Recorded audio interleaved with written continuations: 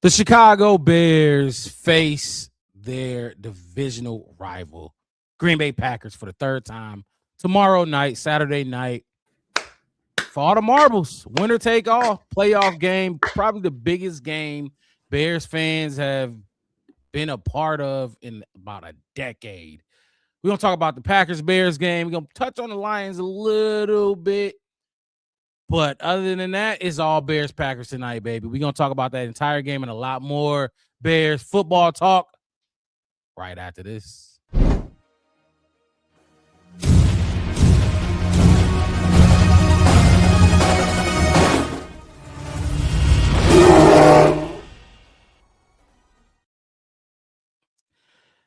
And we are back right out the gate. J2K, my boy. Bear down, everybody. Look. We got the full squad in the house in the building today. It's been about a week since we seen y'all. It's been a long time since we seen y'all. We didn't do a Wednesday show this week. We didn't do one last week, but we are back previewing the Chicago Bears matchup. We got the same thing, the mixed matchups coming up today. We're going to talk about the beef between these two teams, everything that's been leading up and building up to this moment between the Chicago Bears and the Green Bay Packers. Man, fellas, how y'all feeling? Just right off the top, how y'all feeling about this game real quick? Nothing, don't go too in depth. Save it for, save some for later. Just how y'all feeling emotionally? I'm excited, man. I think I'm excited. I mean, I don't have no fear, no nothing. It ain't no dry, I wouldn't even say like I'm hoping or anything like that. It's like that's just how I'm feeling going into tomorrow. Mixed it, what you got? Real brief. Well, I'm bouncing off the walls right now. I'm bouncing off the walls, the ceiling, the floor. Like, I am ready. I am so ready. Like, we playing playoff football. And not only that, we get to come to y'all with not just Packers 1, not just Packers 2. Nope.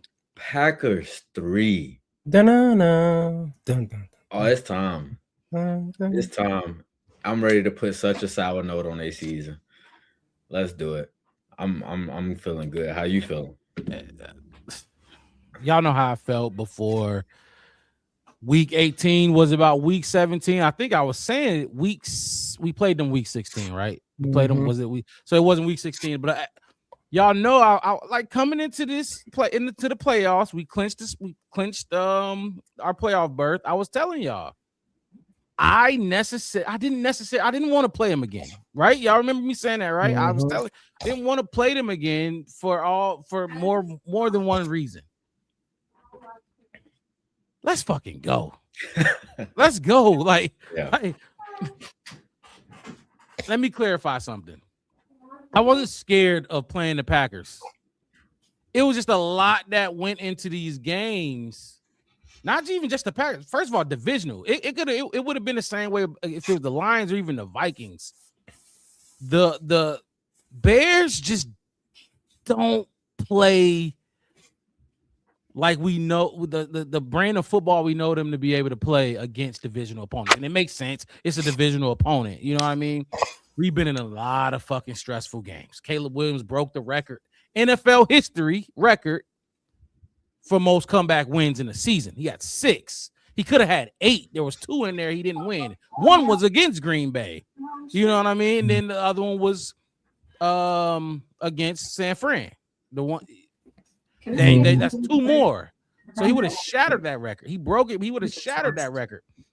My boy Tez jumped in the chat to my go Pack, go. Look, Fuck you and fuck the Packers this entire weekend. We ain't even playing that. But look, I love it. Appreciate you jumping in the chat.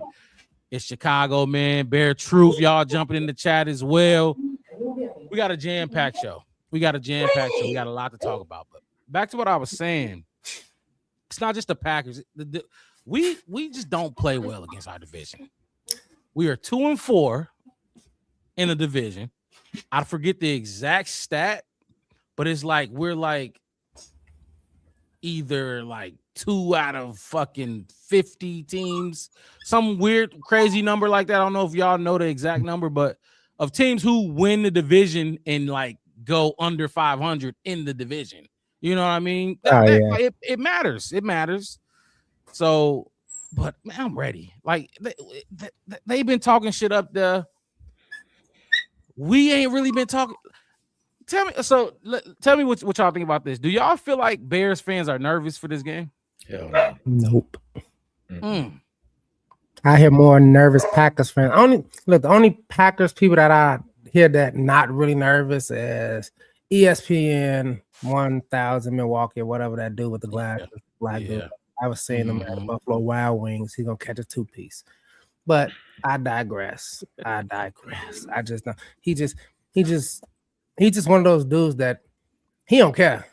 He don't care what it is. He at midnight. He like the sun is shining. I'm gonna say the sun is shining, and then the sun is shining, and then he'll wait till noon and be like, "See, I told you the sun is shining." It's like, whatever, broke clock, man. Exactly. You talking about Ben Bruss and them, and like I said, the black dude. Yeah, fake Adam 22 looking guy over there. Fucking all them whack ass niggas up in there. Fuck them. Like, look, let me take, before we go any further, let me take y'all through every single. Caleb is 2-2 against the Green Bay Packers since he's been here. They act like they don't know that though. They act like they don't know it. They act like they don't know that. Before I play this clip, I want to ask everybody, hit the like button, subscribe to the channel, the Black Bear Podcast. One word, no spaces. Ooh, that's find us on Facebook, YouTube, and Twitter. I know, right? It's been a minute. You can find us on Facebook, YouTube. Gotta get a good stretch in real quick, boy. Been a while. It's a new era. It's a new age, fellas. It's a new day. Ben Johnson effect, Caleb Williams effect. No matter how many people try to tell you it's all because of Ben Johnson. Oh, Caleb Williams is a big reason for us being 11-6-2. This is where it all started. 46 yards for the win. And it's blocked! Oh my goodness, the Packers block it, and they're gonna win! Green Bay survives! And heartbreak for Caleb Williams. Wow. Caleb Williams, who's looking for his first career game-winning drive to end his first season. It'll come down to Cairo Santos from 51 yards. Scott Daly, the snapper. Torrey Taylor, the holder. Good hold. The kick on the way by Santos, and it is good!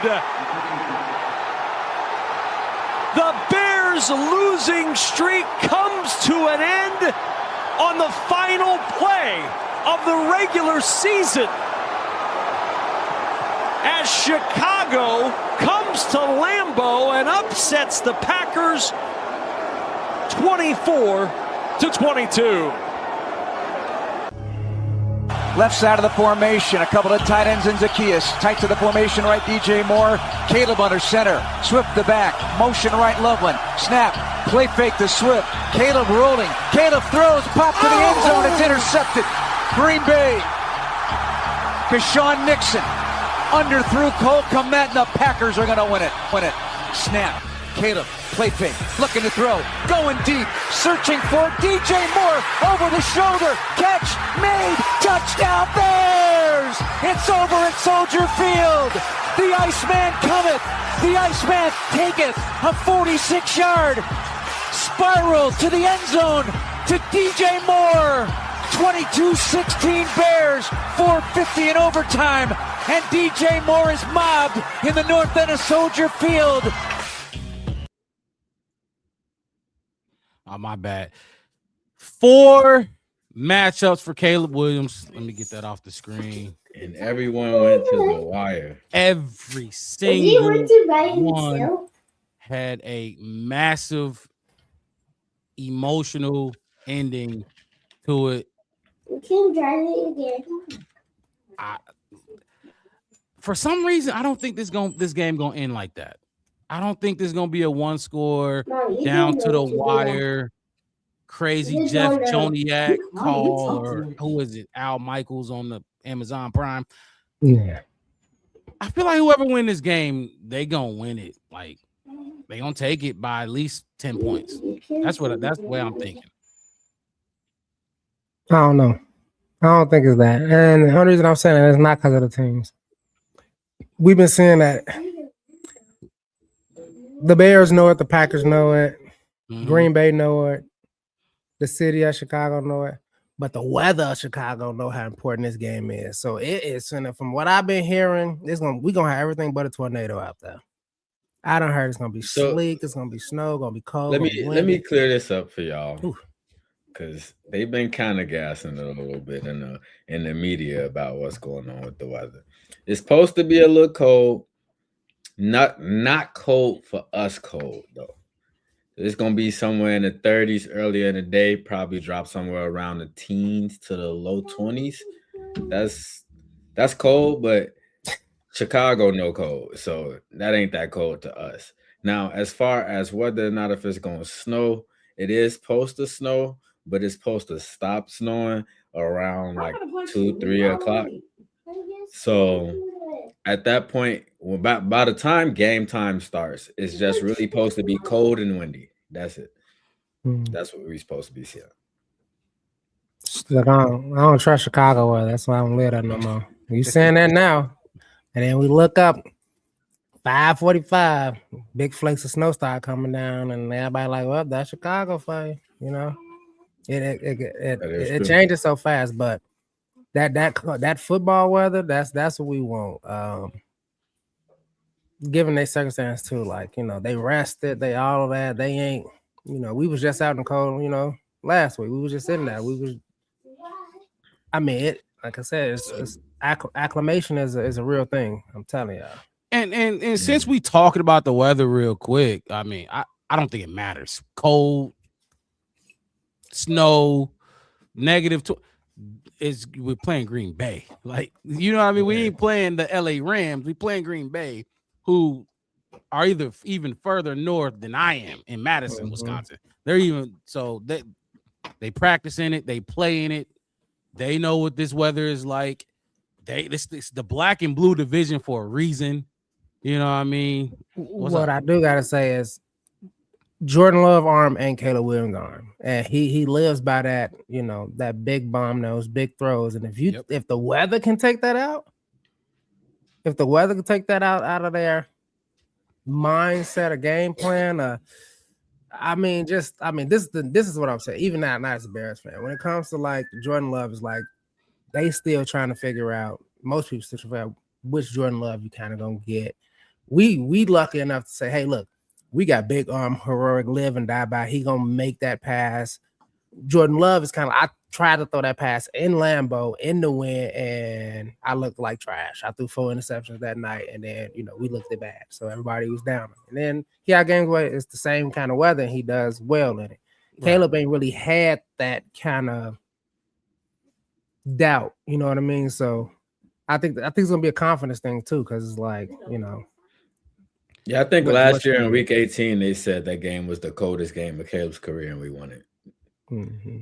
So what was the game this year where it was really fucking cold, and they said it was like the 4th coldest game at Soldier Field or something crazy? What game was that? Y'all know what I'm talking about? I don't remember what game that was, but they did. I do remember that. I just can't remember who we played. And Caleb was fine. And then we talk about the win. The Philly game. Chris Maddox said the Browns game. Yeah, that's because we was at home with the Browns game. I was trying to figure out who we played before we played Green Bay, because I think it was that game. Then you got the Philly game. If we're gonna talk about the win, Cause that was supposed to be super windy too, wasn't it? The Philly yeah, game. and remember Ben Johnson said he regretted not going downfield. He kind of was like, we should have kind of let Caleb go downfield. He's like, what's the winning factor? He's like, no, not really. But we like, but you really didn't try to push the ball down the field like you should have. I mean, shit, they was running the like next, so. yeah, the game they was right, you know, and they was running hard. So I mean, you could get away with it a little bit, but Caleb's arm can cut through the wind. The way he put Thanks. so the Lions game that we just had last week. If y'all remember, we got the interception for about 3 minutes and some change on the clock. Prime position for the Bears to go down. First play, Caleb throws a quick slant to Luther Burden. He drops the ball. Now, what I've been hearing was Caleb threw that ball. You know how that is. They said he threw it behind him. They said what I was hearing was he threw it too hard. You know what I mean? Like for him to be that close, he threw it too hard. I don't know what y'all think about that.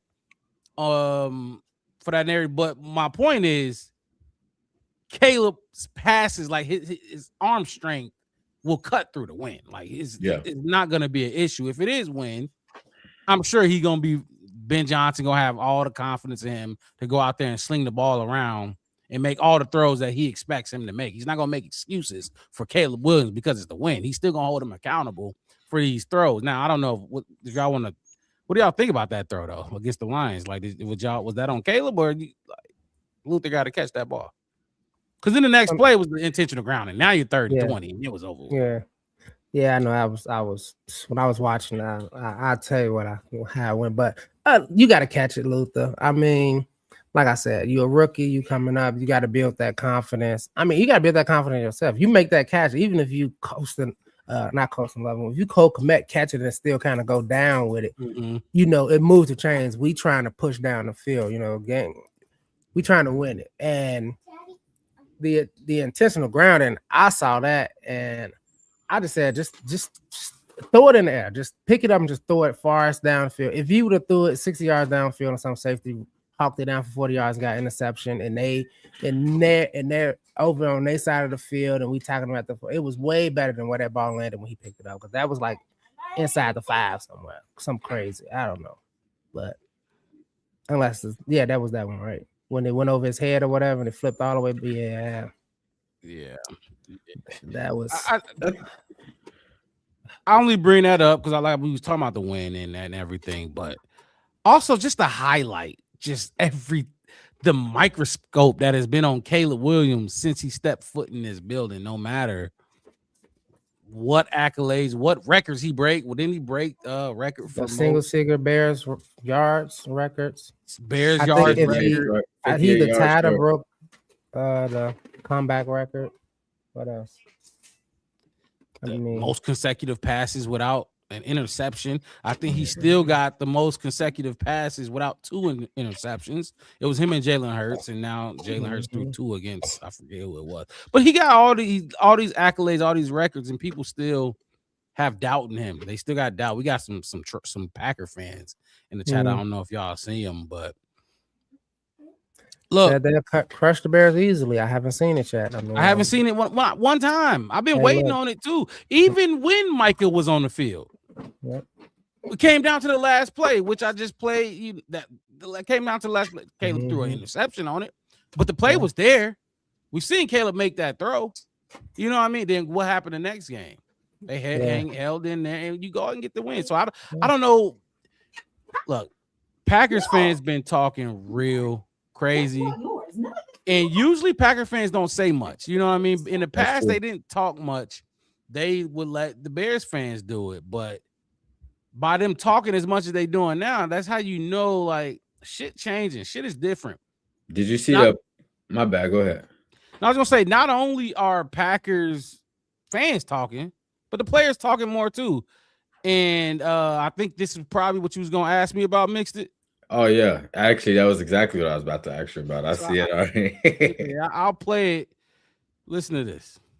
I didn't want nobody else. I wanted the Bears. I just, however it fell, it was gonna fall. If you had to go to Philly, it was going to Philly. But I'd rather play the Bears first. I need to get back. That's just what it is. I definitely wanted to play the Bears.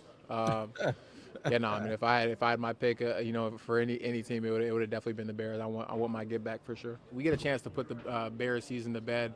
I mean, that means a lot to us for sure. A lot of the guys took that hit that he took a little personal, you know. So I'm not saying we're gonna go out there and play dirty or nothing like that, but we definitely gonna defend our brothers. They took that hit personal. Let me ask y'all this real quick. Do y'all when he start talking like that, they took the hit personal, they definitely gonna go out there and defend their brother. Do y'all think Caleb need to watch his back this game? No, I thought that comment came before the last meeting, and that's when they laid out DJ. That came. No, yeah, you're right, because Willis played the whole second game. Yeah. I think that was still post that video was still after we played them the second time though. Yeah, that was yeah. No, so Willis came in the second game after Love left the second game 8 for 13. Oh yeah, you're right. He was 8 for 13 when he left the second game, and Willis came in and did what the fuck Willis did. But no, they're talking about he was talking about the hit in the second game that knocked Love out. Because Love ain't played since that game, by the way. Oh wow. Which I want to get into as well. True Pilgrim, what's up, my boy? So you said I forget which one of y'all said no. Do y'all feel like Caleb got a target on his back? Because it seemed like they won't get back. It seemed like they're trying to get back and Wiley Coyote. 5 of the best bodyguards in the league right now. I don't give a fuck what kind of target y'all put on this back. Hey, Wiley Coyote still trying to catch a road runner. You go get him. Look, go try. Go try. Go try. It's been 18 weeks of it. I've been watching. Look, after week 5 of me, like, oh, Caleb, don't. Now I'm just like, all right. I mean, I don't care what you want to call him, a figure skater, a ballerina. He plant his foot, he turned, and they go somewhere off. I call him Tasmanian Devil. What you want to call him rubber, call him Iceman, magician, whatever. He hard to take down. He's hard to take down. And if you go hit him, it's gonna be so obvious. It's gonna be it's gonna have to be obvious. It's gonna have to be some after the play type of. It's gonna have to be on a scramble. Like, and my whole thing is this is the wrong game to try to do to get your get back. Yeah, it absolutely is. Because you want to get your get back. You want to do a hit on the outside, and then you go ahead, get on the pink line of Skokie, because you going back to Wisconsin. Because if you ain't finna be playing the rest of the game because you want to do some stupid shit, go right ahead. Go ahead. 15. That's 15 and an automatic first. Automatic. Okay, cool. And guess what? We go Manunga. You see that? We're gonna run a jet sweep straight to 26. Since he want to come out there and want to be dirty, run him over. You're gonna be running over like a truck, bro. Run him over. Hey, down there, right? You see that linebacker that tried to take Caleb out? I will. Hey, you got 17 penalties this season anyway. Just flip him into the ground, put him down. And you see, I mean, look. Ain't nobody scared of them. Ain't nobody worried about no get back. It is what it is. Like I said, all these Bears, it's Bears, man. This is Bears. We talked about it all season, Mark Rob, like these Bears. That picture of Luther Burton choking up that cornerback is on t-shirts and sweaters all across Chicago. Like, you better. All right. You can get it too. Anybody can get it. Everybody can get it on the Green Bay Packers. And I will say this too, like when we first talked about it, about the possibility of us seeing the Packers a third time in the playoffs. I was part of the group of people that said I didn't want to see them. And like you said, it wasn't because I was scared of them or whatever. I literally came on here and said every time we play them, it's like a steel cage match. It's like somebody leaves hurt. The next week, somebody's not 100%, something like that. And I don't want to deal with that in the first week of the playoffs. But every day we got closer to this game, I'm just like, I'm ready. Like, I'm ready. I really don't even want it to be against nobody else in the first round, because realistically, I think this would be probably my favorite matchup that we've had all year. Favorite matchup all year. It's definitely gonna be Y'all know I can hear y'all. the biggest game all year for sure. So I'm gonna just ask y'all this, and Wes, jump in here when you're ready. You lose this game. Is this season a failure or a success still? Not at all. This house Which money, one? man. It's house money. It's still a successful season. I don't care what nobody say. Okay. This is a successful season. This is a notice. This that 2 week notice, that pink slip notice, this that flex notice, this that point in time in the movie where you start to ramp up and you say, okay, he getting that. This the point in time where even if the bad guy kind of win and then he wake up and then it's like, oh man, it's gonna be a sequel. I can't wait for the next movie because next season, guess what? They're coming back better than that. And every doubt that we said, every time we asked for them to give us something like, okay, when everybody was calling us fools gold and frauds and all of this, and 0-2, it was all the Bears ain't nothing. Ben Johnson can't do it. And then it's like finding ways to win. Oh, you can't win like this. You can't keep winning like that. Caleb ain't doing this. The run game ain't that. The line got to be this. They don't got a left tackle. And it's as we keep winning and winning and winning in different ways. And even us, we like, man, we got to see this on that. Next thing you know, they do it. We call out a player, man, DJ, and then DJ has 2 good games back to back. So for me, it's like, how about this? Man, I need to see how I win a playoff game. I'm gonna put it on air. I need to see how I win a playoff game, and I need that run game to come back. Let me just say this, Bearski. Look, hey, Bearski, it's been ask these fellas. My whole schedule didn't change. Everything about what the fuck I've been doing has changed. But I just hit you up on Twitter, so go ahead and hit me back there. If you want to jump on right now though and share one of the videos you've been working on, that'd be great. I can send you the link as well. But mixed it. Failure or success if we lose this game, man. Man, I don't think it's possible to really look at it as a failure because we almost flipped our record entirely. We won 5 games last year. This year we only lost 6. You know what I'm saying? And we had a few of them come down to the wire where we lost them that we had a chance to go and win it at the end anyway. So I don't think, like, based on that, I don't think you can say it's a failure because we've been talking about us laying doing the groundwork and laying the foundation for what actually is a good football team. And we've done that. But at the same time, it'll leave such a sour note. It'll be such a, like, it's going to be so, like, it's going to be one of those things it's going to get talked about until we play them again next year. No, absolutely. Absolutely. The same way, like, how many times did they make sure that they showed the Hail Mary on TV up until we played the Commanders again? You know what I'm saying?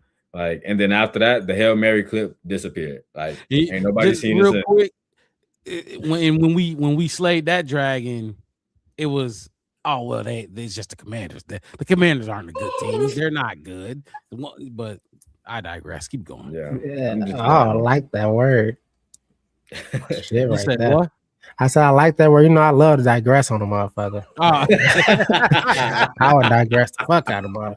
Oh, you want to keep it? I digress. Let me you ain't no choice sometimes because let them have it. Let them keep. Yeah, that's what it is. It's like when you say I ain't gonna say nothing, it's like, oh, you scared to say something. It's like, you know what? I digress. You can have it. I got better things to do, and that's how I feel about the game. It's like if they win, it's like, all right, cool. We still got some work to do. But I guarantee you ain't see this coming. So that's how I feel.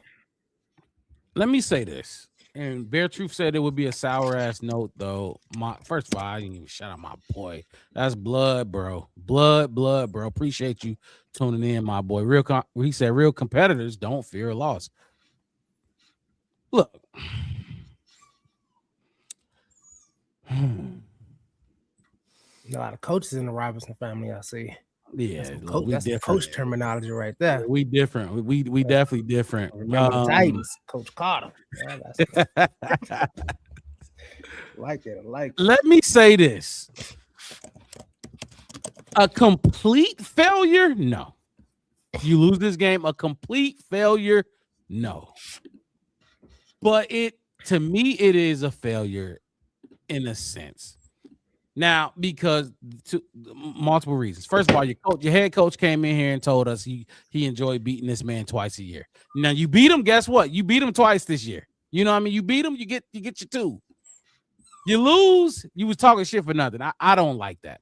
That's not. I don't back up what you talk. Don't just be saying shit to be saying shit. And if you lose, that's what Ben Johnson was doing. Now, 2, I live in fucking Madison, Wisconsin. No matter what they've been calling us frauds all season long. Yeah. You lose this game, 11-6 ain't gonna mean shit to them. And I gotta live with it. I gotta, until we can spin the block in 9 months? Nah, I ain't. Yeah, that's a long ass bye. A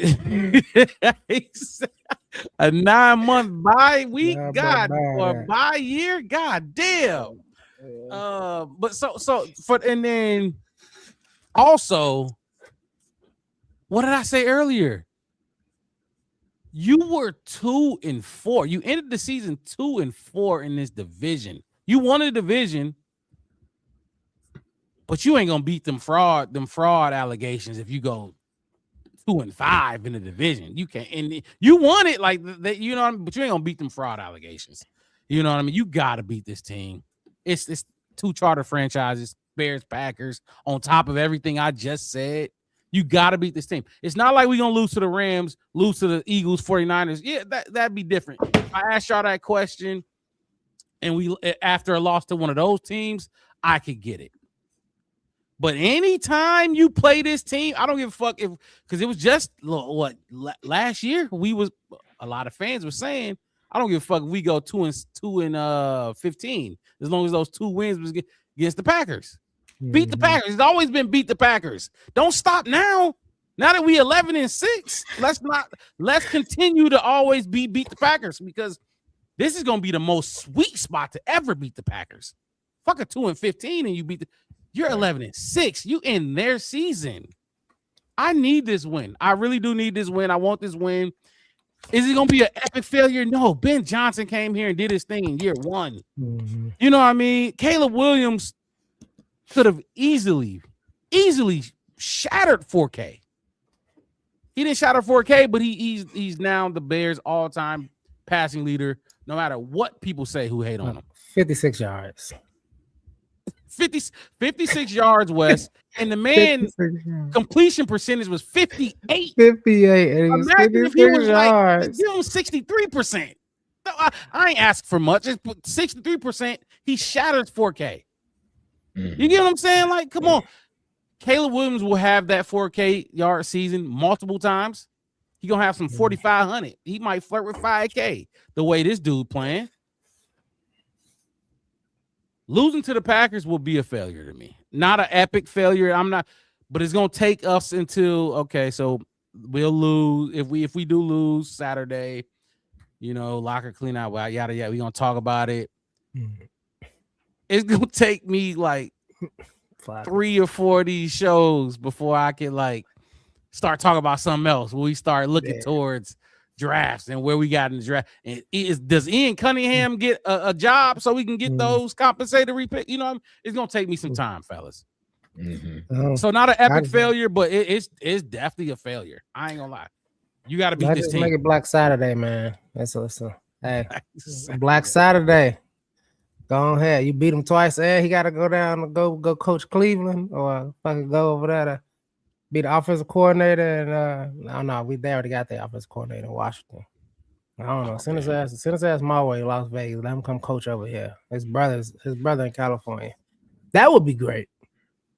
Yes, he did. I heard somebody say if we beat them and they say, you know what, Matt, think you ran your course. We're gonna have to let you go. We're gonna try to get a hard ball in here, or I mean, who and I know about?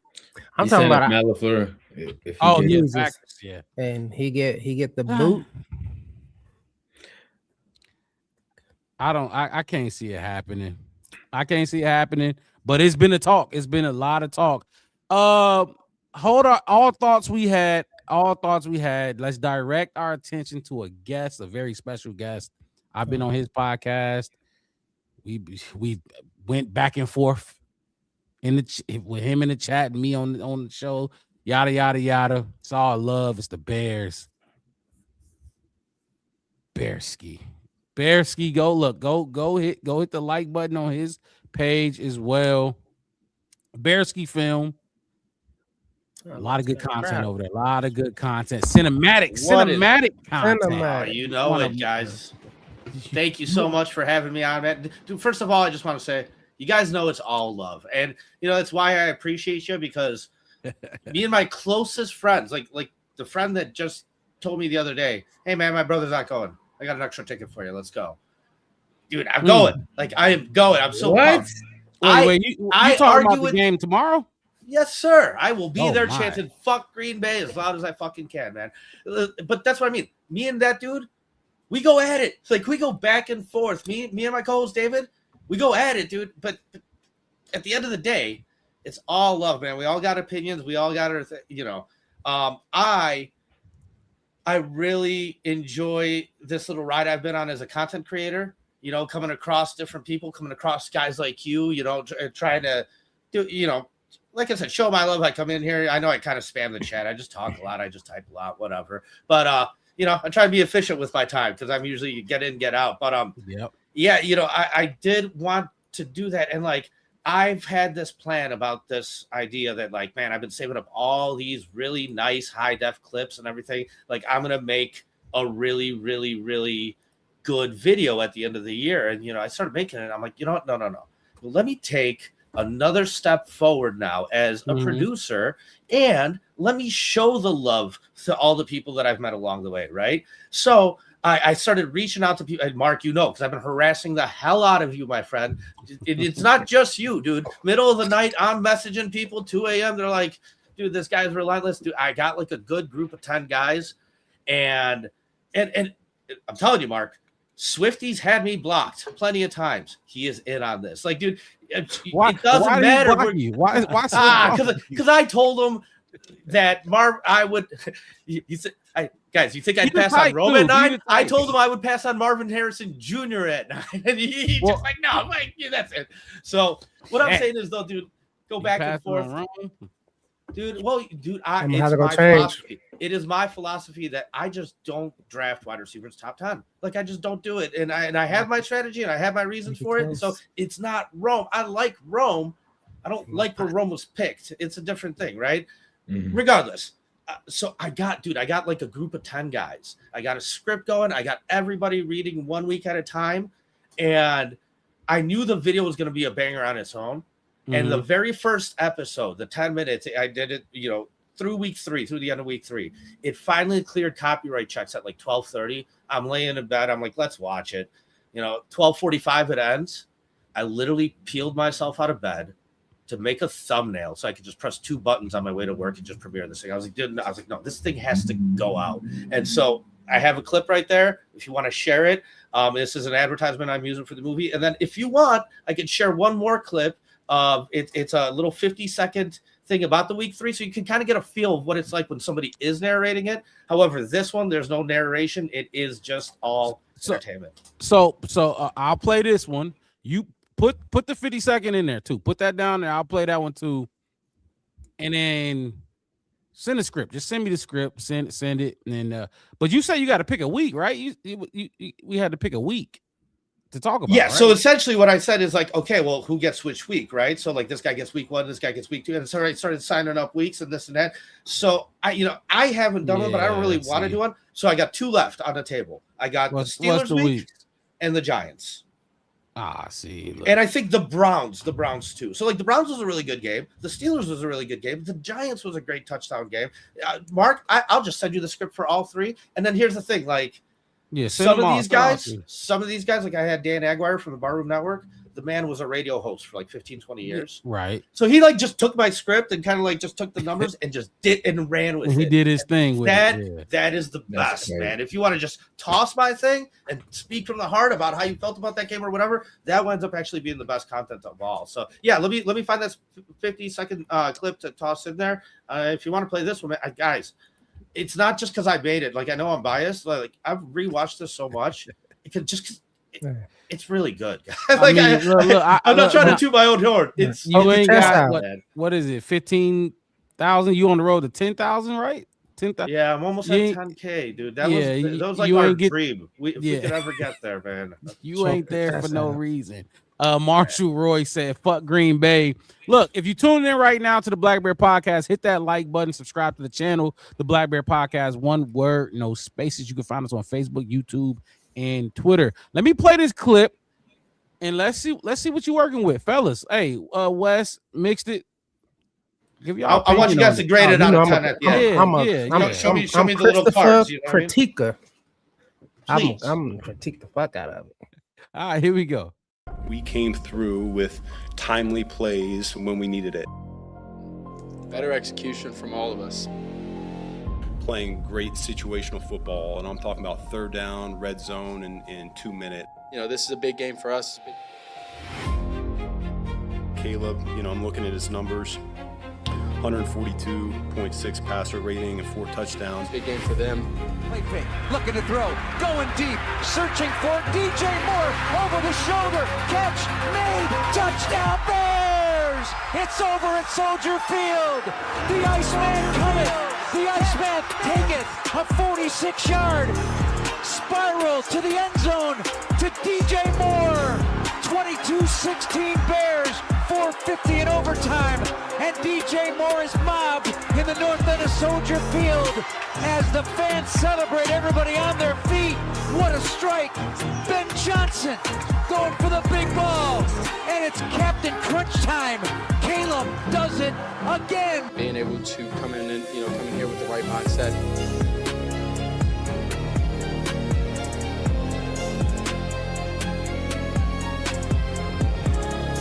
Us and execute plays that we need to execute, gives us the best chance to go win the game.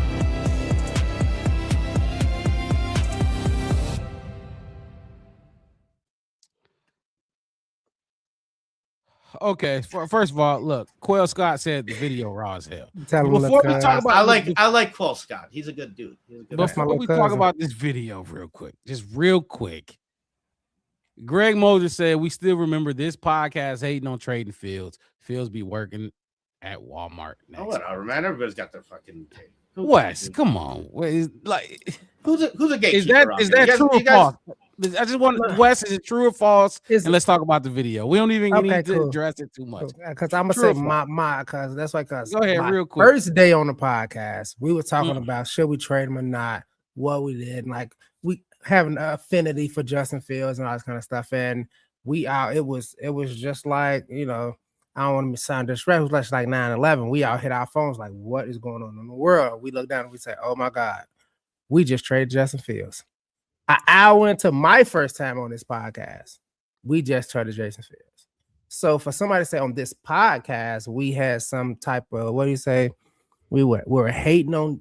No, we wasn't hating. We just were shocked. It was like, okay, cool. Well, not Mark Robb. Yeah.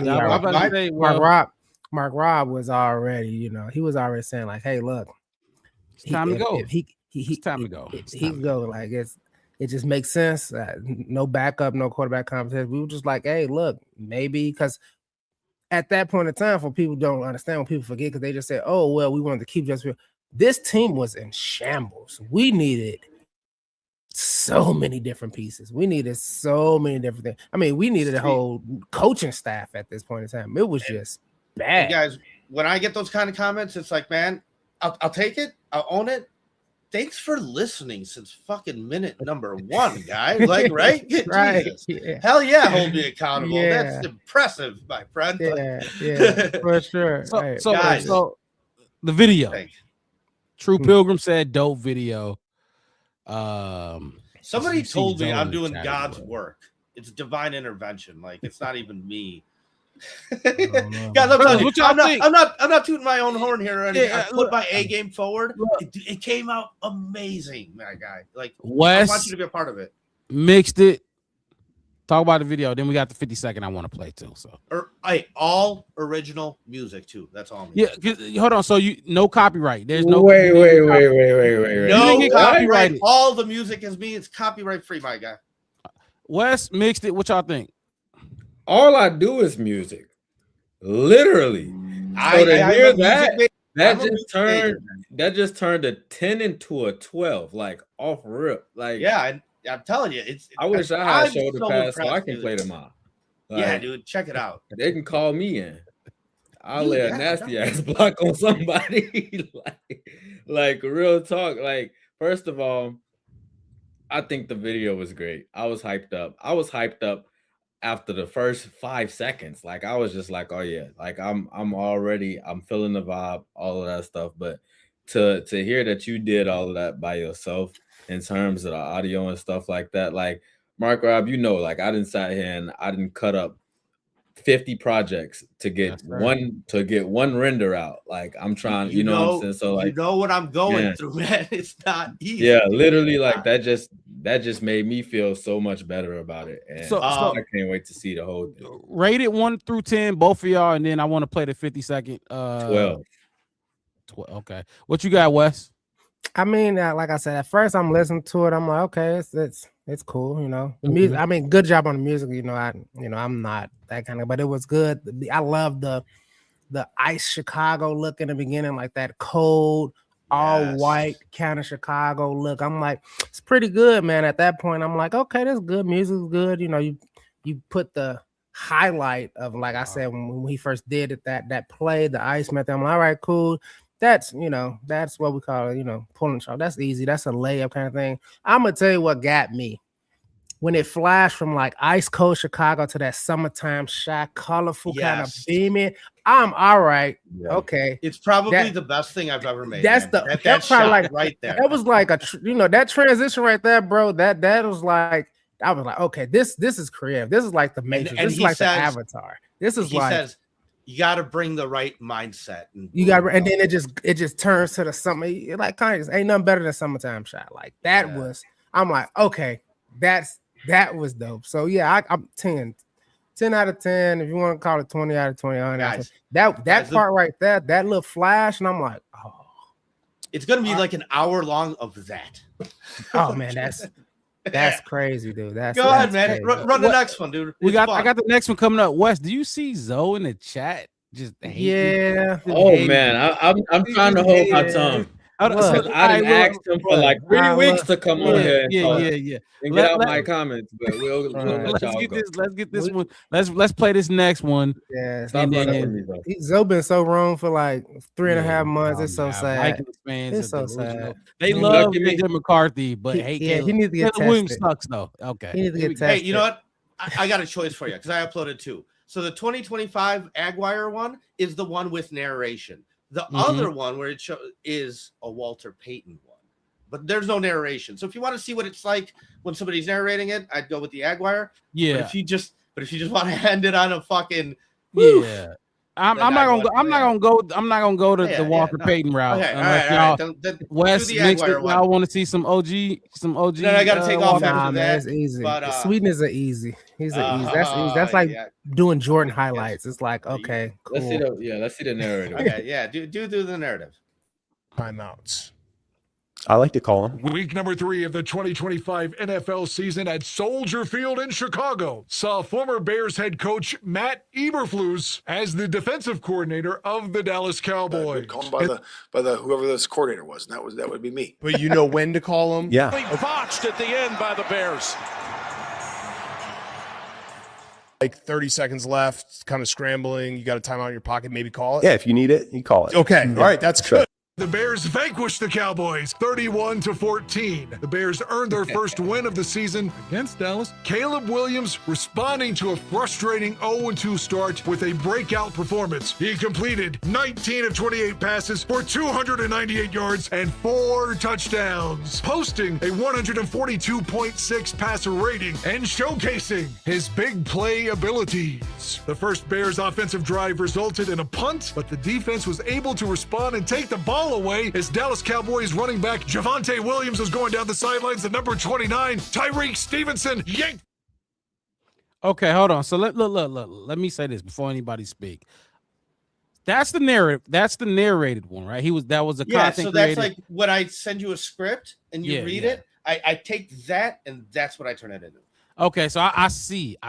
Now I get it. Now I'm glad you sent that Correct. to me. And then in between that, you have flashes of those like stuff like that first one. Yeah, okay, I got you. Yeah, see, me personally, that ain't really my stilo. That's I'm cool, not man. finna. That's cool. Yeah, I All good. ain't finna be narrating. I might go completely off track. I might start talking about the game mid fucking. Because you know what? Because at the end of the day, I edited. So if I have to cut the middle 3 minutes out just to get the first part and the end part to just line up and fit in the time spot, I'll do that, man. So yeah, I mean, I've had like 1 or 2 people just like wing it and send me like a 5-6 minute clip. Yeah, that's fine. But but no, like I said, I'm just trying to show my love, man. Extend my arm out to you guys in case you want to be a part of this, because look, I'm advertising everybody on it. Everybody's got a link to their channel on it. At the end of the day, the week that they did, I cut just that week. I send it to them. That's for them and their channel. The total videos for mine. Dude, it's a whole community love thing, man. And that's why I said I want to come on here. And even if you can't do it, if you don't want to do it, whatever, I still want to say I appreciate the hell out of you guys. Appreciate the grind, because that's what we're all doing. We're grinding away, man. I see you guys on here for hours. People don't understand like how draining that is. So I get it, man. And like I said, I just want to come on. I know it's been a minute. I know we go back and forth, calling each other, whatever we want to call each other. But like, dude, love you guys. Appreciate the hell out of you. Bear down, man. Well, Quayle's saying we need to do it. We need to do it. Look, like I just told you what I would do. I'll send you a script. You 3 can take turns reading parts of it for all I care, man. I'll do it, but I ain't gonna be metaphor out of metaphor. 29 out there robbing him like he at the bank. Oh, you know me. Hey, Mark Rob, I was lunch money. Oh, yeah, he dropped it like Cinderella slip on the steps. I'll be, dude. If you want, you know me. I don't got no problem with doing it. Send the script. Just send the script. It don't hurt to send the script. Yeah, I'll send it in the private chat. Wait, which week? 10, 12. I mean, you want just send them Giants? all. I'll send them all. All right, fuck or send them all to my Twitter. Send them all. I'll do it to your Twitter right now. Yeah, and I'll forward them to let's do that. Yeah, for sure, man. Go ahead. What? Go ahead. I was gonna say, I'm gonna get on out of here. Let you guys do your thing. Wrap up. Yes, and I'm gonna go try and finish this third part, man. I'm trying to get the third part out tonight if I can. Yeah, the first 2 parts come up to 25 minutes. With the third, dude, and I'm third part, I'm done with week 9, and I'm at over 30 minutes. It's gonna be over an hour long, man. It's amazing. It's gonna be like a movie. It's been it's a legit movie. Yes, it deserves something like that. I keep saying I'm not doing this for a 5-win season, guys. Like I can do it because the content is there, and that's what I'm saying. Like, you guys want more videos? Give me some more content. Let's go out there and fucking take care of business on Saturday, man. Okay. Bearski film. Look, if a lot of people like it, he on the road to 10K. A lot of people like him. The content is great. The cinematic movies are great. The highlights are great. The football talk is great. Go follow him. No, I was gonna say the podcast is like, that's still just gonna y'all do get in the booth, each other, man. Y'all get in the booth but when y'all do get in the booth, I've been on there talking with you. So appreciate you jumping on here, my boy. Go and finish up. Bear down. You'll see that from me in a second, and I'll listen to you guys in the background. Have a great rest of your show, man. Absolutely, I'll be looking out for that project, man. Bearski film. Look, like I said, regardless of what people think, whether they like it or not, road to 10K is nothing. It's just, you know what I mean? We on the road to 1K. We on the road to 1K. So hit that like button and subscribe to the channel, the Black Bear Podcast. One word, no space. Let's keep this thing rolling with some more. That's what Bears. it was. I did the wrong arm, mix it. That's why it was weird. I did it with the wrong arm. God, it's been a minute. Hey, I'm gonna put this back up there. Cool. Scott said y'all could become the #1 Bears podcast in the nation. Tell him, cuzzo. Man, He's saying that we ain't even really get into the nitty gritty yet. We ain't really even get into the nitty gritty. We played a clip to try to get the juices flowing, to try to get the. I'm gonna break it down.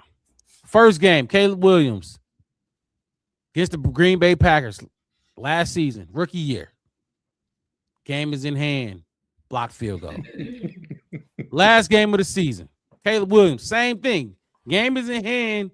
Only this time, the field goal goes in. Snaps a 10-game losing streak. Fast forward, Ben Johnson comes in. A lot of ups and downs in training camp. Wes, we covered the entire training camp. I went out there and I watched it for myself. You're welcome. What do we keep? Thank you. Not only that, but that turned into like 30 more tickets. 30 more tickets. I was on that day like, you want some tickets? My brother like, hey, you want some tickets? I'm like, what? Go on Twitter. But I can't go. What do we keep saying, Wes? Why are y'all raising alarms? It is the first. It's a first-year head coach. Not only first-year head coach, but he's an offensive guru who demands a lot out of his offense. And you gotta wait. You gotta give this team time. What do we keep saying? You're learning a new language. That's like learning Spanish or Japanese or whatever. You're learning a language. You're not going to get it right away. You're not going to go to that country and just start speaking their language. Give them some time to learn. You start 0-2, right? You win 4 straight. You lose 1. You win 4, and then you get the rolling, and you rolling. And the doubter's going to be there, but we are here now, fellas. We are fucking here. We gotta win. We gotta fucking win. We definitely gotta win this game tomorrow. I got some more questions for y'all. Do y'all want the questions now? Y'all got anybody want to jump in? You got anything to say? Well, I just want to say this real quick. Grimy hopped in the chat and said, yo, I just want to point this out real quick because y'all might not know this, but Grimy is one of my people. And I called him a few times today trying to check on him because he got himself sick eating some food he left out too long. So it's good to see you still kicking because I ain't heard from you, player. I'm excited, man. Grimy, I've seen you in here. You've been jumping in here. You've been week to week. So if we need everybody in here week to week, that's in here week to week. Don't be come on, man. You got a time limit on leaving that food out. Don't be like, come on. Salmonella. But it's all good, man. All right, my friend, we need to talk, Bear. Look, we talk what we talk. That's what the beauty of having. I was gonna leave that one to you. You talk what you talk when we ready to talk. If y'all don't like it, then you know where to go. But all right, look, I do got something to say though. Okay, go ahead. Because I thought about during the basket, we was talking about the film and all this kind of stuff. Is mixed it Steve Kerr us. Whoa, Who Steve Kerr us? Because we had to get on here every week and go through a 10-game loser streak. And he jumped in when a team is hot and fresh and you could be excited about it. You could be like, we could do this. Yes. Can you do it? Yes, we can. And we were sitting here like I just thought about it because we had other co-hosts too. Like all last year, we went through probably like 3 or 4 other co-hosts and it was just bad. And it was just, we had to be harsh and it wasn't easy. And I'm thinking about like, dang, we went through all the ridicule and all of the doubt, and it was like, how y'all go 9-3 against Seattle? Like y'all can get one touchdown because I was reading Sergio Dominguez comment on like how you stop a teddy bear, put an end zone. And I was thinking about last season, like we got all of that and deserved all of that, and I was like, dang. Mixer, you wasn't on the podcast. I mean, you experienced it as a fan, but like, dang, you have to sit in front of people and have to explain why we can't get a touchdown and all that kind of stuff. I just want to throw that out there, shoot a little shot. Like, dang, you got that. I will say I felt extremely blessed all season to have had such a good season on my first time doing this. It's definitely been something that's been. Hey, I will say I don't come in here and I don't not want to do the show when we lose, but when we lose, man, it's so hard. It's so hard to come in here and figure out how to, how to break it down and stuff like the losses be hard to deal with. Like from a fan standpoint, because you come in and you kind of sad, then you trying to. You know what I'm saying? Like you still trying to talk good football and stuff like that. He's trying to drag it. Hey, Route, that's why I said that he's Steve Kerr. We did 10 weeks of it. But I thought about it and it was like, well, y'all was on, and I went back to the Justin Fields thing. Like I started off with like Justin Fields traded. How you feel? I was like, I was just talking about how good he is and how we can put stuff around him for an hour, and then he get traded while I'm on here talking, and then now I gotta, and then then the rest of the season happened, and it's like, God.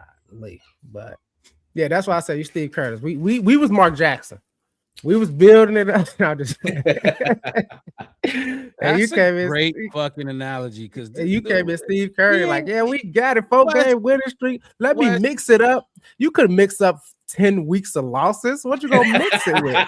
You ain't got no ingredients. You can't mix nothing. You got salt, pepper, and some bouillon cubes. Like that's how you that was gonna be a spaghetti every day. Yeah, spaghetti every night, That's funny. Oh boy. Well, we got all right. So let's talk about this matchup some more. Yeah, they got a lot of stuff to say in the chat right now. Quail Scott jumping in with one I was really finna ask y'all about real quick, and he said, how big of an impact will Kyler Gordon have? Dude's missed 14 games, but reminds me of when we had Bryce Callahan. Kyler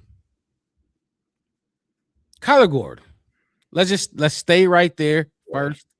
Obviously, there's some branches that go into this, like CJGJ. We got to discuss him a little bit when you talk about Kyler Gordon. You got to talk about CJGJ, who replaced him, and then you got to talk about how this coaching staff coming in. This is a brand new coaching staff. Dennis Allen. They were excited to see and coach Kyler Gordon.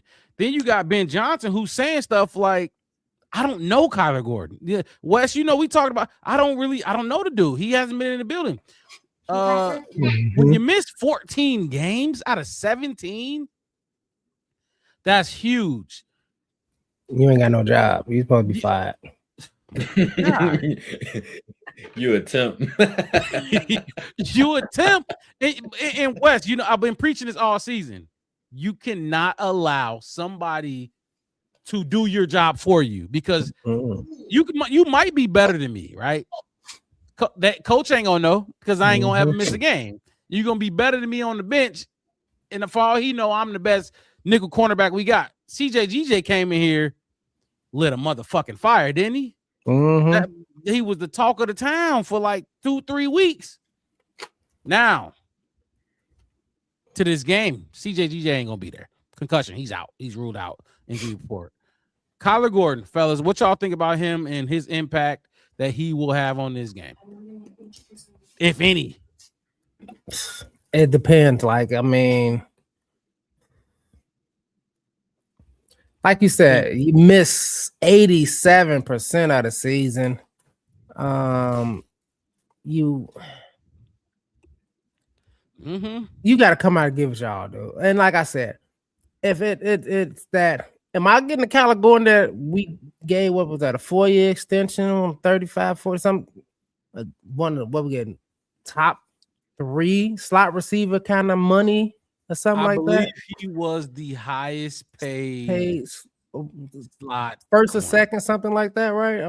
But I think it was highest paid, but don't quote me. I'm really not sure. But you got that kind of money. Okay, cool. You trying to get through the season, whatever. This at the end of the day, you like you said, you miss 80% of the regular season. This is your season. This is 18 weeks right now, and one missed games on one night. This all 18 or 14 games that you missed comes out right now.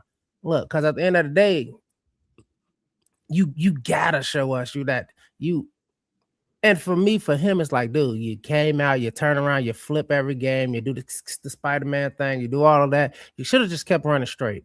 You didn't have to do all that. Maybe you wouldn't have missed 14 fucking games, nigga. Like, I'm gonna say this. I'm gonna just say this, and I'm just give my this is unpopular opinion. I know y'all gonna disagree with me. Come on, Nick McLeod. Come on. I'm not saying I'm a bench Kyler completely, but I'm not banking on this fucking dude that missed I already know it's unpopular. He know how I feel about Nick McLeod, but look, me too. But look, I fucked up. Look, the fucked up part about it is missed games. What the fuck? Who?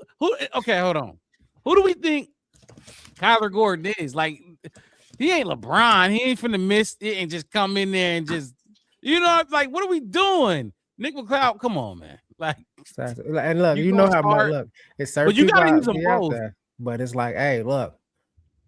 For me, it's the lesser two evils. It's like, if you coming out, 47%, 65% Kyler Gordon, that's 100% Nick McLeod. Might as well just put him out there anyway. Fuck it. I need to see Kyler. If Kyler showed me he go, because we can't run with these dudes. We're gonna talk about that a little bit. We can't run with these dudes. I mean, bringing a dude who and Kyler ain't the only one. But we talking about Kyler right now. But I'm saying he ain't the only one that I'm just sitting the fuck down. Like I'm like, come on now, what are we doing? Kyler Gordon, 14 missed games. Is he supposed to be somebody that we finna depend on in the playoffs? I ain't mad at you. I kind of ain't mad at you. Like, say this much. I understand the logic, even if I don't fucking like it. That's all that's all. My fucking boy. Wes, I missed you, man. I missed your ass. I fucking hate. Look, you know it. I look. As they say in therapy, I hate to pass you the talking stick, but go ahead and preach.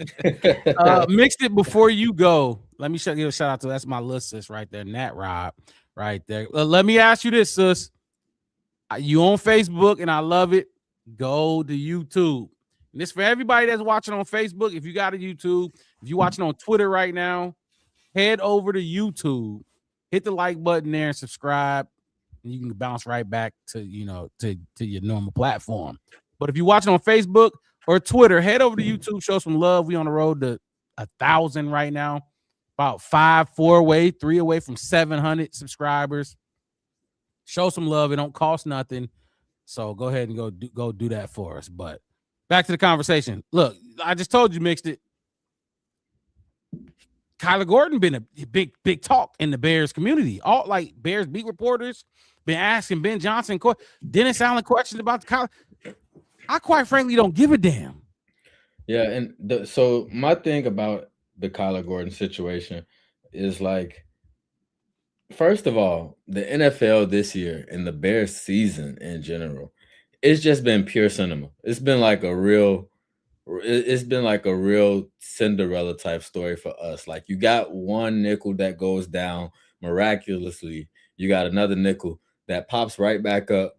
On the week you need after the nickel that goes down. So I think that in itself is kind of funny, but I don't think that, like, we're not going to see Kyler Gordon play 100% of the snaps. First of all, No. Like, if we do, that's malpractice. Like, and we need to discuss it immediately, because there's some malpractice going on in the Bears coaching staff. If you go and put Kyler Gordon out there 100% of snaps, realistically, what I would hope that it is, I would hope that the Bears in some capacity is kind of setting up like a smoke screen in terms of all this talk. And you're right, the talk as far as Kyler Gordon goes is very media driven. Yes. But I don't doubt the fact that he could help this defense. I That hope being he said, can. I want him to because we ain't got nobody's. exactly. His backup is gone. And we talking about Nick McLeod. Come on, Nick Now, McLeod. the struggle with it is that the reason why people are so codependent on Kyler Gordon being available and healthy. First of all, if he is as healthy as if Kyler Gordon is 80%, you know what I'm saying? That's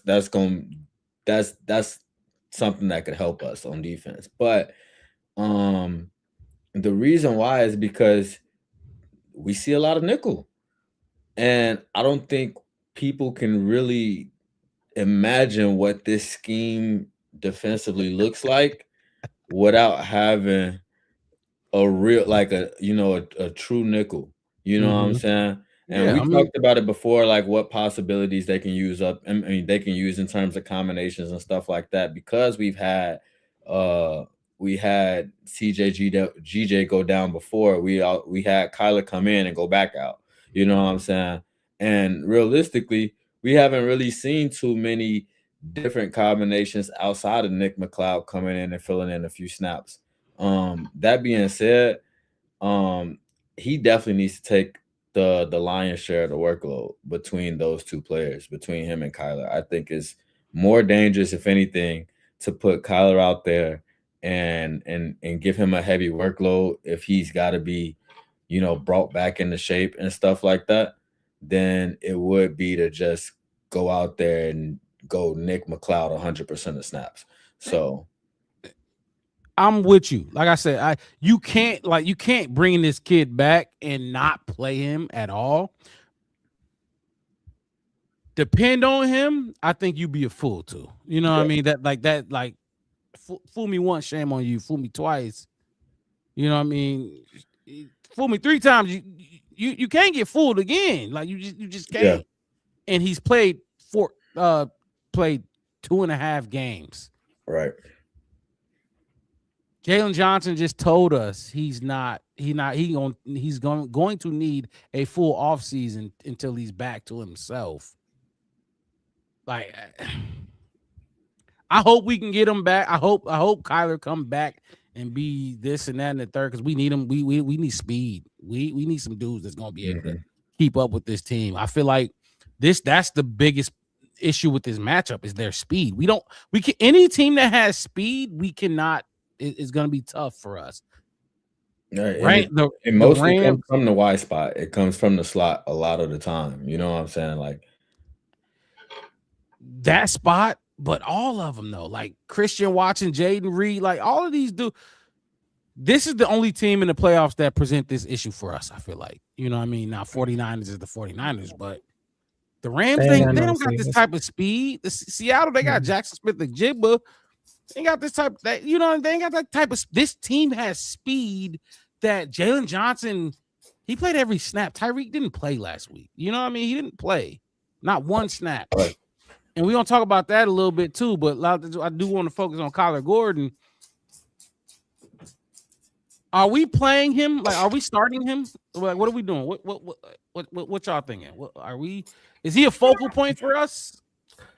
I mean, I think he's a rotational kind of piece. Like, I think Bad Truth put him in, like, if you're going to kind of blitz kind of thing, maybe you want to put him in. I mean, you're going to have to rotate them, I think. Because neither one of them is, I feel like, has shown, well, I mean, Kyler Gordon obviously shown he can start basically every down kind of thing. But since he's been hurt, I doubt that. But, I mean, you know me, playing Nick McLeod the whole game is not an option for me. I mean, even if 70-30, give me 70 McLeod, 30, you know what I'm saying? Kyler, maybe, like I said, on blitz packages or whatever, or something like that. Just give them different looks. Use all 53, man. Use everybody that you can. I mean, rotate them in as much as you can. Like, for me, it's like fresh legs, all that, especially on defense. You know, as much as you can get somebody in to try to get you a little push, if that's one down now. Absolutely. 7 downs later they come back in. This ain't no time to be like, oh, hold on, we're gonna wait. No, it's get out there. If it's you huff one time too long. Like, you know what I mean? When the coach say, if you put your hands on your knees, go sit your ass on the bench. You no, go sit down. Hey, motherfuckers used to what? Used to There's hold no their way you gonna shoulders and see try I'm to thick. figure out a whole 1,000 type of ways not to look tired out there. Hey, what? Hold your You back. coming out just because you look Soon as you tired. lean over like you tired, Crazy. go get him. Go get him. Over with. Get up. Oh my Because God. this is the playoffs. This is that one and done situation. You know what I mean? This ain't this. It's I think as far as I know, the big three. Baseball, you can. All right, cool. Next game we'll get them. Basketball, okay. The next game we'll get. Football is, hey, one and done. There's no series. Done. It's ain't no, and y'all got to be working on the same system. Hey, you got to be honest. Hey, coach, pull your jersey. Take me out for 2 downs, and I'm gonna come back because you can come back better. It's better than putting out like something embarrassing, especially on in the playoffs when everybody watching. And then on top of this, anybody who got somebody who love to shop at Amazon, probably got Amazon Prime, and gonna be able to watch it. So all the Bezos consumers can watch you. Just look at who is this? They only got to watch football. Why number 1 look so slow behind number 9? Because JJ just get burnt every single time. You ain't got to be, a professional to watch you be slow behind somebody. If you need to take, hey, look, Tyreek, come and get me.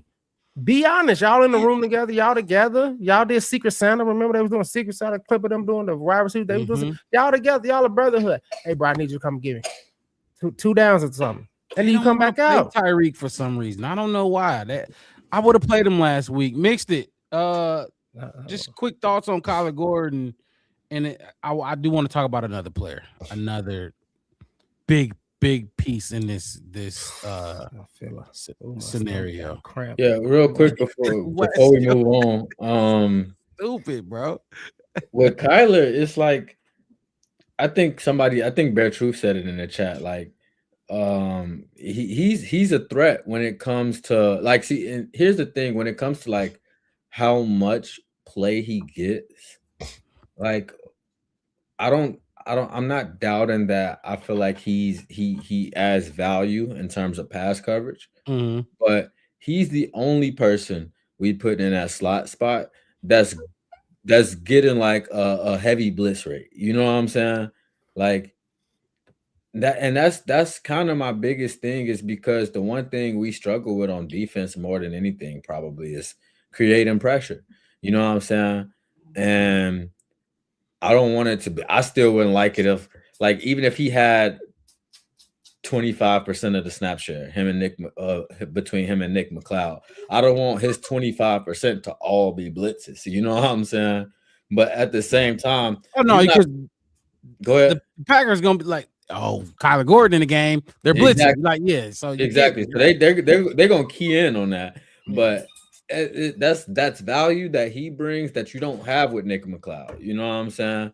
Like, they're not putting a corner blitz on, and Nick McLeod is the one coming down. That's almost that'll be a rare thing to see unless he just been sticking people in practice all week. Like he got to show them some that they don't see on tape.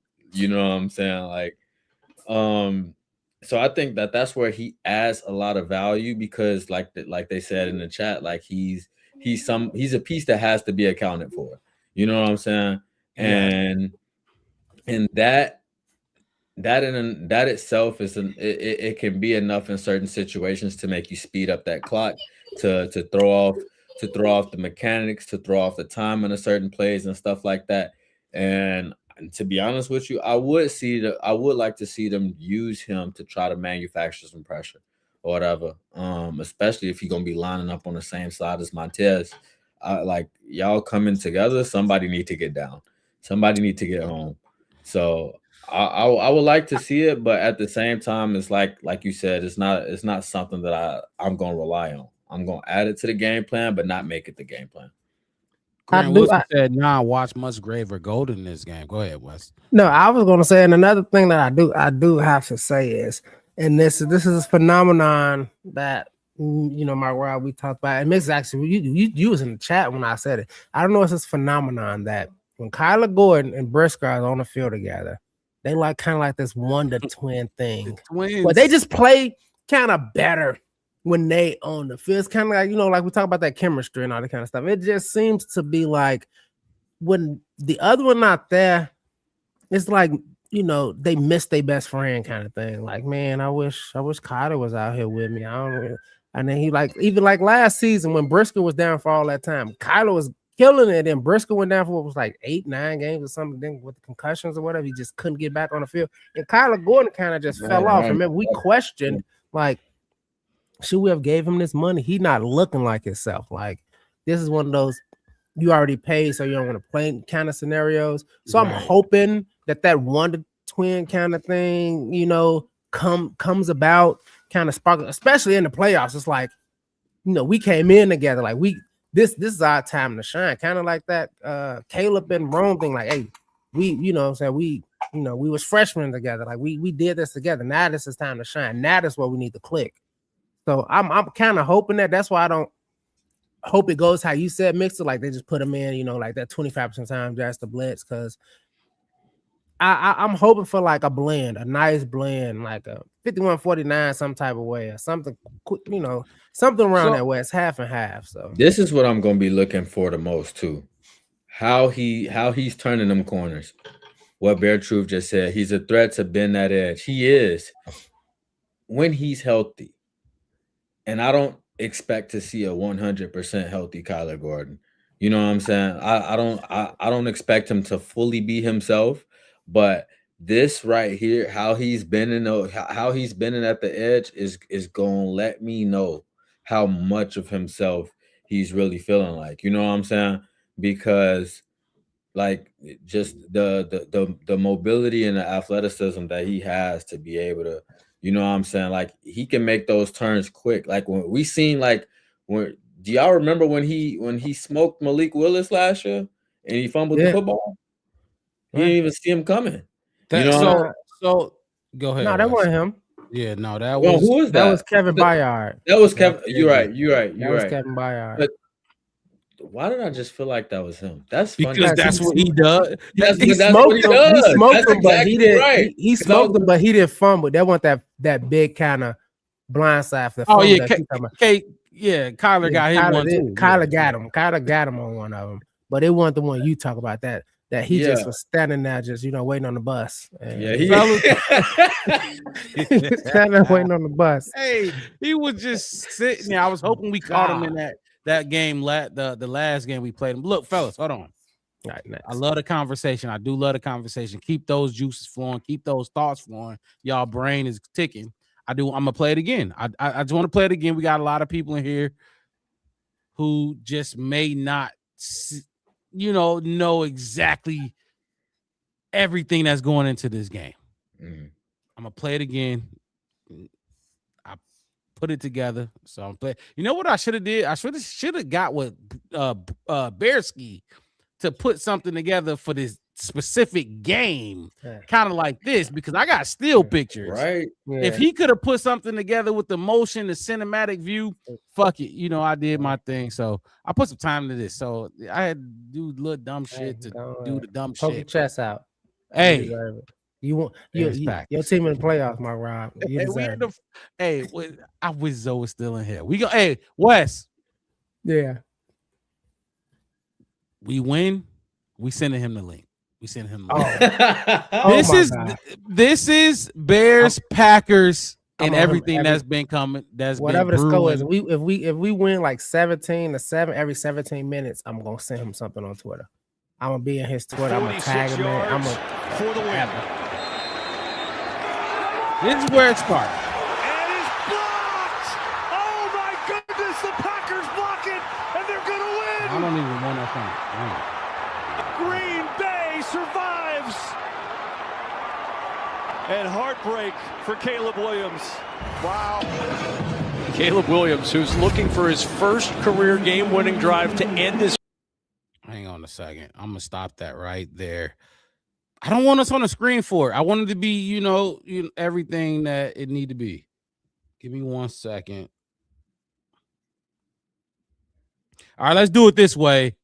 Like I said, Bears, Packers, the trilogy, but not really the trilogy. Caleb Williams is 2-2 against this team since he's been the Bears quarterback. He's broken records for the Chicago Bears. He is now the Chicago Bears single season passing yard leader. If this will load for me. If not, we just gonna rock out how we rocking out. But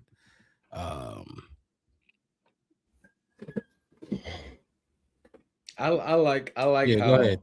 Put some we thoughts made in it to there. the playoffs, and the other teams that like these Vikings fans and stuff that's not in the playoffs, like they coming here. Ain't got nothing else to do. Right, they content days is short now, so You it's can't, like you can't make content about Cancun. That's Okay. so funny. What they All gonna right, here talk we about? go. Let's do it one more time, fellas. Here we go. 46 yards for the win. And it's blocked! Oh my goodness, the Packers block it, and they're going to win! Green Bay survives! And heartbreak for Caleb Williams. Wow. Caleb Williams, who's looking for his first career game-winning drive to end his first season. It'll come down to Cairo Santos from 51 yards. Scott Daly, the snapper. Torrey Taylor, the holder. Good hold. The kick on the way by Santos, and it is good! The Bears' losing streak comes to an end on the final play of the regular season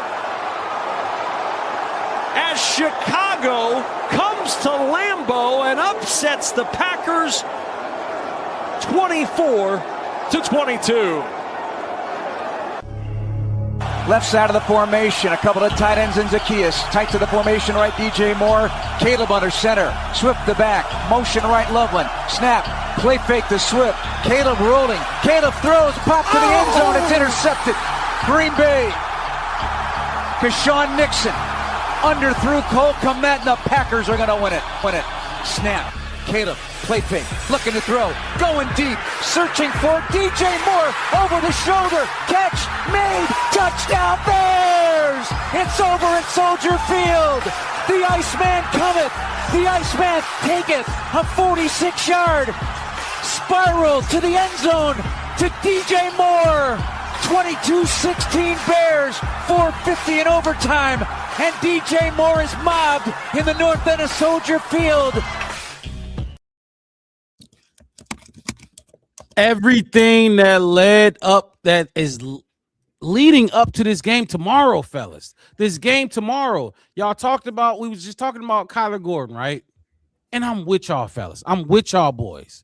And Grant, look, Grant hating, he tripping. I like, why would I put preseason? We don't. Like, who the I know we do. Do we even play our division in preseason? No, Is that you even don't a play thing? anybody you play in preseason, with the exception of a few, whatever. But in your division though, has that ever happened? What's wrong with him? What's wrong with him? I don't know football. But This shit been brewing in the pot, and now it's heating up. It's been brewing in the pot, and we know we finally got them mad because they talking shit now, Wes. They talking now, not just but the fucking players. They talking about the hit on the Austin Booker hit on. Come on, man, that's a football play. It's a flag in all the definitions, roughing the passer, helmet to helmet contact. But come on, man, he making a play. He making a fucking play.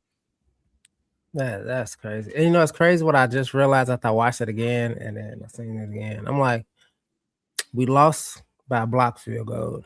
Then we won by a field goal.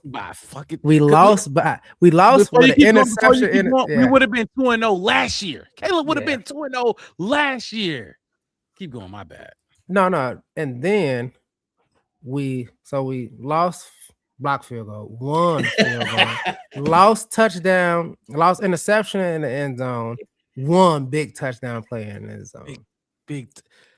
Now it's just like the interception was the dude who caught the interception. I'm not gonna shy away from it. I'm gonna show it. You know what I mean?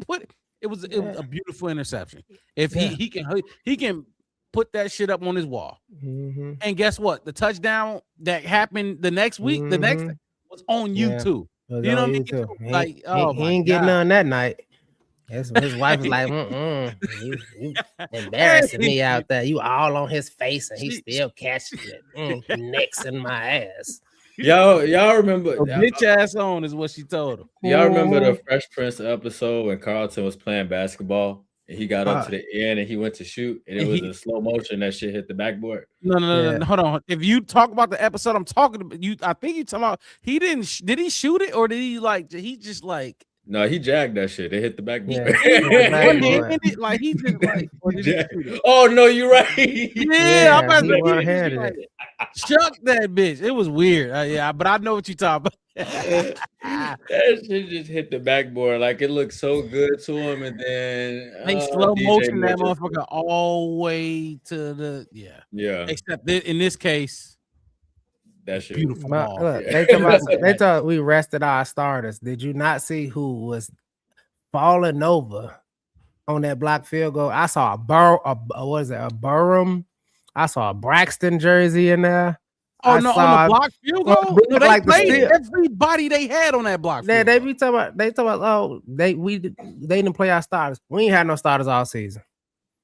We had second and third stringers. They ain't never been starters nowhere else. I'm glad you so like you want to spit facts. You want to spit facts. We ain't had no starters out there. They was lounging around all season. We go clips of that. Okay, it ain't something I'm proud of. But that speaks facts. But like we can be proud of it because guess what? We've had the most starters miss games over any that's a fact out of any team. And guess what? We have been praising Dennis Allen because of this all season, like next man up, and you've been still getting the job done. Now tonight we're gonna talk about how bad this defense is, though. You know what I mean?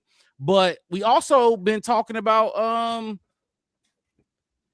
in this game, fuck it, everybody. If you ain't on the injury report, if you're not ruled out, how about that? If you ain't fucking ruled out, be ready to fucking play. Yeah. And that's Kyler Gordon, the one I've been just, like I'm not talking about bench him. Absolutely the fuck not. You need to play. Everybody need to play. The one I want to talk about next. Go ahead. I was just saying like the Tyler Scott shit that Eberflus pulled last season. We was like, wait, where's Tyler Scott? He was hot in speed. We needed his speed. We needed something over the top. Yeah, I was complaining about Caleb not going downfield, and then we go get somebody who put the same exact number on, and that motherfucker downfield.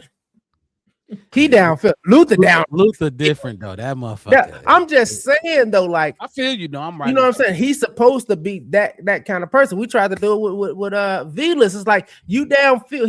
Velas was getting downfield. He just had to get some stickum. You know what I mean? And he would have been good. Oh my god. That's all I'm saying. It's like I don't want to hear like none of these. Well, we hurt, y'all hurt this.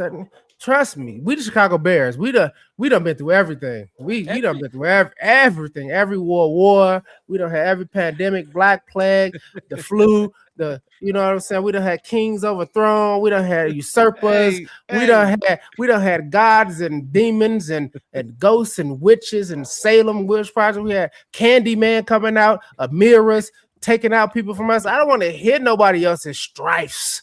Let me say that you done had. Welcome back, Wes. Hey. Welcome back, my fucking boy.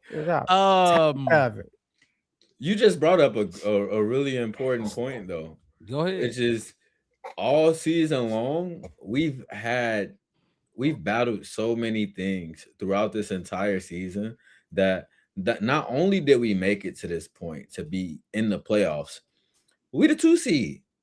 We won 11 games. You know what I'm saying? Like we won 11 games. It's to have it. Yeah, and now walking into the playoffs. Everything that we've been through, it looks like it prepared you for moments like this. You know what I'm saying? Yes. To be able to go into a battle of attrition and feel like shit, we'd have been down this road before, and we know how to win too. So especially against your rival. Exactly. Man. Grant Wilson. You talking about house money, baby? We Chicago. This crack money. Yeah, this crack money. Grant, This hood money. This the corner. We hustled and got these. This come on. We got Jade Walker out there. He got 11 catches in his whole entire career, and like 3 of them are touchdowns. I don't want to hear it. I want to hear none of that. Your first overall pick, Julius Gordon, whatever his fucking name is, ain't got no touchdown, and our quarterback got a touchdown. Hey, just make sure you stay around for the mixed matchup, Grant. Like we're gonna talk about all that. So y'all behind schedule. Y'all trying to get Jordan Love on schedule. We still got a lot more Bears. Packers. Nah, you good. No, wait, Wes, do not stop them vibes. We still got a lot of Bears Packers talk to get into. I got suspended from school last week. I'm just back. I'm back.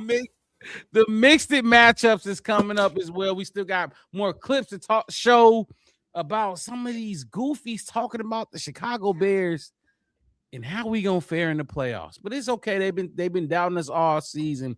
Got a lot of questions for the guys. Hit that like button. Subscribe to the channel, the Black Bear Podcast. One word, no spaces. We go live twice a week. Wednesday nights and post-game shows after every single game. Grant, I fuck with Grant. I'm a war veteran. I ain't been nervous since fucking 2008.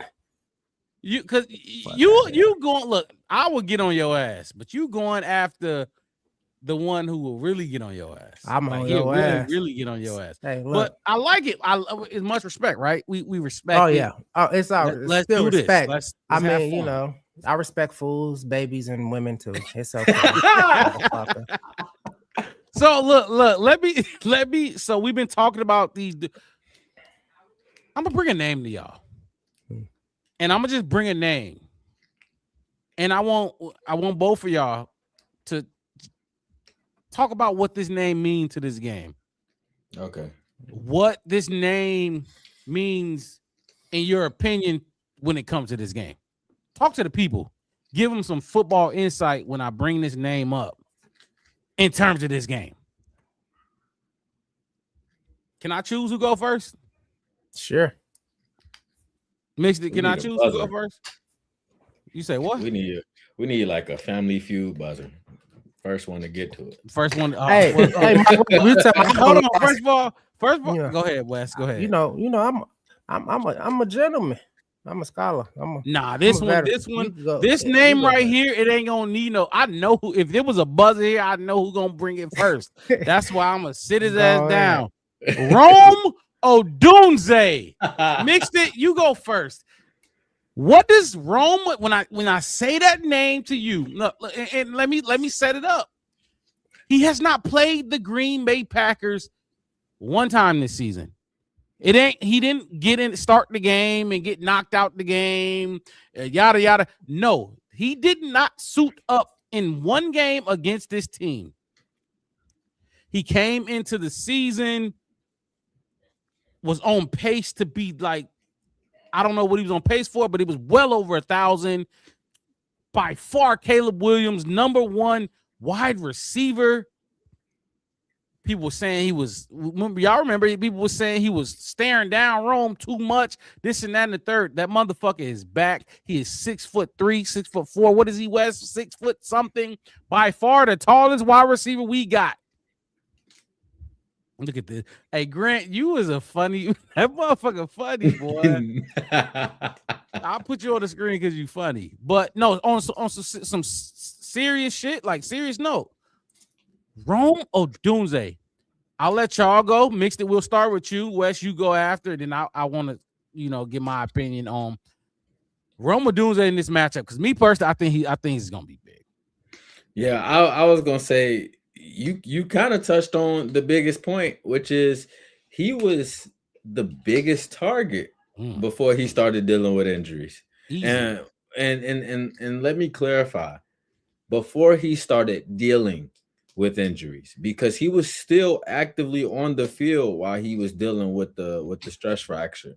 Yep. Before they officially said, all right, we're gonna sit you. You know what I'm saying? Mm-hmm. So in those games, he didn't play nearly as big of a role as he did in the first 5 weeks. He got a touchdown, and I think one of them he got 2. So at the end of the day, when it comes down to it, I think he definitely is going to play a big role. I really think that that's going to be like it's going to pose a problem for Jeff Hafley. We already got a plethora of receivers for you to have to deal with, and then you turn around and you go put one. I mean, you go pull one out the back pocket, and it's like, okay. And then you know what? Wow, because while we talking about Rome, I want to put it into perspective for Greg, or not Greg, Grant, and the other people in the chat that said that he ain't heard of him. Because after this game, if you don't know, you gonna know. Because Rome played 12 games, and he's still third on the team in receiving yards. Like, if you don't know, you gonna feel it. What? So in West, I'm gonna let you go, but I just wanted because I didn't know he's gonna pull it out. This is a perfect time to pop this up. He's third, right? We all seen that. Rome is third in receiving yards for this team. 44 catches. He's third in catches too. And he missed how many games? Was it? You said 4? He missed 6. No, he missed 5. He missed 5 games. He missed 6 weeks. Shit. But he was dealing with the stress fracture, and I don't know. Like they didn't come out and say it, but I think Wes was the first one on. Yeah, I think Wes was the first one on the show too to say it. Like Rome ain't been looking like Rome. He look off. Yeah, some ain't been looking right, and a few weeks later, he's been dealing with a stress fracture in his foot. Oh, well, that's probably the reason why he don't look like he getting a step on some of these guys the way that we kind of used to seeing him move. And he ain't like, he's big, he ain't super shifty. Like, you know, like he don't shift like Luther shifts, you know what I'm saying? But he's a target to catch that football. Wes, after I say this, I'm gonna let you go off on Rome and just talk about what the impact in this game. He hasn't played, but I want to say this, because some people might just look over the numbers. He's third in receiving yards right now. You know, it is what it is. Third in receptions. The motherfucker missed how many games? 5 mixed it. Yeah. And he still has the most targets on the fucking team. Crazy. That is insanity. Like that's insanity. And we talked about the drops and how we wanted him to catch this and catch that and whatever. The motherfucker missed 5 games. He gave y'all 5 games to have Caleb develop more of a chemistry with y'all.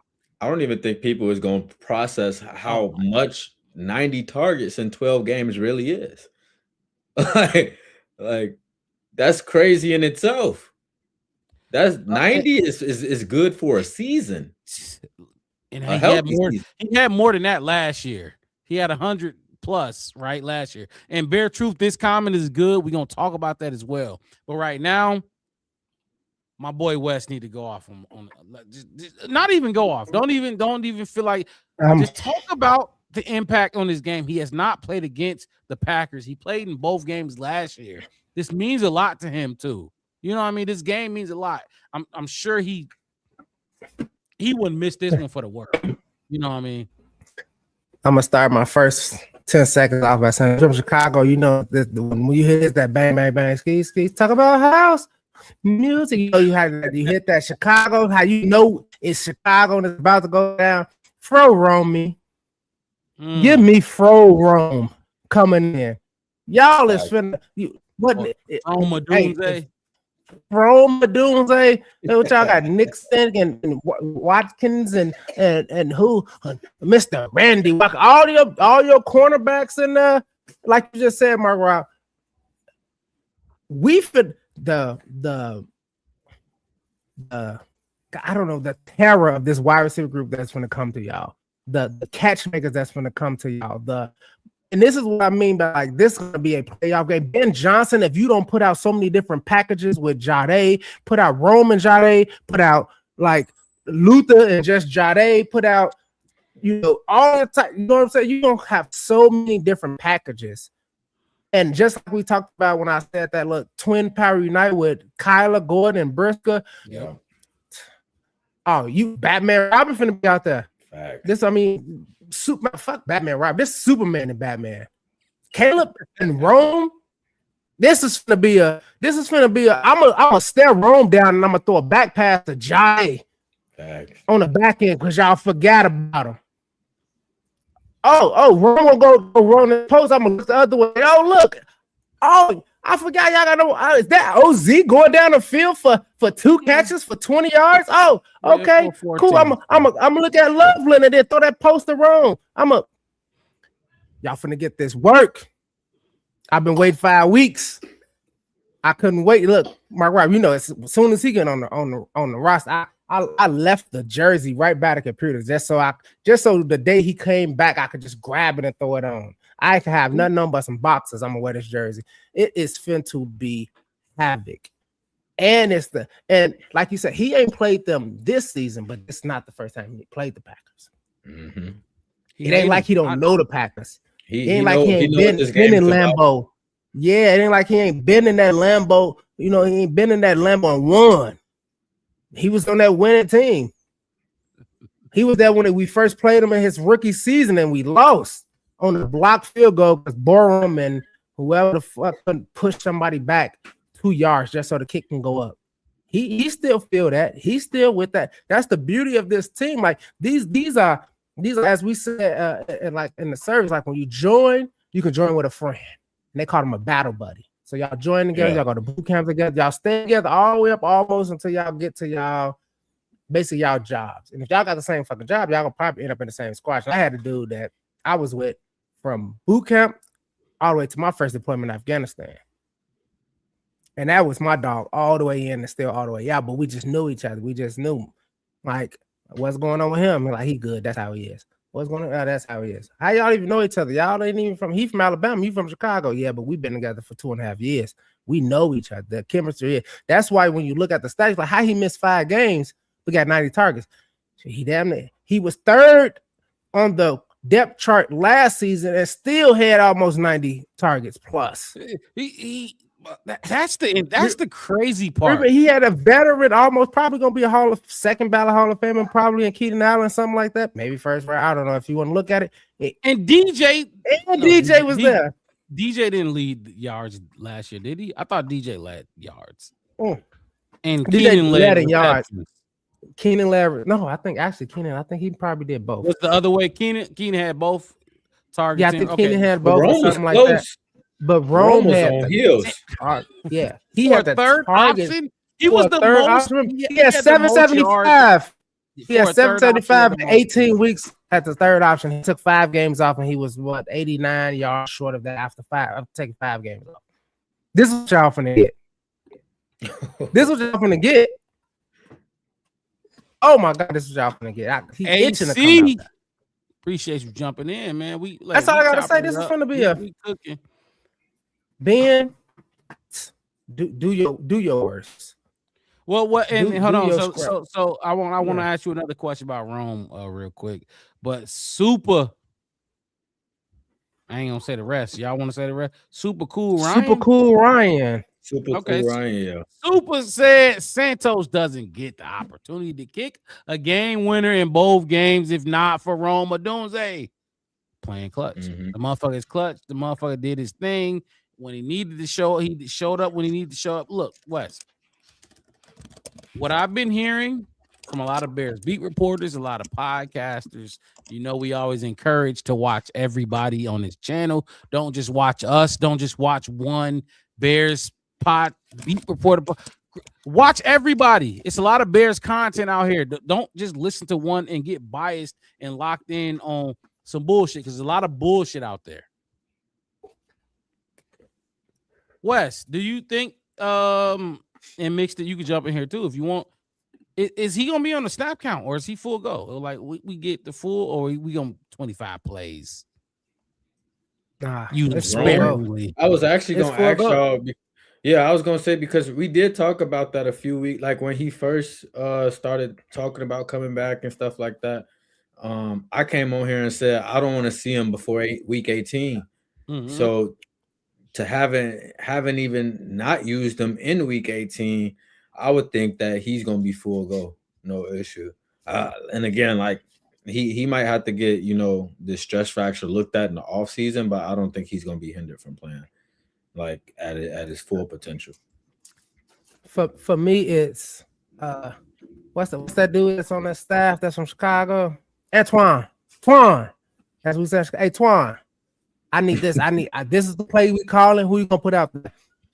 He got 6. All right, look. All right, cool. We don't want you to burn all the way out. Jade, you gonna go skywalk or whatever that thing you do. We need you on this play. We gonna have you go this.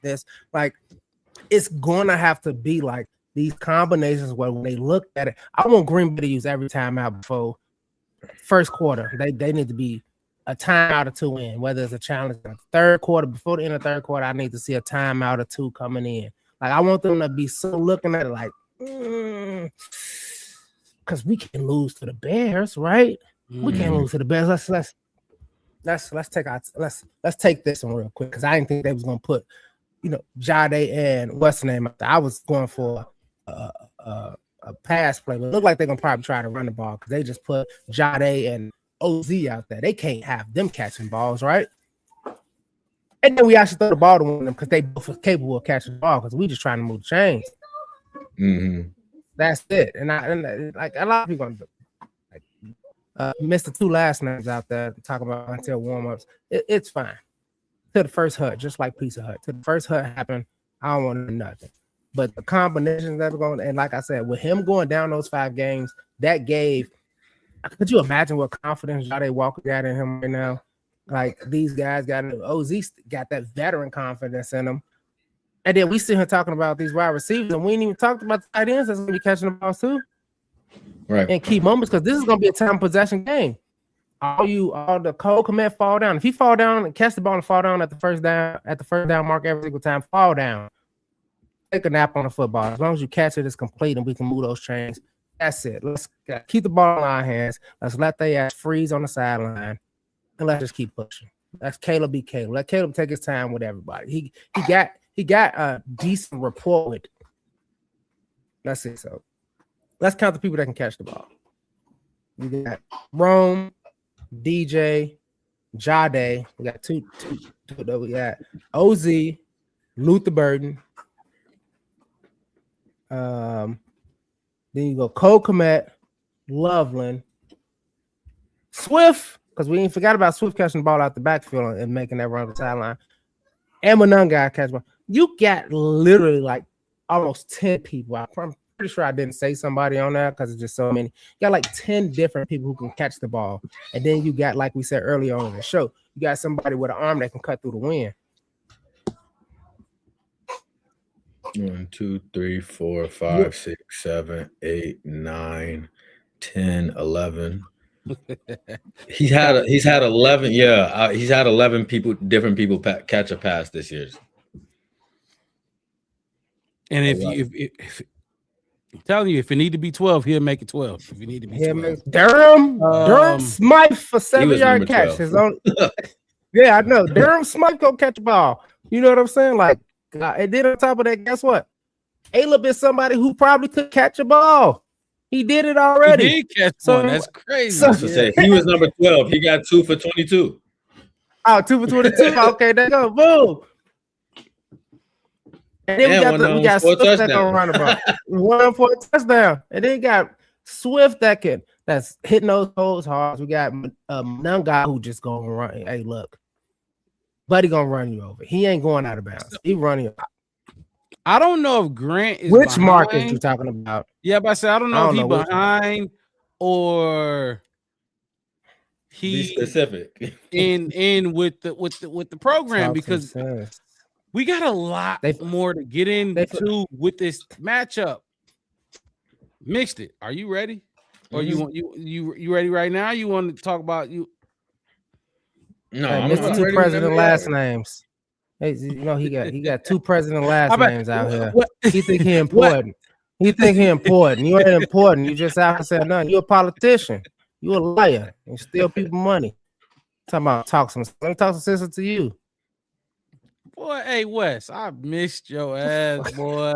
Hey, look. Grant Wilson. And they 2 least important presidents of the United States. Get out of here, dude.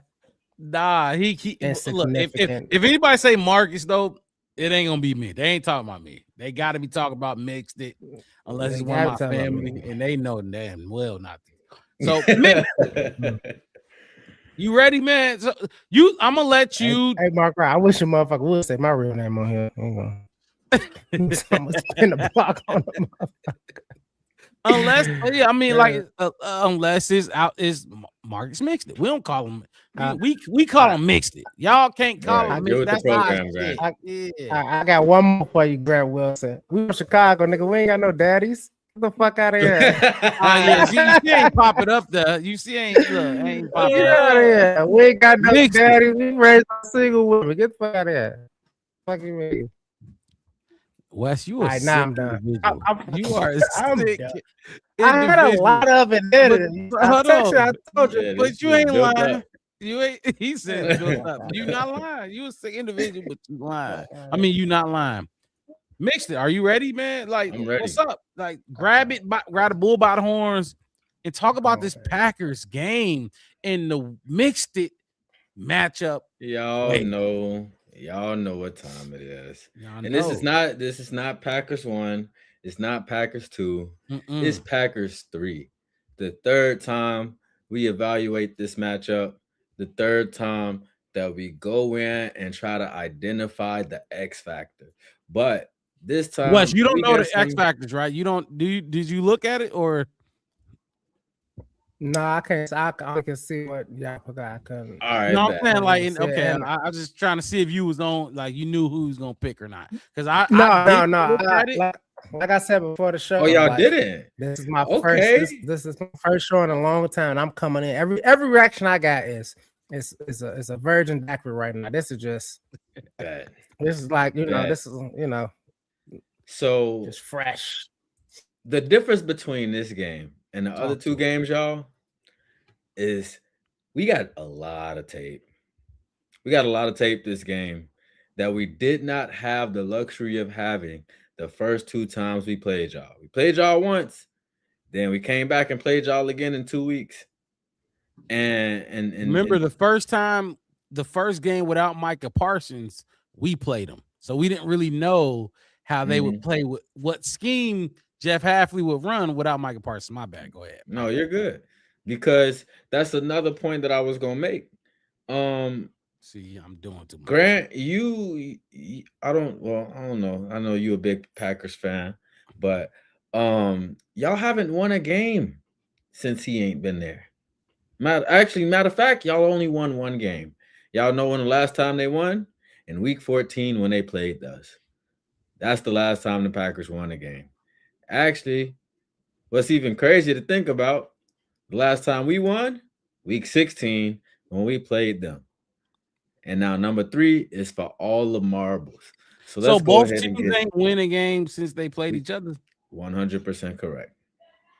They have lost every game since week 14, and we have not won. Week 14? We didn't win the last 2 weeks. We played them the third to last game. Week 14. They haven't won since week 14. So that's 4 in a row. Correct. And they are 0-4 Yeah, to end the season, and we are 0-2 to end the season. But we're gonna talk about why that's important, because this is the biggest. Either. Go ahead, my bad. Keep going. This is the biggest matchup that we're gonna have by far with the Packers this year. And if we ain't did nothing else, we criticize one group. So we're gonna talk about that group today. It's the coaches. It's y'all turn for the Mixed It matchup. And I want to point something out to y'all real quick before we even talk about the matchup. What I got on the screen in terms of their stats, this is all based on the last month of football. Ben Johnson did say we're going to be playing our best football in December. This is an outlook. This is an outlook to our last month of football. The last 4 games for the Chicago Bears. Points scored, 107 in the last 4 games. 26.7 a game. We got 251 pass yards a game in the last 4 games. So before you keep going, I'm gonna ask you one. I'm gonna ask you questions throughout this whole. Go ahead. Do you know? And you probably don't know. I don't know how much deep research. So we had 26.7 in the last 4. Do you know what our peak was? The highest? Yeah. 38 against the 49ers. No, not in a single game, but our single, like, what was our peak points per game? Like, we had 26.7 now, but maybe No. This is over the last 4. Right, over the last 4. But I'm saying, like, was there another 4 games? You saying okay? You saying like if we had another stretch where we Was there scored more another points? stretch where we scored more? Like I said, it's it's prop. If either you do or you don't. I think it was like 28. I think it was like 28.6. I think I was at gonna one say it point was in definitely time, higher but than we were 26.7. So it was higher. Yeah, but we were at like 30 something against us because we had that 52 from the Lions. That hurt that point kind of thing. Crazy. Yeah, that hurt the average We was the at like most. 28 at some point in time. Yeah. Okay. Like I said, I just wanted to ask that. It just came to my mind. Keep No, going. you're good. Go off. Do your thing. We got 116 rush yards per game in the last 4, and that's low for us. Yeah, I ain't even had to ask that. If y'all don't know, on a season, we somewhere around 140, 150. That's what's kept us at second best rushing attack in the league. So for us to be at 116 for the last 4 weeks, that's the low point in our offense. On the season, in terms of average yards per game, Caleb is around 212, something like that. In the last 4 games, 251 in total. So that in itself is kind of like where the flip in the offense have been. We've been more explosive passing the ball than we have been rushing the ball. But in that same stretch, we've had 1 turnover, but we've had 3 turnovers on downs. I still count those as turnovers. I'm right. I'm with you. Wes is West. What? I thought you was froze. I'm with him. Yeah, that's a turnover. It's not a takeaway, but it is a definitely turnover. Yeah, sure.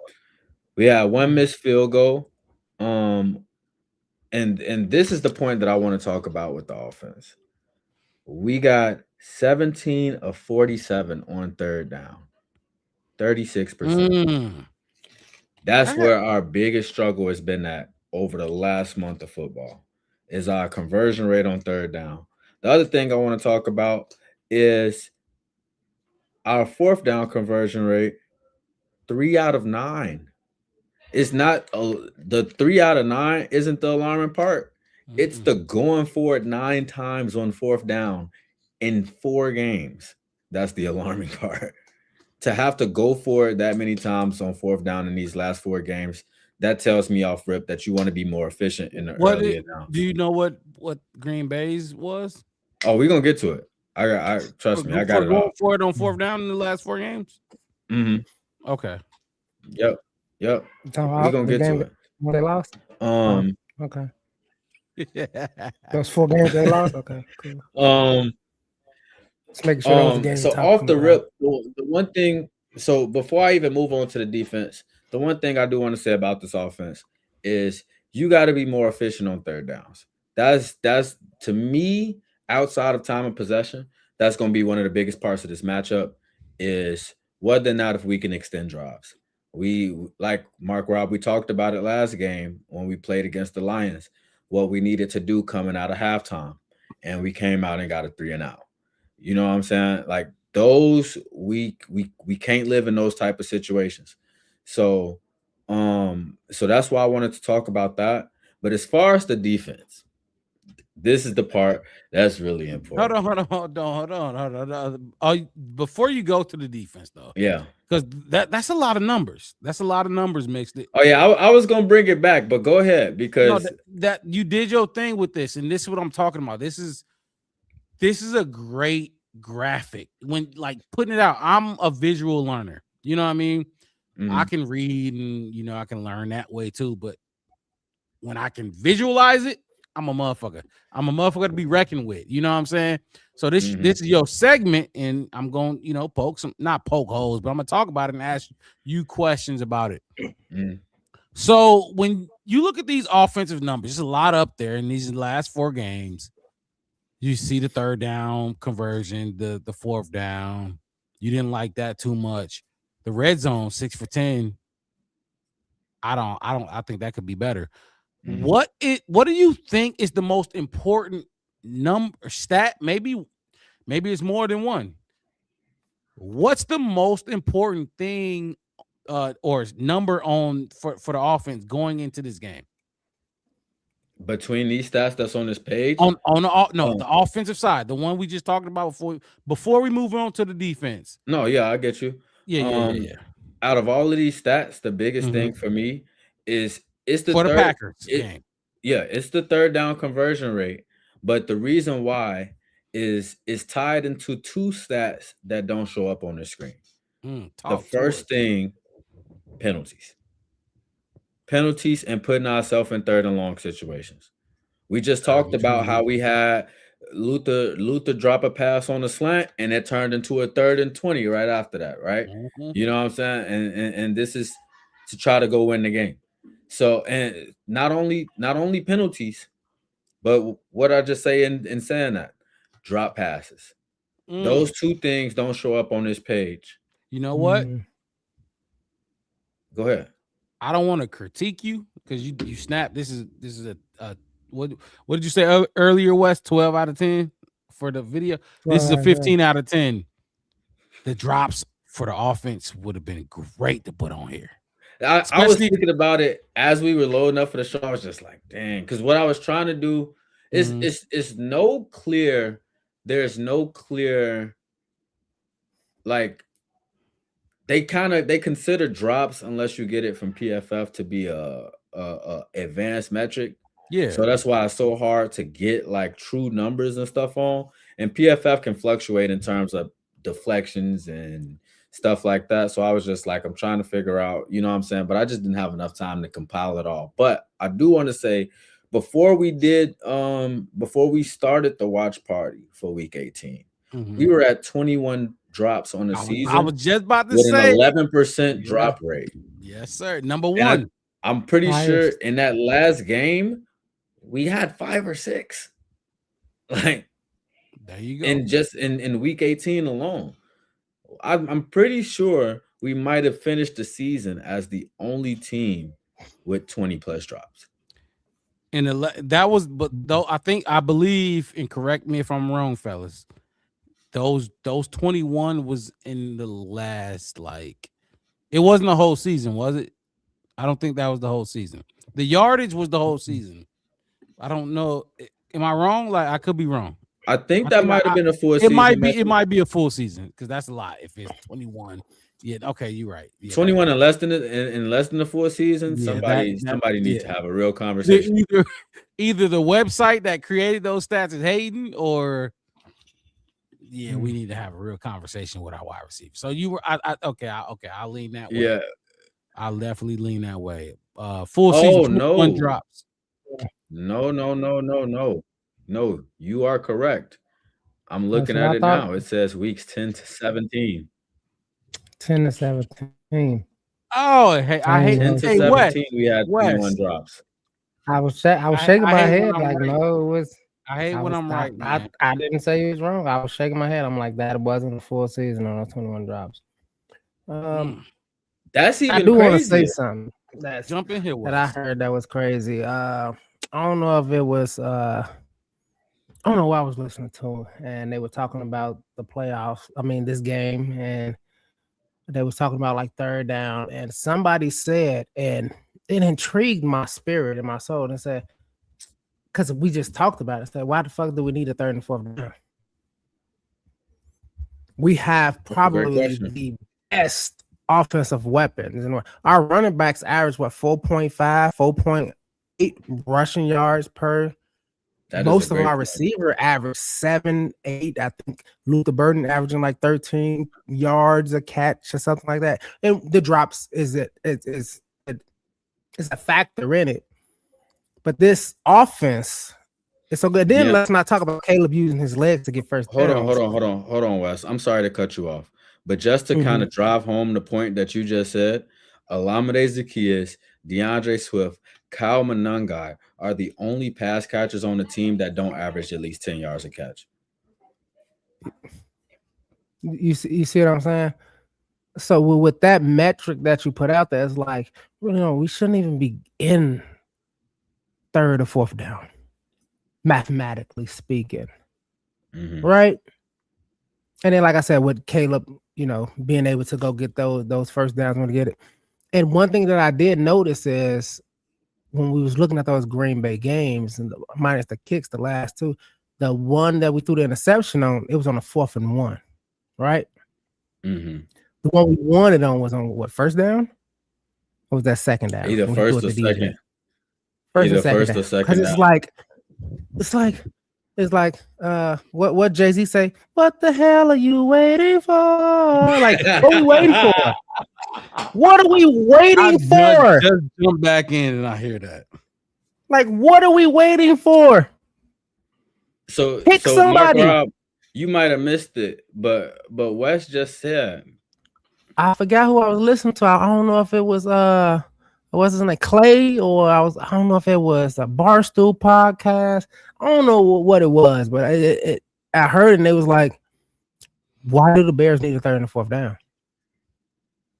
And when you think our about running backs, now listen. When you think about it, what we average in terms of yards, like that's a great fucking question. It's like, and I get the drops is a catalyst in it, but both our running backs average like 4.5, 4.8, something like that.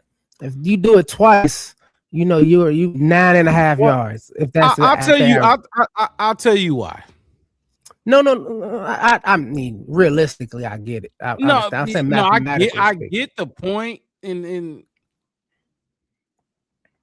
we're very, very in AC fucking with the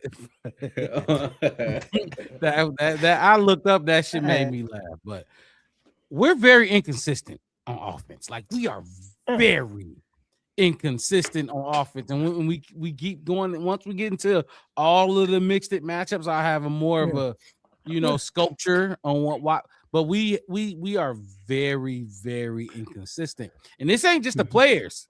A lot of the people, Bears fans, they think Ben, and I've been saying this mixed. This, Wes, this.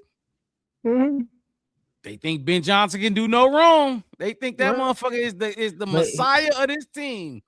I was gonna say, you think that comes back down to coaching? I mean, it does. And them.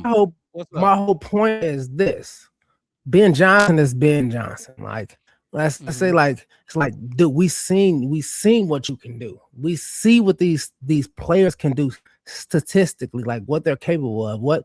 And like, this ain't even like them refined in this off. This team is not even refined in their whole. This is still jagged edges and missing pieces and kind of just.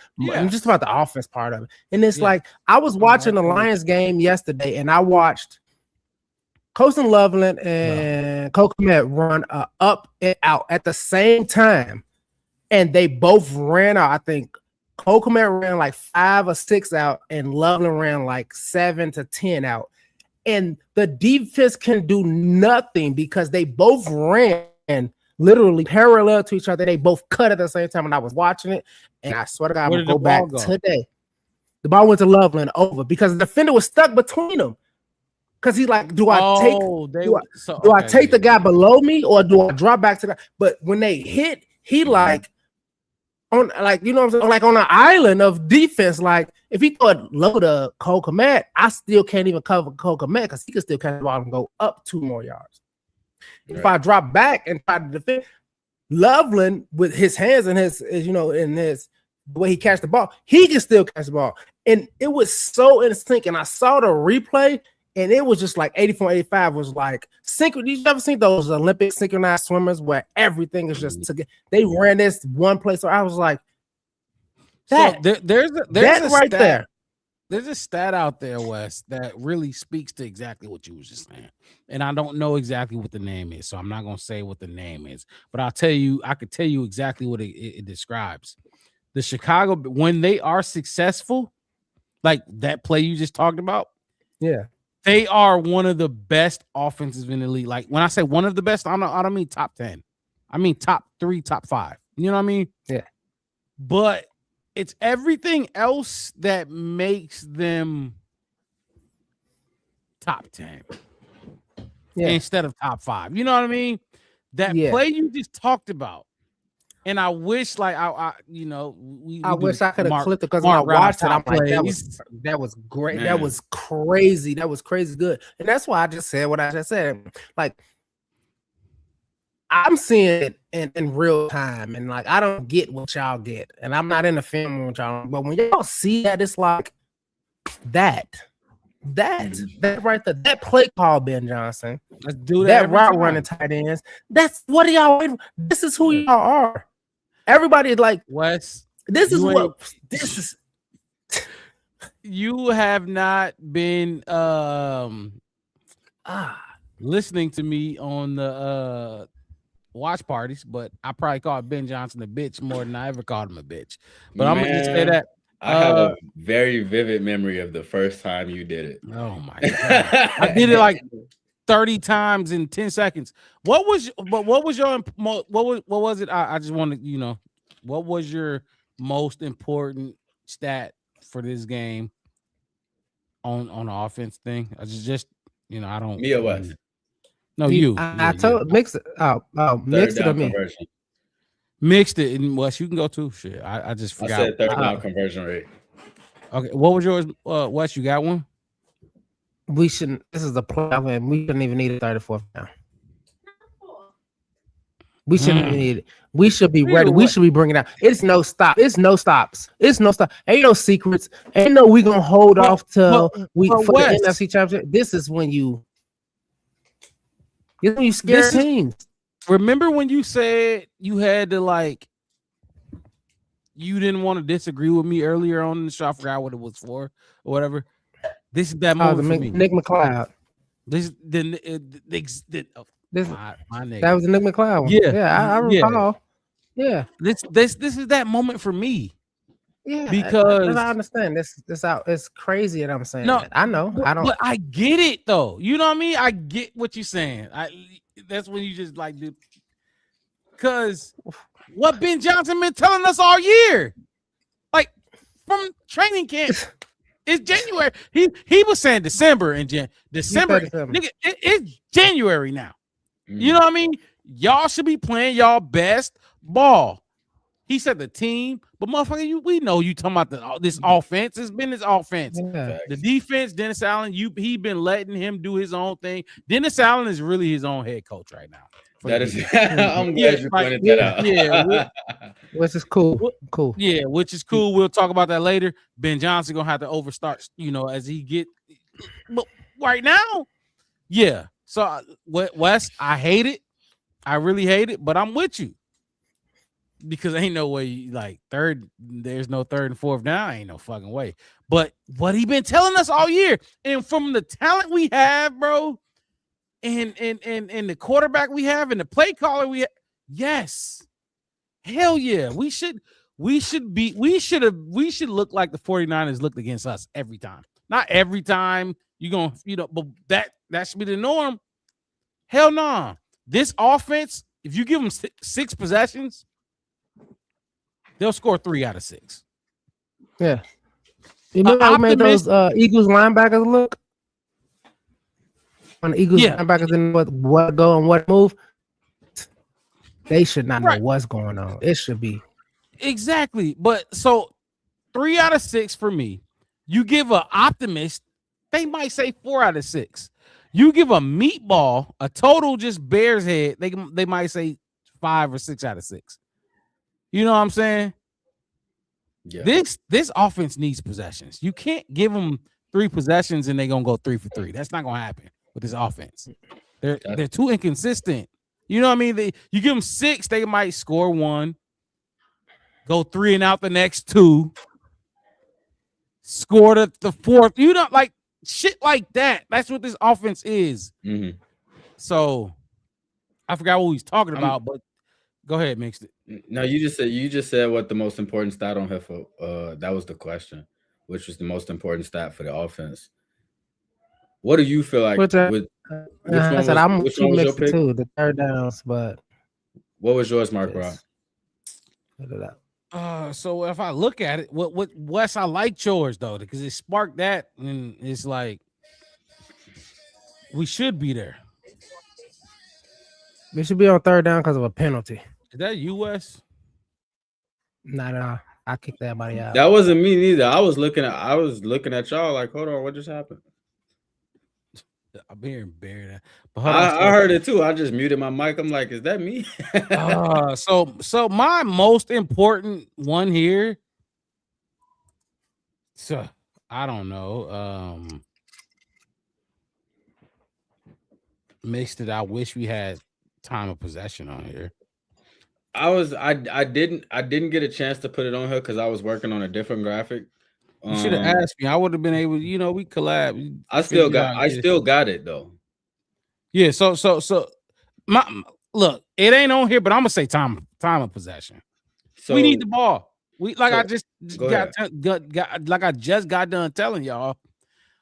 The Bears can't go in West and mixed it. Let me know if y'all. We can't go 3 for 3.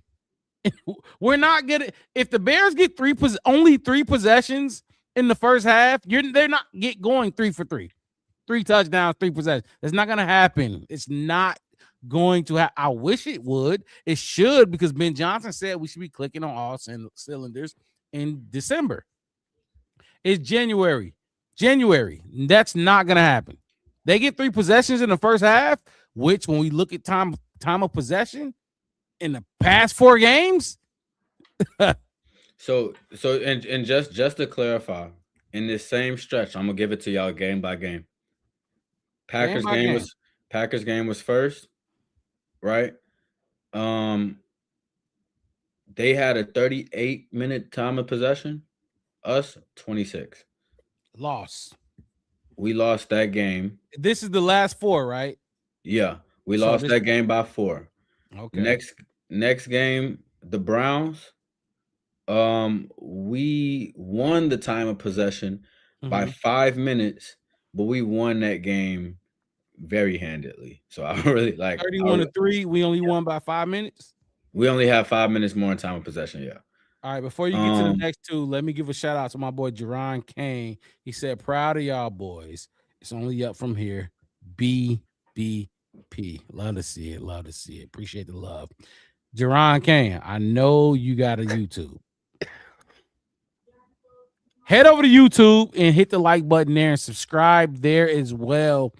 Show the love there. We love Twitter, Facebook. We live all over the place. But if y'all got the time, to go over to YouTube and show us some love. Sir. If you down with BBP, yeah, you know me. Who down with BBP? Everybody. Hey, BBP. I'll say that conversation for a little later. But BBP.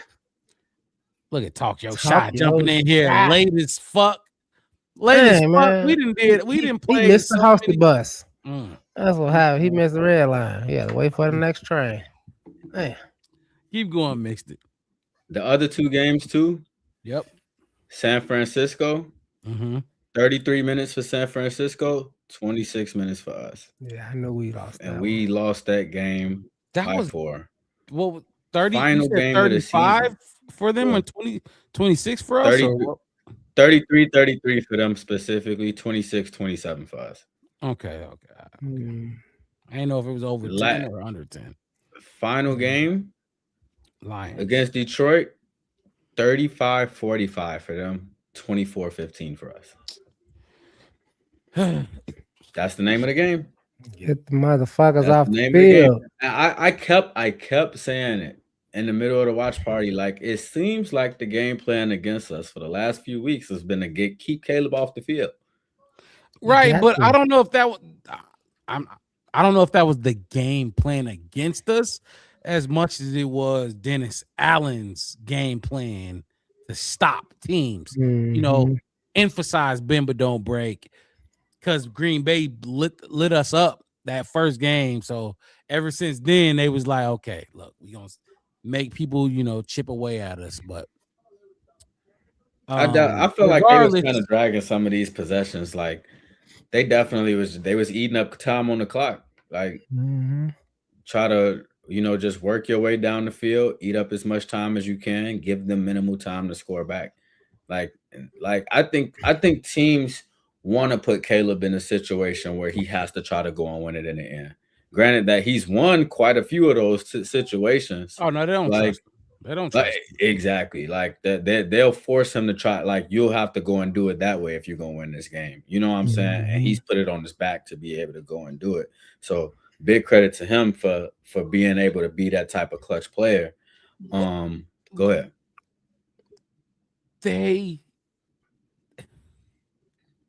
You just talked about they have sucked controlling the football. They have sucked staying on the field. Okay, if you know your defense stinks, why are you going 3 and out? Like we cannot. First of all, I'm gonna just keep relating to this game. We can't go 3 and out on tomorrow. You can't go 3 and out. I mean, you could and still win technically, but that's not what we're talking about. You can't need a lot less of those.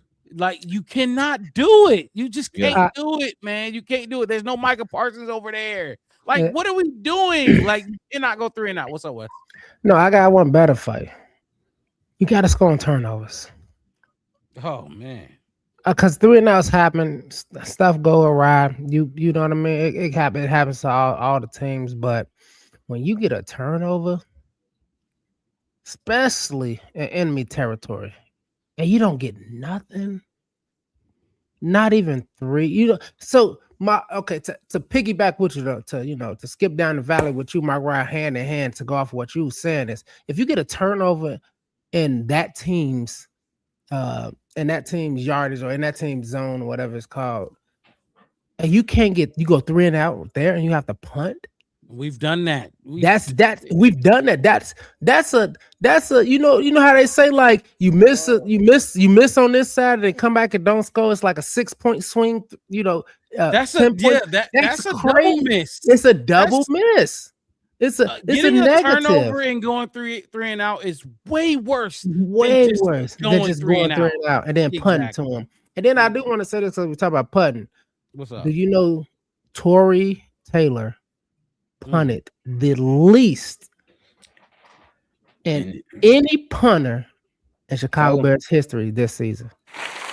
The least amount of punts.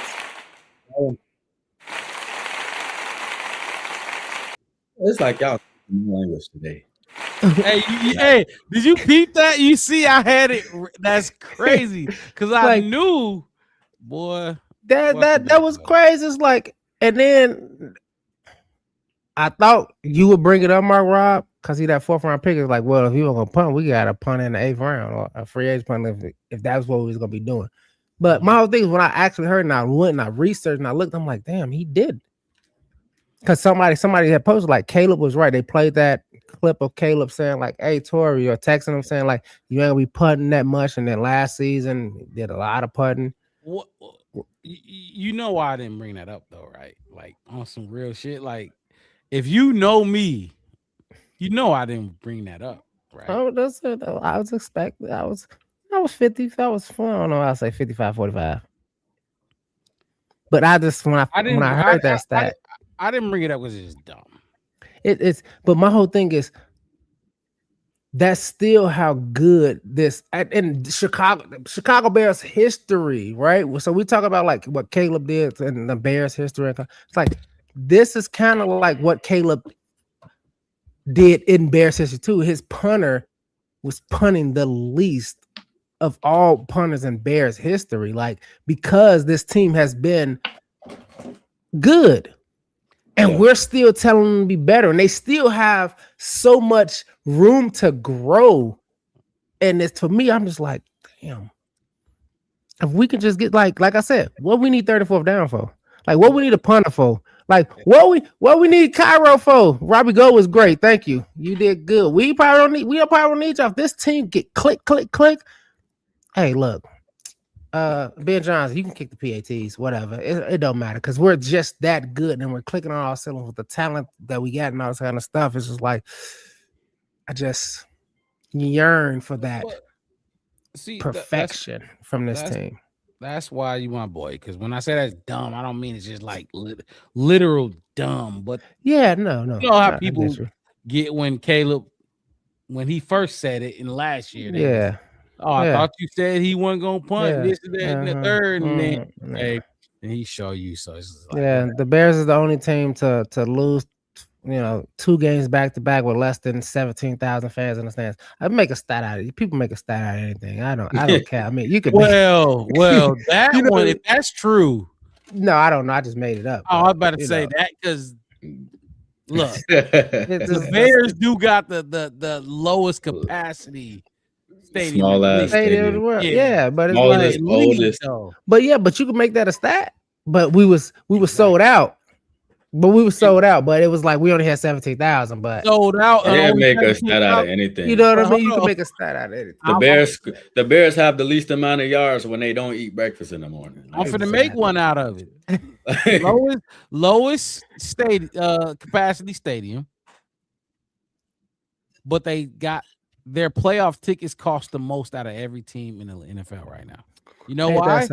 You know why? That shit skyrocketed when they drafted Caleb. Because you need not even that. Motherfucker. If you got 15 seats and West got 100 seats, you need to make the same amount of money as West. So you gonna charge more for them 15 seats than West gonna charge for his 100 seats. That's why. That's another thing. When the Bears need that. We don't want to talk about stadium, but when the Bears build this stadium, they need more seats. So the fucking price of these tickets gonna go down. Yeah. They have the smallest stadium in the league. You know what I mean? It's a big market. It's not like it's a small. It's a massive market. It's the third top 3 biggest market in the NFL. You cannot have the smallest stadium in the league. And if you do have the smallest stadium in the league, you're going to tax $500 for your cheapest ticket for a playoff ticket when you got other teams charge. Everybody else is under 200. Everybody else. Course. And players want 50 tickets like, now you at Soldier Field, dude. We give you like 6. There y'all go. A little bit of stadium ticket talk. What's up, Wes? You kept going, my bad. No, I was just saying, it's like, and then the players like, oh, how many tickets we can get and all this other kind of stuff. And you can go to certain games. And you remember that? Was it Jordan? It was Jordan Love way back when. I think he was just starting and just coming out. And they put his parents in a 300 level. I remember that. You remember that? When they could touch the lights. The disrespect that they did. Them was free tickets. Why are we? Hell, we need all the money we can get. We need all the money we get because we gonna get it. It's Chicago. They gonna get it, but it's only 10 of tickets. It's only somebody. It's only limited. How about that? Limited. Smart Rob. Think about this. I won those. What was that? Those. What I was thinking. What is it called again? Training camp tickets. You took 2 training camp tickets and turned it into like 20. But you know what's crazy, Wes? What? It used to be 10,000. Yeah. That's the sick part. Like it used to be like we wouldn't even be, it used to be 10,000. Now only 1,500 to 2,000 fans can go to training camp. It used to be 10,000 plus. You know why? Because it's like, hey, look. They want to come because they know what's gonna happen. Because Bears fans, no matter what people say and how sorry our team, no matter what year it is, what our record was the year before, we can go see the Bears up close. We can go see this team. I'll take that training camp ticket. Nigga, what? I drove 3 hours. Mark Rob, all the guy to find out in the last 30 minutes of the drive, it was canceled. Like that's why. Well, you think I apologize for them giving us? They said there's no refund. There ain't gonna be this and that and third. I was blue. I was heated. I should tell you I was blue. And then we get this email, yada yada yada. We gonna have this. Ooh, just going, And I went in that bitch and I applied for every ticket they had, every date. They offer 4. I wanted 4 a day. Every date you got every day. Every day. You want the only one. What? Hey, I guarantee you were the only one. Gosh. Oh, come on.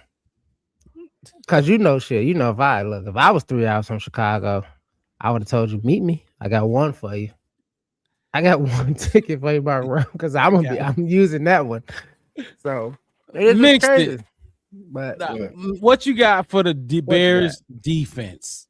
Talk to us about this Bears defense. Oh my God. I think everybody and their mama got something to say about this Bears defense. You know what? I'm gonna start. You know why? Because when we did the post-game show, I was hot.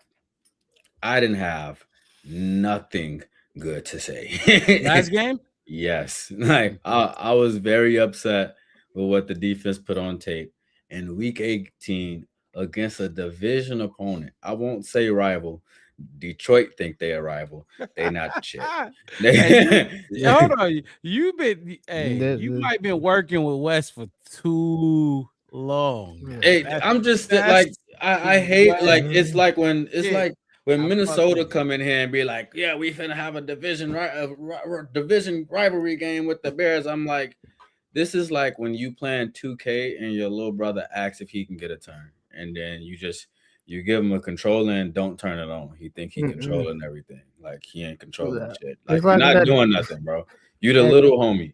Like it's like when that dude roll up on you and he like, hey man, I ain't liked you for a long time. You like, wait, what's your name again? Who are Dre. you? I'm like, I don't know no Dre. No, remember back when we was at that party last. You mean when we was 17? Yeah, like I don't know. We 28. I don't know you. You been on my that long? I don't know. Man, crazy. What? Man, I don't know you. I actually had to. You been out. You been out for years. Like nigga, I don't know you.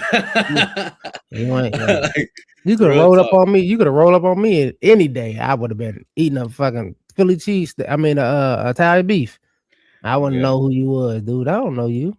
But let me go ahead and get into this defense. Don't get in that defense. Let's get over with. So before I even starts talking, on the defensive side, whatever y'all see in red right here is what we did in the Cleveland game. All right. So the reason why I put that is because you're gonna have them Packers fans out there. You're like, oh, one of them games was Cleveland or whatever. You know what I'm saying? Okay, so we're gonna put the Cleveland stats right here, front and center, so y'all can see it side by side. But I was very anti with this Bears defense the last time we came on here. And then I had to go and do a little bit of research in terms of what this defense has done over the last month of football for us. And I'm gonna come on here and say I feel like I might have jumped the gun a little bit in terms of how I was judging them. Now, don't get me wrong. Especially from a pass game standpoint, we have not been playing our best football. From a run game standpoint, I don't think we playing nearly as well against the run as we did in earlier parts of the season. But Mark Robin, and you know this because we watched the post-game press conference with Ben Johnson where he talked about it and they asked about the defense and he said it's on the offense. It's on the offense. The offense didn't come out here. They didn't capitalize. He was more upset at the offense than the defense. And I sat here and I was like, maybe he just don't want to throw Dennis Allen under the bus or something because that's not what I seen on tape. But then when you go back and you look at these last 4 games for the Chicago Bears defense, they allowed 80 total points in the same time span that we scored 107. Now, let's be clear. One of those games was Cleveland, and they only put up 3. But 2 out of the other 3 opponents that you played, they didn't even score 20. So the reason why the average is 20 is because of the 49ers. Minus that game, this average is way lower. Way lower. On average, in terms of passing yards allowed, 243, that's higher than what we want to see. In terms of rush yards allowed, 118, that's not horrible, but we want to see some sub hundreds. You know what I'm saying? Like we want to see numbers that's higher than that. But in this same span, you got 6 takeaways in 4 games. 3 of them was against Cleveland, yeah, but you still got a takeaway for each other game. Not only that, but on third down, you allow 46%. That's higher than league average. And we talked about this, Mark Rob. We can't get off the field on third down. We was a top team on third down at first. And it slipped. It slipped drastically. Yes. It slipped drastically. But then fourth down, 2 for 5. But this is the biggest one. Yes, sir. Yes, it is. Red zone. 6 for 15 in the red zone. I'm going to tell you why that's the most important stat on this sheet right here. When we played the 49ers, do you remember what their red zone rate was? No, 5 for 5. Yeah. Outside of that one game, 1 for 11 in the red zone against us in the last 4 weeks. And this is why I included that Cleveland game and these other stats, because it just goes to show how one game can inflate the numbers, right? No team except the 49ers scored more than 20 points against us. Yet we give up 20 points on average per game. No team has had a successful red zone rate against us. We gave up 5 to just them. That's almost the whole stat. So had it not been for one other drive, nobody else would have had a red zone score against us in the last 4 weeks. So when you go and listen to Ben Johnson and he says it's on the offense, it don't feel like that when you're watching the game. But when you come back and you look at stats like these and then you turn around and say, well, shit, we only converted 36% on third down, it's hard to not kind of believe him. Because the fact of the matter is, you asking, like, we watched this team all year. Mark Rob, you was the first one to say it on the show. To come in here and expect the defense to just start having shutdown games and stuff like that is unrealistic. We know what this defense is. They get a lot of takeaways. They give up yards and stuff, but they give you opportunities to get back. And we've seen Dennis Allen try a bunch of different stuff. We've seen him go heavy man. Didn't work. We've seen him go heavy zone. Didn't work. We've seen him putting players, putting different combinations of players and stuff in. Now, the one thing we didn't like was Tyreek ain't fucking play. We didn't like when DeMarco Jackson had, 12 snaps or some shit like that. You know what I'm saying? But the fact of the matter is, Dennis Allen is he's throwing caution to the wind. And he making something shake. And this offense, they got to do more. Like at the end of the day, I'm glad that this offense they doing better passing. I'm not necessarily glad with the 116 yards per game on the rush, but the fact of the matter is, especially when you come out here and say you're gonna be playing your best football in December. Yes. The mentality has to be every time they put you on the field, you make their ass pay a fine. Whether it be we got to give up 3 points or we got to give up a touchdown. Every time this Bears offense gets on the field, you got to attack somebody because you asking DA to fucking make magic. You know what I'm saying? With the same pieces he's had all year. So I look at this graphic, and when I look at these different stats, the one thing that jumps off the page to me is the fact that they've been holding some of these teams. And outside of Cleveland, it ain't like we ain't played good teams. It's been Detroit, Green Bay, and San Francisco, and 2 of those teams are in the playoffs. Oh my God! Look, first let me say this. Let me just say this. Mixed it. That was the best breakdown you've had on a specific group, unit, position, coach, whatever it is. Not mixed it matchup. No, just specific group. Because you laid it out, and I every point you made, I seen it and I heard it and I felt where you was coming from, and I know why you went there. I disagreed with 90% of what you said. Like 90%. Now I'm not gonna go through everything that you said, But I'm gonna start by saying this: this defense stinks, big time. And if you were talking about the whole season, I could get on board with the whole Dennis. But we gonna talk about the last 4 games, which we are talking about the last 4 games. Detroit Lions ain't nobody. The Detroit Lions should not have did you like they did not look. See, because we talked about this game. You give up 19 points, you should win. I'll give them that. If you only give up 19 points, the Chicago Bears in the offense should have won that game. Mixed. You remember, I was pissed at Ben Johnson for only really talking about the offense in that press conference, right? Yeah, we both were. Yes. You should have won that game. You should have won that fucking game. Now, Jared Goff threw for 331 yards on your ass. What we saw was in breaking route, cut in. You couldn't stop. You know what I'm saying? So that's a little different. But if you want to talk about the points, give up 400 yards and only give up 10 points. Is that a good thing? You know what I mean? That's what we're talking about. Right. And at the end of the day, is how many points you score. So, yes, that game. Cleveland, I'm not even going to discuss Cleveland. I'm glad we're on the same page. Yeah, I'm not going to. But what you did against George Kittle, Jawan Jennings, Ricky Pearsall, Wes, Ricky Pearsall. We know all about Ricky Pearsall. We talked about him here.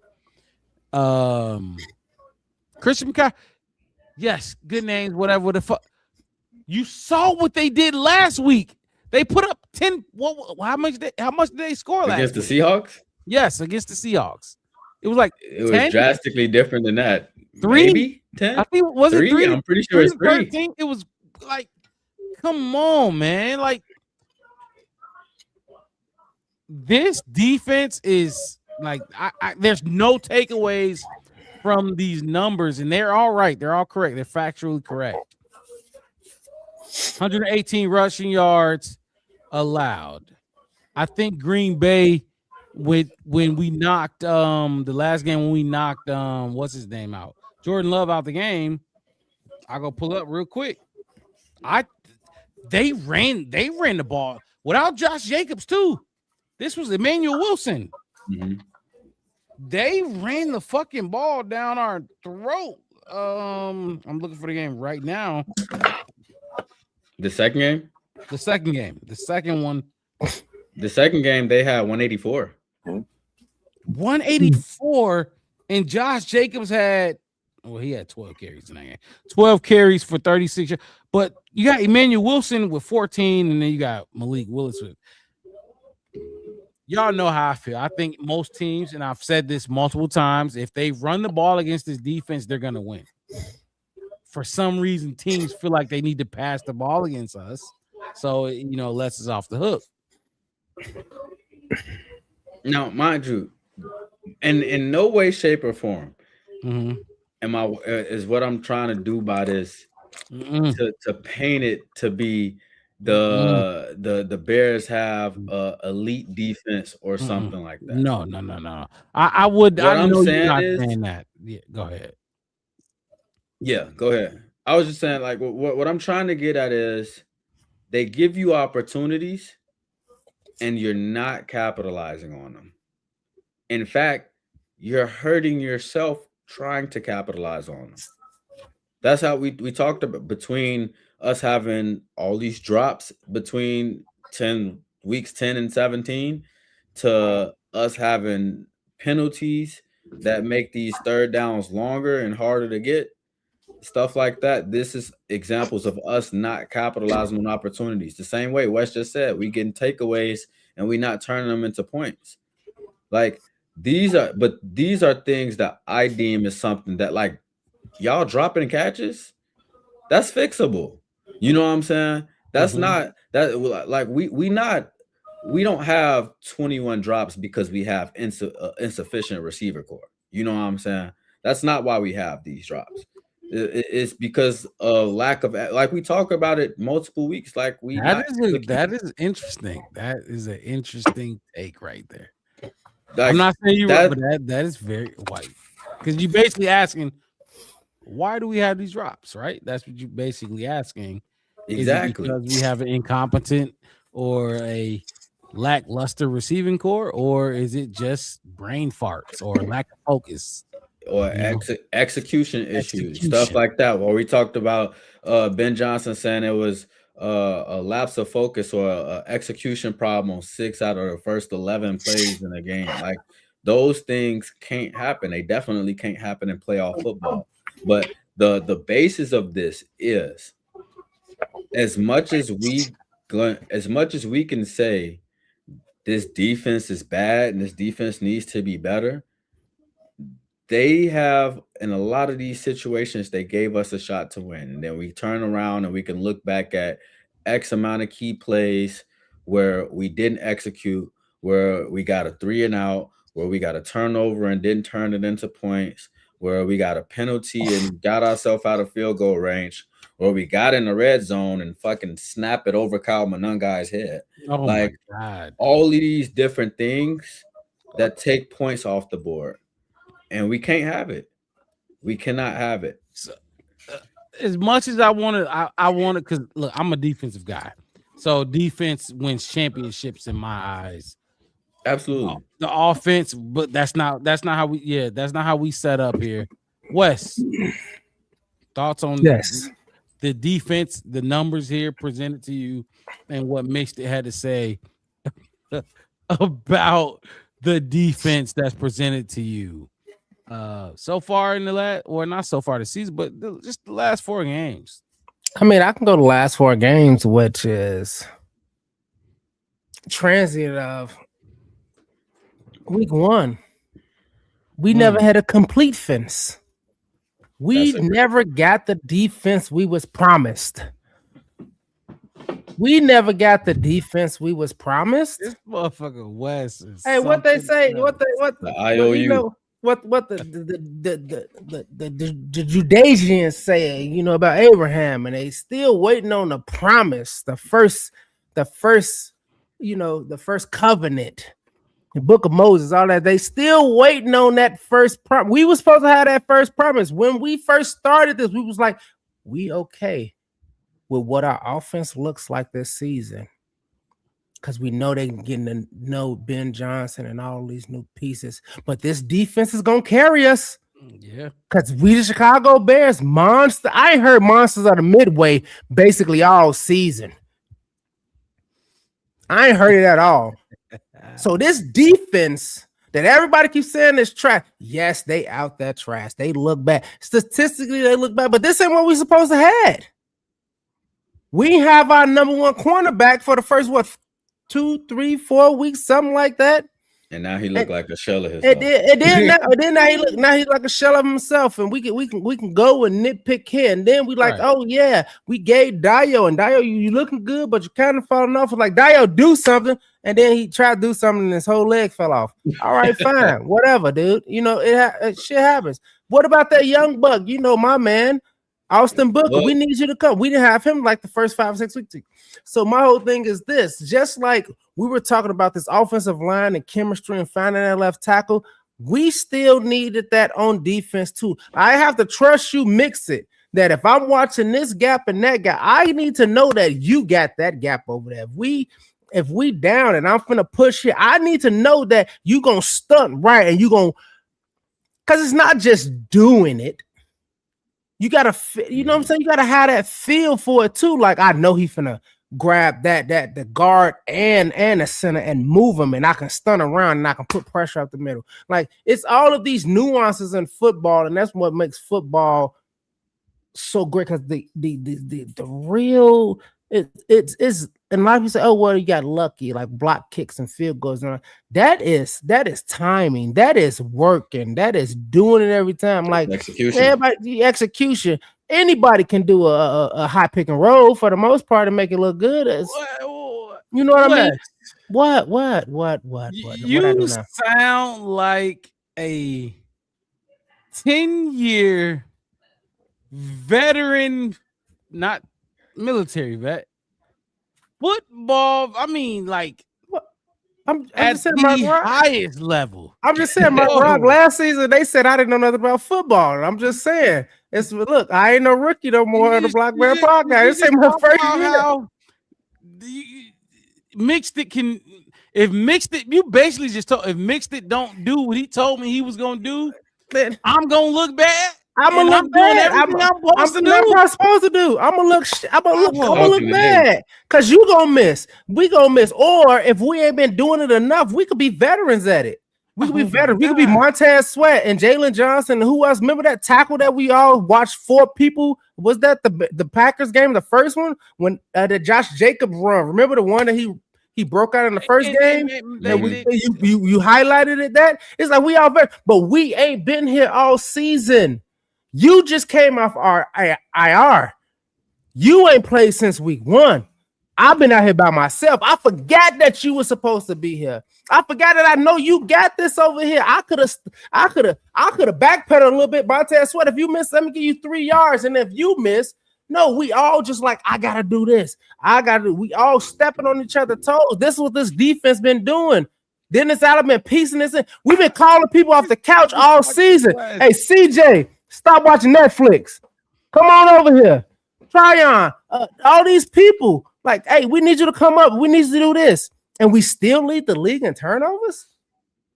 Yeah, if you go look at the minutia of it and the statistic of it, that's that super analyzing. Oh, he went 5 yards for 45 minutes. Okay, yeah, that's that synchronized, like we've been doing this and doing this and doing it wild kind of shit. And we ain't had that. Oh man, let's think about the rookies on offense that came in. We can talk about Luther. We've been talking about Luther Burton for the longest. We've been talking about Loveland and Monangai. We forgot we lost Zai Frazier and Shamar Turner on defense. Oh my God! Did you see the Zai Frazier news? Yeah. No, I did not. I told he's you medically cleared. He said it himself. So Wes, remember we talked. What was it that kept him out? And I don't know. We didn't know. We don't know. I still don't fucking know. We still don't know. Something medically. Like just say that. It was something we speculated, and it was something medically. But keep going. But my whole thing is like this. You can go across every team right now and get their number one. Sauce Gardner, Ramsey. Go pick every number one cornerback off every team and say, guess what? You're not finna play for the first 8 weeks suspension, whatever it is. Your backup finna come in. What is he finna do? And then look at what Nashawn Wright did. Look at what, you know what I'm saying? We could talk about like McLeod, and we could talk about these guys coming in. We were talking about Sanborn being gone. Remember, Mark White? We said nobody care about Jack Sanborn. We got TJ and Tremaine.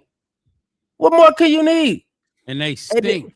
And they one of them didn't have played like the first two, like you know what I'm saying. And then Tremaine was looking good. He's finna beat the back. He was leading tackles in the NFC North for like 9 weeks. Tremaine was and all-pro Pro Bowler. All-Pro 9 weeks, and then he missed. He only played the first 6, and 3 weeks later he was still leading the NFC in tackles and interceptions. Yeah, after taking a siesta. I'll do y'all one better. He still leads the team in tackles. He still leads. See what I'm saying? Like that's how crazy these players was playing. So y'all brought up Tremaine real quick. Are y'all like, remember, because linebacker, I'm looking at him. I ain't gonna lie, I look at him when it comes to defense, I look at 2 positions the most. I start with Montez. I ain't gonna say position. I look at Montez. I was gonna do this first. I was gonna do this first. I was gonna do these first, and then I was gonna do this. So I know where you're going at. I ain't even looking at the other side, the middle. I'm looking at my 9.98. That's and not gonna lie. I swear to God. And if whoever feel like I'm wrong in the chat, I'm looking at 9.8 first, but only for a few seconds. Then I'm looking to see where my linebackers at. That's where I play linebacker. I'm looking to see where Tremaine at, where TJ at. How are they like? Because it's gonna be like this. Jordan Love gonna get, or it's gonna be a run play. So I can't sit there and look at 98 because it's gonna be quick.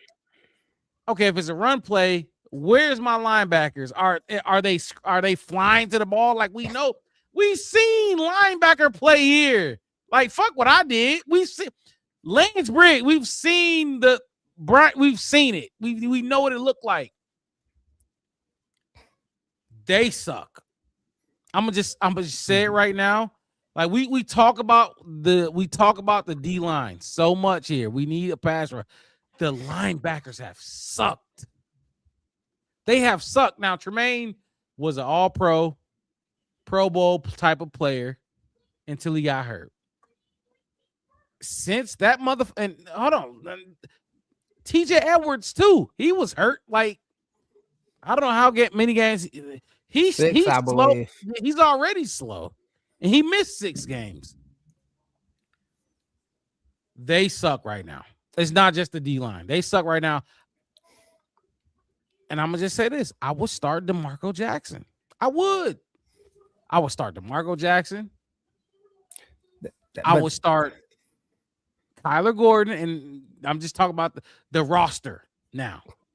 I'm not. We fellas, and tell me if I'm crazy, both of y'all. We were at our best and we were humming. Remember that feeling we had at whatever week you want to remember, whatever week y'all remember, whatever period y'all remember, when you was like, okay, this motherfucking team can go out there and beat anybody, anytime, any moment. Like, fuck the weaknesses. Everybody got weaknesses. You looking at our weaknesses like, okay, these are our weaknesses. They got weaknesses too. You know what I mean? You looking at it like that, like, okay, right now we're looking at them like deficiencies. But before, it was when all of these motherfuckers that we paid, all of these dudes, Tremaine Edmonds was off the field, DeMarco Jackson was in, two game balls, the motherfucker get a NFC defensive player, you know what I mean? And then you got CJ GJ doing, now he sucks to me, like in coverage. He's that, but you get what I'm saying? Like when all of these dudes was injured and Dennis Allen was just making, I don't know, he's making a gourmet meal out of scraps. That's when we were at our best. Now we getting Jalen Johnson back. We getting Tremaine back now. Now we've been waiting for this, but they're back now and they stink. Like we suck now. You get what I'm saying? Like, am I crazy? Am I crazy when I think like that? No, you're right in the fact that they sucked and the backs happen. We lucky. We lucky. Like, and I hear what you're saying. For me, I feel like we lucky that like Nashawn came in and did what he did. Like DeMarco came in and did what he did. Like some of these guys came in and kind of, like we said before, like we had these people we played supposed to be the A's, right? The B plus people. Our C's, C plus, B minus, they stepped up to like A minus, B plus. Well, you like, okay. And it's one of those things, like it's a good problem to have. And for me, it's like, just like we tried to before the season, we said we're gonna give the offense. And that's why I said we're gonna give the offense the entire season. People was gonna get them 2 years to figure out the Ben Johnson, figure out all that kind of stuff. Well, a lot of these guys went without. It's like, well, how do I play without this guy? How do I play with it? And then I got comfortable. I'm Tyreek. I'm used to Jayla being over there and playing, you know, shut down corner shit. But now I got the takeaway king, basically, right? And that's all he wanted. That's all he wanted. Nation, that's how he wanted to take away the ball. Take away the ball, take away the ball. Because Nation, you know what I mean? Exposed. He get exposed, you know what I'm saying? As he should. He's not supposed to even be out there. Yeah. You see what I'm saying? And then he gave you all these takeaways. He took away touchdowns, like we said, that plus or minus kind of thing. He took away, I think I looked at it, he took away 7 touchdowns total. And he took away 2 games just off takeaways. And it's like, well, I'm not used to that. I'm not used. That's not what we was planning on being in. I was having number 1 out there. Who's gonna be the shot? And now I'm getting used to this. And then he come back and they, you know what I'm saying? And it's like, well, who's going to do what and what kind of thing. And even as a coach, it's like, well, I didn't expect to have these players here, and I'm trying to put this talent here and this person here and this person there. Okay, well, maybe this person there and this person should go there. Maybe I should sub this person in. You know what I'm saying? Like these kind of packages in. And then it's like, okay, I got this package going. And then you lose your guy who looked like he's from the Pro Bowler, and it's like, oh my God, well, we'll put a D-Jack in. We don't really know how D-Jack gonna be with Noah Sewell. And then guess what? I don't think Noah Sewell go down. And then you have to go bring somebody else in. And it's like, okay, let's see what this person do, because this is all live action. These all live rounds. So for me, this is not really a defense. This is an incomplete fence. And it's still been keeping some of the people out and some of the people out of the way. So Mixed, what you got to say before I go ahead and ask? I mean, other than safeties, question for both of y'all. What do you got to say about just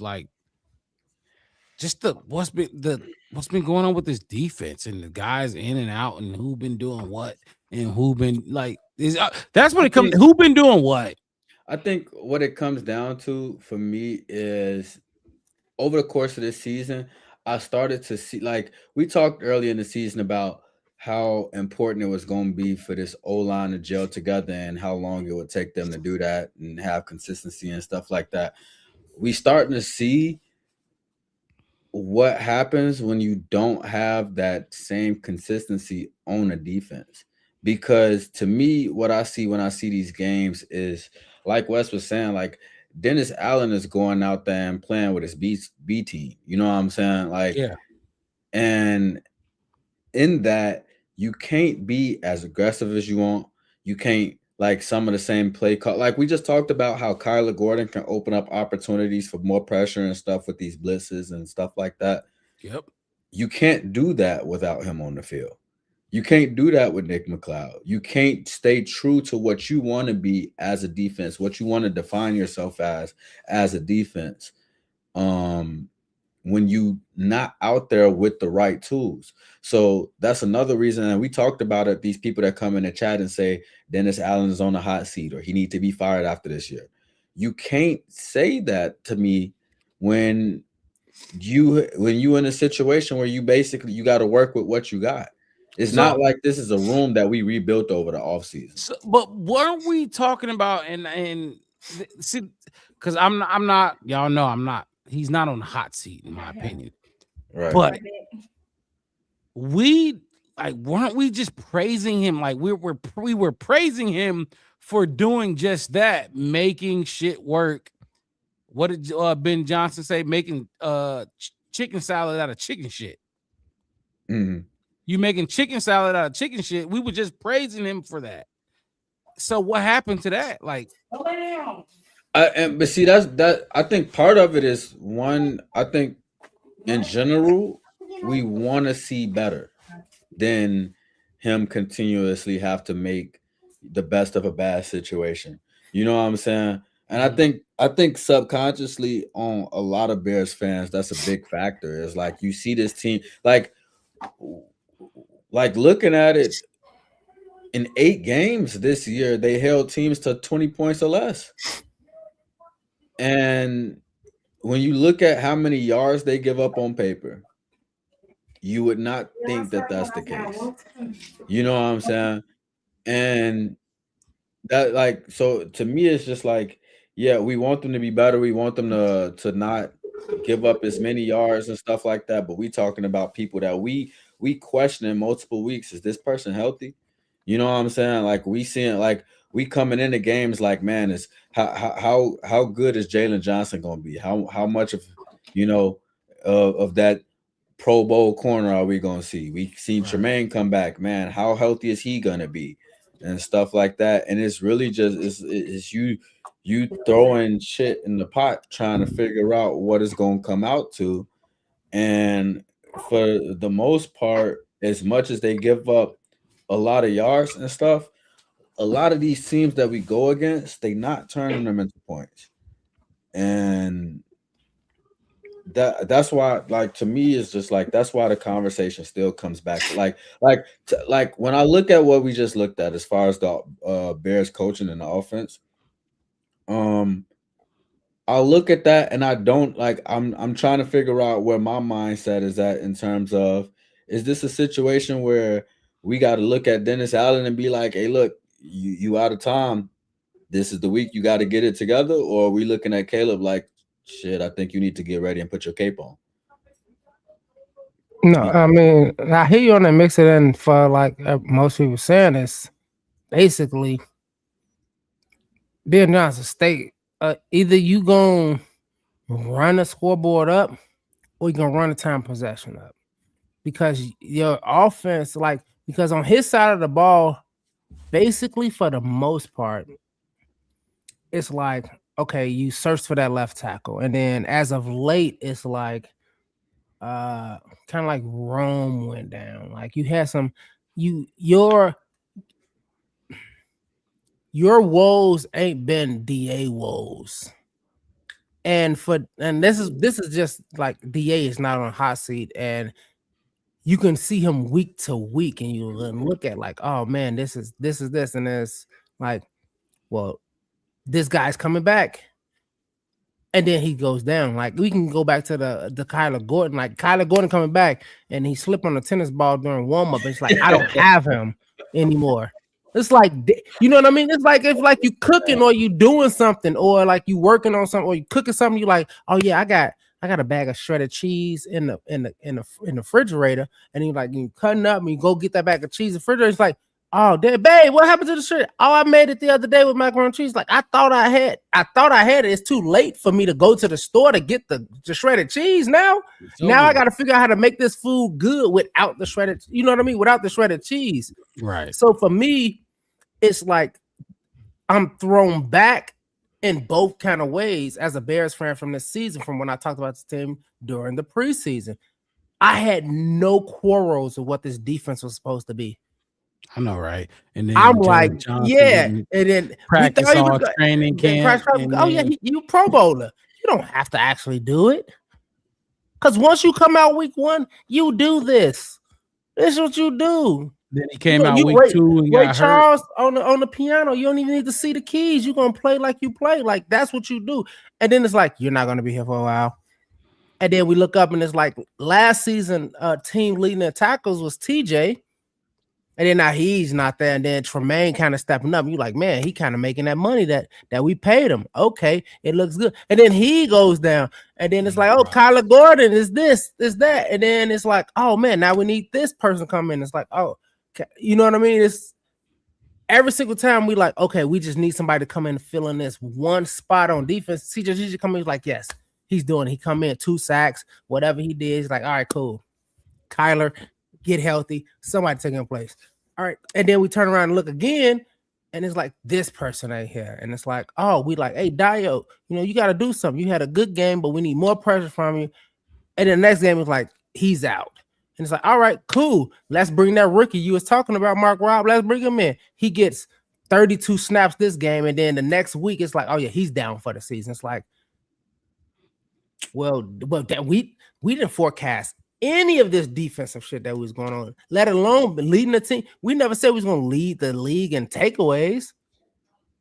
We like, for me, it's like I take it as a success for Dennis Allen and Al Harris and all those people on defense. Like, y'all did kind of do something. So if anybody want to say, any analysts want to say like, well, y'all did this. Well, y'all talking about that Lions game that haunts us week after week because we have to catch back up to such a terrible game. So it's killing the stats. Yeah. So look, I ain't gonna lie. So, but we do suck on defense. J2K and the comment section, the chat been hitting home on some of the points I was looking to make towards y'all, and so I'll just give them, you know, as I ask y'all these questions. Where is it? Okay, this is one right here. This is one I'll let him. So J2K said, how did the cornerback go from a team of strength, top 5 in the NFL, to this mess? Shaking my head. What's y'all thoughts on that? Injuries. Wes, No you know, chemistry. the DP room was our deepest, toughest room. We praise them. Best 1-2 corner before we knew what Nation Wright was. Best fly receiver. We just paid him. The Giants. We did the Giants podcast. They were trying to tell us about somebody named Brian whatever that dude name. And his stats was cool and all that kind of stuff. Vikings too. They tried Vikings, all of them. They tried to say, well, we got Kyler Gordon, but like y'all just said, he played 3 games this season. Like, what you gonna do if you don't like? And Mark, you said that this is one of your hated kind of terms in football. Your best ability is the accountability kind of thing, but goddamn, you know what I mean? You got Tyreek, Jalen Johnson, and Nahshon Wright. Those are 3 that shouldn't like when you name those. You 3 forgot about Terrell Smith went down instantly. Right, but we shouldn't need him with. We got those 3 guys. Yeah, we got those guys, and it's like we worried about fucking Jaden Reed and Romeo Dobbs. Fucking, and it's like y'all worried about the niggas. I ain't really. It's not even a worry. It's just like like my whole thing is this. Every team want to come on. Oh well, we hurt. They lost this. I mean, if you watch any commentation across national, local radio, well, we didn't have this guy, and this guy was injured. Drake London hasn't played for 5 games, and that's why the Atlanta Falcons. And it's like, okay, all right, I'm a reasonable man. I know I sound like I'm crazy sometimes. All right, cool. But what about us when I say Romaine played for 5 games and Kyler Gordon missed 14 games? And they're like, well, the Bears just suck. No, we are going through the same thing where their defense sucks. And it's like, but when another team loses Fred Warner and Bosa, y'all like, well, the 49ers will be a contender, but they lost these 2 people. Our defense was probably better than that defense last season. Okay. You know what I mean? Like, my whole thing is we don't have a Nick Bosa. We didn't lose a Micah Parsons. We didn't lose nobody like that. No, but the problem Green Bay is didn't even have Micah Parsons when the season started.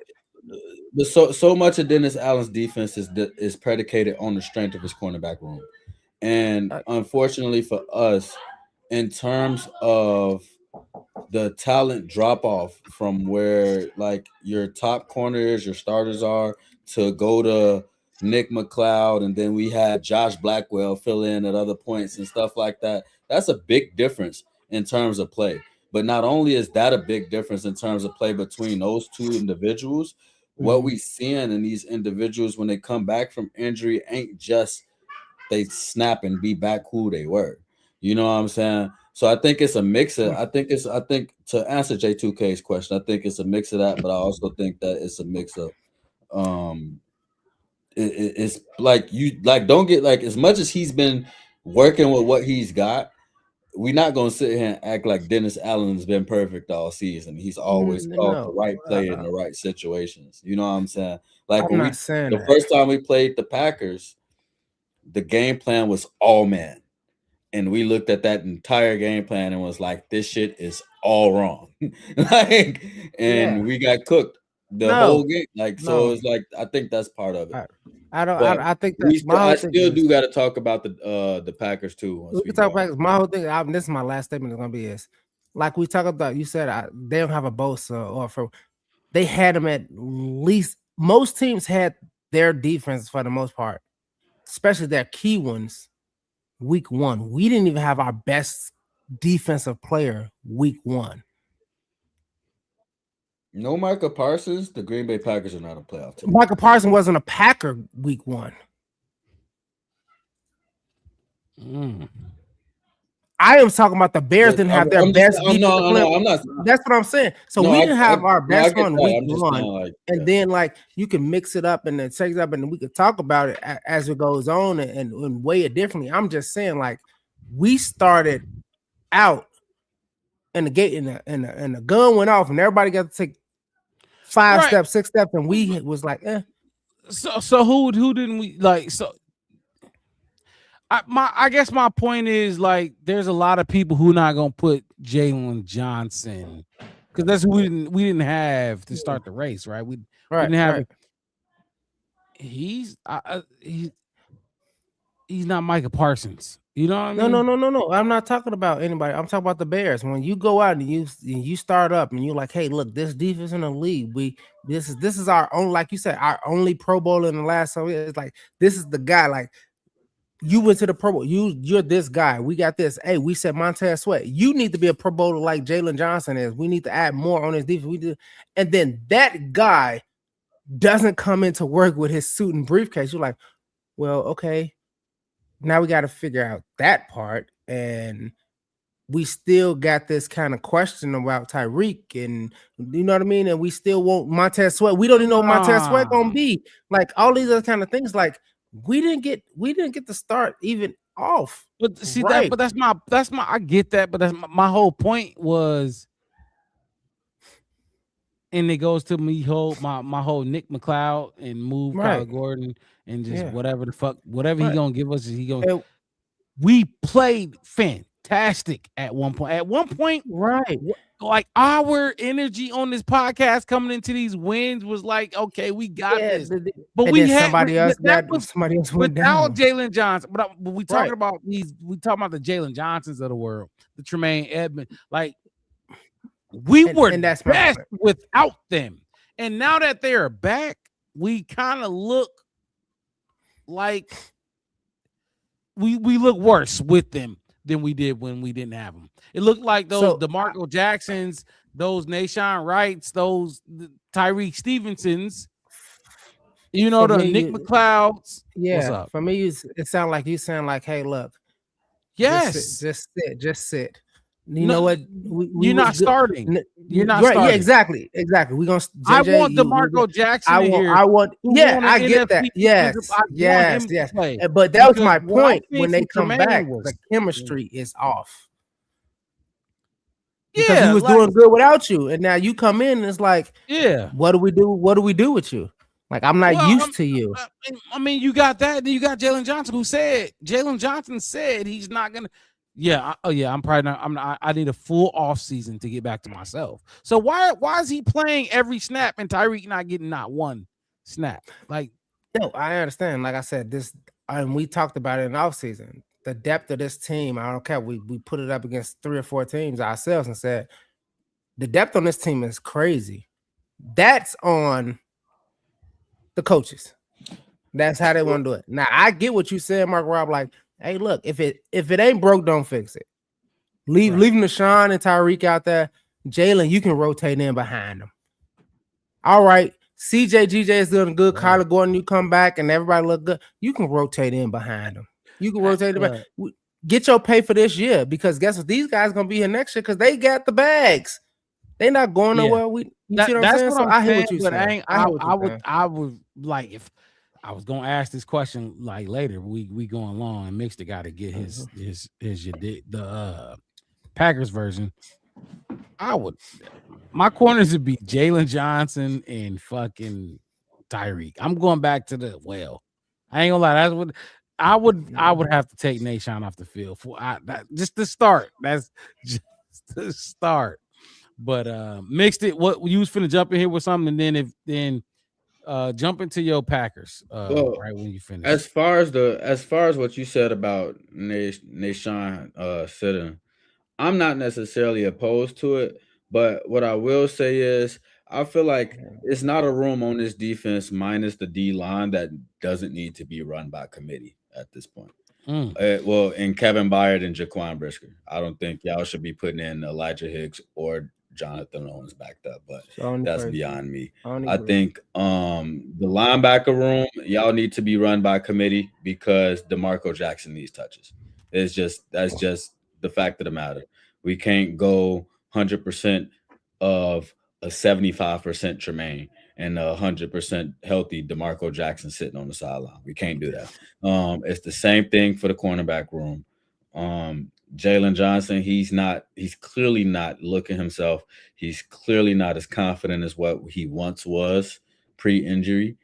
And we talked about it before. I don't have the stats up right now, but we had a conversation when he was coming back on whether or not if we would sit him or Tyreek. And Tyreek's stats was pretty comparable. Like it wasn't just a clear sit Tyreek. You know what I'm saying? Like we talked about him being more sticky in coverage than Deshaun Wright. Hopefully Jalen Johnson would come back and be more sticky in coverage than he was and what we were used to seeing in that. But I do feel like with the fact that the people you consider to be at the top, like at number one in these rooms, to not be as healthy as the other guys in these rooms, and they've come in and put up key performances before, you got to get them on the field. So I don't know if it's certain packages you want them to be switched out in or whatever the case is, but we shouldn't look out for the rest of the season and see DeMarco Jackson not log more than 10 snaps or 12 snaps or whatever he had. We shouldn't look out for the rest of the season and see Tyreek Stevenson not log a single snap in the game. It shouldn't be the case. Is that disruptive to the cohesion within the unit? Maybe, but it's the like you put Jalen Johnson out there who is at 75%, and then you put him in man coverage, press man at that, where he has no help, and then you hope Jalen Johnson can still make the play. That's a area that you don't want to live in. Look, hit that like button, subscribe to the channel, the Black Bear Podcast. One word, no spaces, the Black Bear Podcast. I'm your host, Mark Robb, with my co-host in the building, Chef West to the right of me with the 8-fold on his chest, and Marcus motherfucking mixed it at the bottom of your screen. We got a playoff game to watch, not just a regular. This is a playoff game. If we lose, we gonna be in this motherfucker talking about who we finna draft, and you know it's gonna be defense. We're gonna get into all that in about 4 more weeks. The strengths and weaknesses of the team type shit. Like Wes said, 4 more weeks. 4 more weeks we'll start talking about that. Away from that. Love to hear it. Hit that like button and subscribe. Mixed it. Jump into your Packers. Well, I think Wes already answered the question, but before I transition over, I just want to ask you, Mark Robb, because I didn't hear your answer if you did answer it. But which group do you think needs to come out here and have and be the X factor? Do you think it's the defense? Do you think it's them needing to come out here and play potentially the best football we've seen from them this season? Or do you think it's the offense needing to go and capitalize on the opportunities? I think the defense is a lost cause, and I think the offense is it's all about the offense. If to that question, it's all about the offense. I don't know whether if you want to say, do I feel like the offense needs to come out here and put up 40 points? Then yes. Do I feel like the offense needs to control the time of possession? Yes. Anything offense, any avenue, you get what I'm trying to say? Any avenue you want me to go with the offense, I'll say yes. The defense is a lost cause. The only way this defense is successful tomorrow is which we haven't really talked about much, which I was going to get into, but I'll say it now. Jordan Love ain't played in the last three games. Mm-hmm. You can hope for rust from Jordan Love. Rust. Maybe he overthrows some of these wide receivers. Maybe the win. Jordan Love, he throws off his back foot. Maybe that goes on. Hopefully that goes on. Now that's what I was hoping. But if not, if Jordan Love playing like Jordan Love been playing, like gotta keep it a buck. He gonna shred. We can't run with them. Bo Melton caught his second pass of the season, and it was like a 50-yard touchdown against. We cannot run with them. We won't be seeing him either if y'all didn't know. Right, Bo Melton on IR, and then Dontavian Wicks is ruled out. Right, but you get my point. Then, like you look back at what we can't run with this team. Now, I got a question for y'all that kind of feeds into this that I won't ask it now because I want you to get to your Packers. You did okay. We can spin the block down. Yeah, no, I got it. I got it holding. I'm waiting for it because this is a big question. I want to ask both of y'all. But All right. yeah, no, yeah. Offense is more crucial than the defense to me is a lost cause. So go ahead. What you got for your Packers? All right. So we're gonna go ahead and talk about what we got in store for this Packers game. I wish, you know what? I ain't gonna lie, y'all. We should change the name of this segment for the Packers. This shouldn't be the mixed it matchup no more. This should be why the Packers shouldn't have a chance in hell at beating the Bears today. Wow. I said today because it's 12 o'clock. But the Packers, and y'all know I don't like this team, but I'm gonna be honest with y'all. They ain't been playing good football. And that's a fact. From an offensive standpoint, over the last 4 games, and y'all can come in here and say they rested they starters week 18. I don't give a damn. Because in over a 4-game period, they scored 69 points. 17 points per game. Was the 4 game, was that before us or starting? This was the second Packers game included in this. The first one was week 14. So it started with 15, us. 16, 17, 18. Okay. Gotcha. So who did they play 15? Denver. Oh, they played us 14. They played us 14. They played Denver 15. They played us again in 16. Oh, so the loss don't the win for them against us don't count in these stats. It don't count in these. God damn, Marcus Mystic. Thank you. You get what I'm trying to. That's what I was trying to ask. Come to the. I got some. I kept the playing field the same. We went the last 4. It was the last 4. Got some. So wait, hold on. So their last 4 was us, Broncos, us, Ravens, Vikings. Okay, I got you. And they won these many. Now, what the president at? The president name. Not only that, Wes, but since we're talking about how many points per game they scored, right? You know how I just said they only scored 69 in the last 4. Mm-hmm. Let's since they rested their starters in week 18, let's take out what they did in week 18. Okay, now they only scored 66. That's what they got. They got 66. Not including that game, 69 including that game, and in that same span, they gave up 113. That's not good football on offense. They gave up almost as many points as they gave up more points than we scored over the last 4 games. Pass yards per game, 179. Against the Vikings in week 18, since they rested their starters, -7 at the end of the game. Wait, -7 what? Pass yards is what they finished the fucking game with. Oh man. Like that, yeah. That what game. What Bad Truth at? What Bad Truth, you still in here? I want to give a big old what you mean? -7. They have more rush yards than us. Y'all better say y'all playing. Right. Keep going. They had 129 rush yards, so they've rushed better than us over the last 4 weeks. But in that same span, they had 3 turnovers and 5 turnovers on downs. 5. So eight turnovers. So 8 turnovers. The category. Mm-hmm. I like it. I like the turnover. The one thing that they do the one thing that they do better than us. The one thing that they do better than us. They do something better than us, bitch.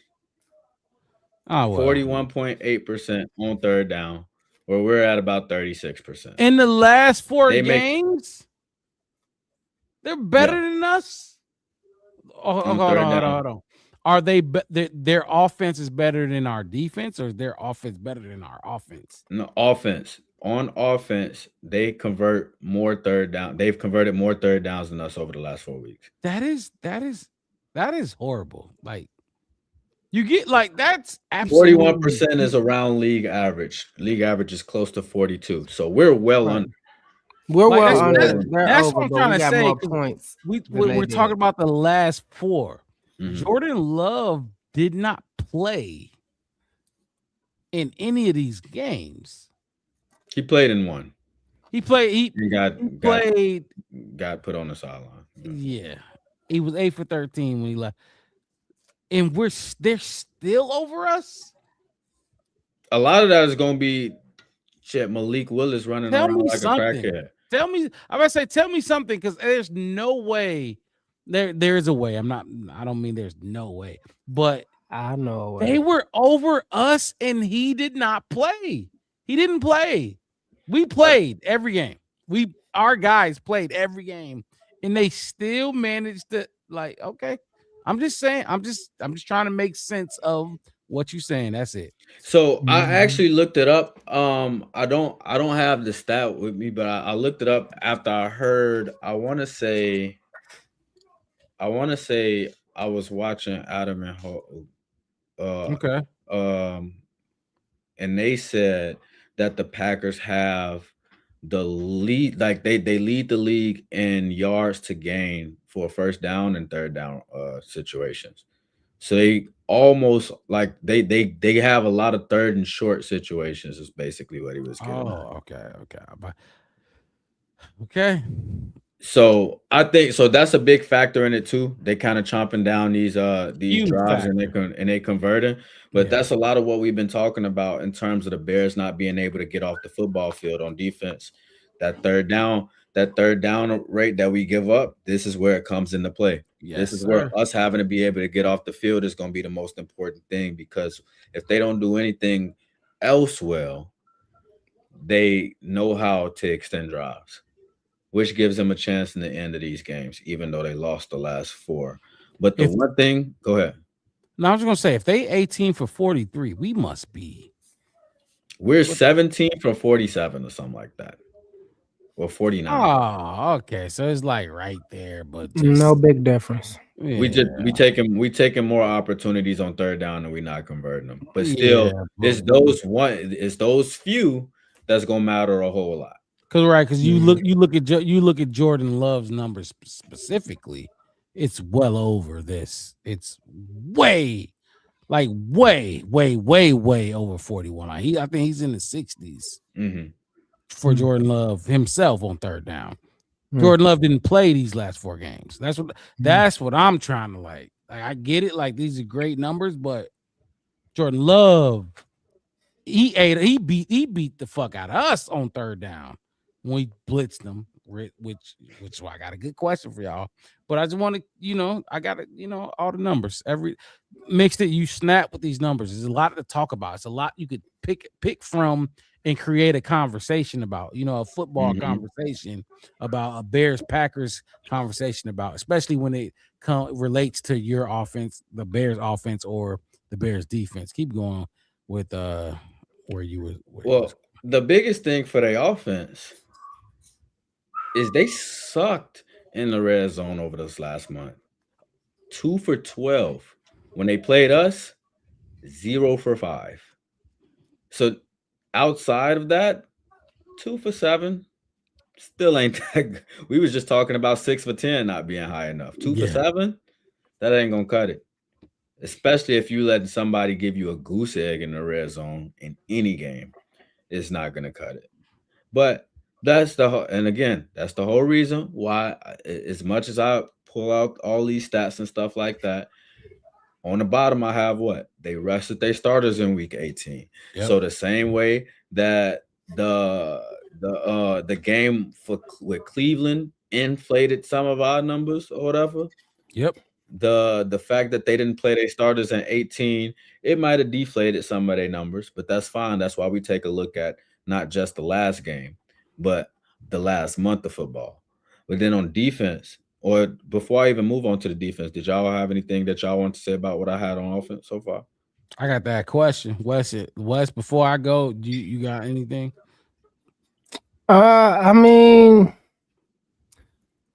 for me, statistically looking at it, okay, last 4 games, like they lost. And then, like you said, the points. And then you can be like, Jordan Love, This is for me. It's like it's football. It's highly unlikely you finna not play. What was it? 3-4 games. We knocked them out one of those games. So let's just call it 3.879 games and come in and He's just playing fuck lights it out. up. Yeah, and fuck it up. You know what I mean? And just fuck it up. You know what I'm saying? We just talked about how our defensive players all year long have been in and now they're coming back, and we're like, damn, you gonna be 100, you gonna be 100, you gonna be 100. And I don't care. I don't care how good you are. Like you take that day off, you lose that one step because yeah, you the quarterback, but your wide receiver might have learned something. He's taking a different step, a half an inch step further. He's like, man, I Malik let me go left on this choice route. And then you throw the ball, and then you thought he was gonna go right because a month ago he was going right on that route. Now, because Malik he's starting to go left. That's a turnover. Kevin Byard gonna eat that shit up. All this other kind of stuff. So for me, it's you pick the role. Okay, I'll contrast this. Ben Johnson said we'll be playing our best football in December. We're not gonna talk about January because this playoffs is just what we're playing. They took the route of playing their worst football in December, and you're not gonna pick it up. You're not gonna pick it up. And it granted, looks like they just haven't recovered after Michael went down. Yeah, all right, fine. Because he went down in the Broncos game. Yeah, that's fine. That's fine. But for me, I'm talking about like the offense. The Jordan Love was like. So this is what I'm saying. So, okay, so I watched the last 4 games, even when we played them, and I saw Malik scramble and do these kind of things. We're like, man, we got to put him down, all this kind of stuff. And let's just say, for instance, again, you already got a concussion, right? So if you do have to scramble and you do get kind of hit, right? You finna bring in who? Because Malik ain't active. You see what I'm saying? So for me, is he out? Is Malik out? Yeah.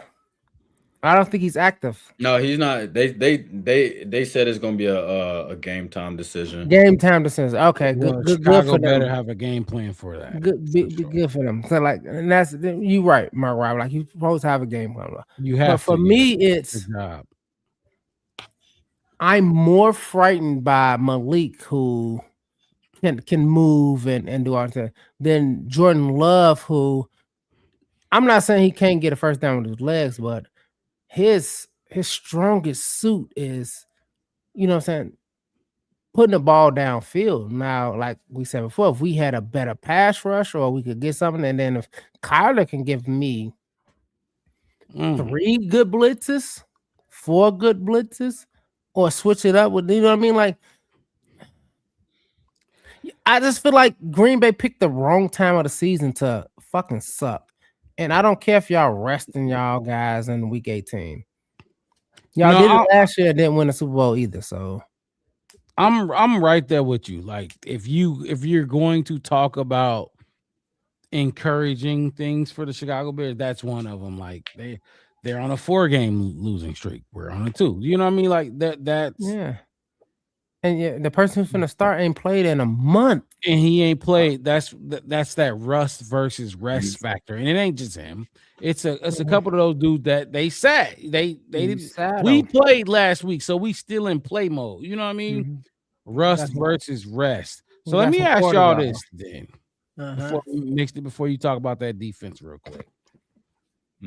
Would you prefer the Chicago Bears blitz like game 1? That we blitzed game 1 like a lot, and that was a big thing. Jordan Love did what he did against us. Or would you prefer the Chicago Bears play bend but don't break, and you lose the time of possession? because your defense is on the field going defending 10, 11 play drives, as opposed to you're taking that risk like game one where you're trying to blitz him and he's throwing it deep, and hopefully, maybe they get a little faster. Maybe our DBs are faster this game and you get an interception and you stick with them. So do you prefer game one scheme, or do you prefer? Well, see, I feel what they like do the next game?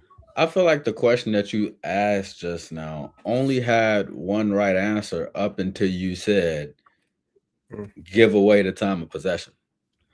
I feel like Right. the name You play bend but don't break. You're giving up clock.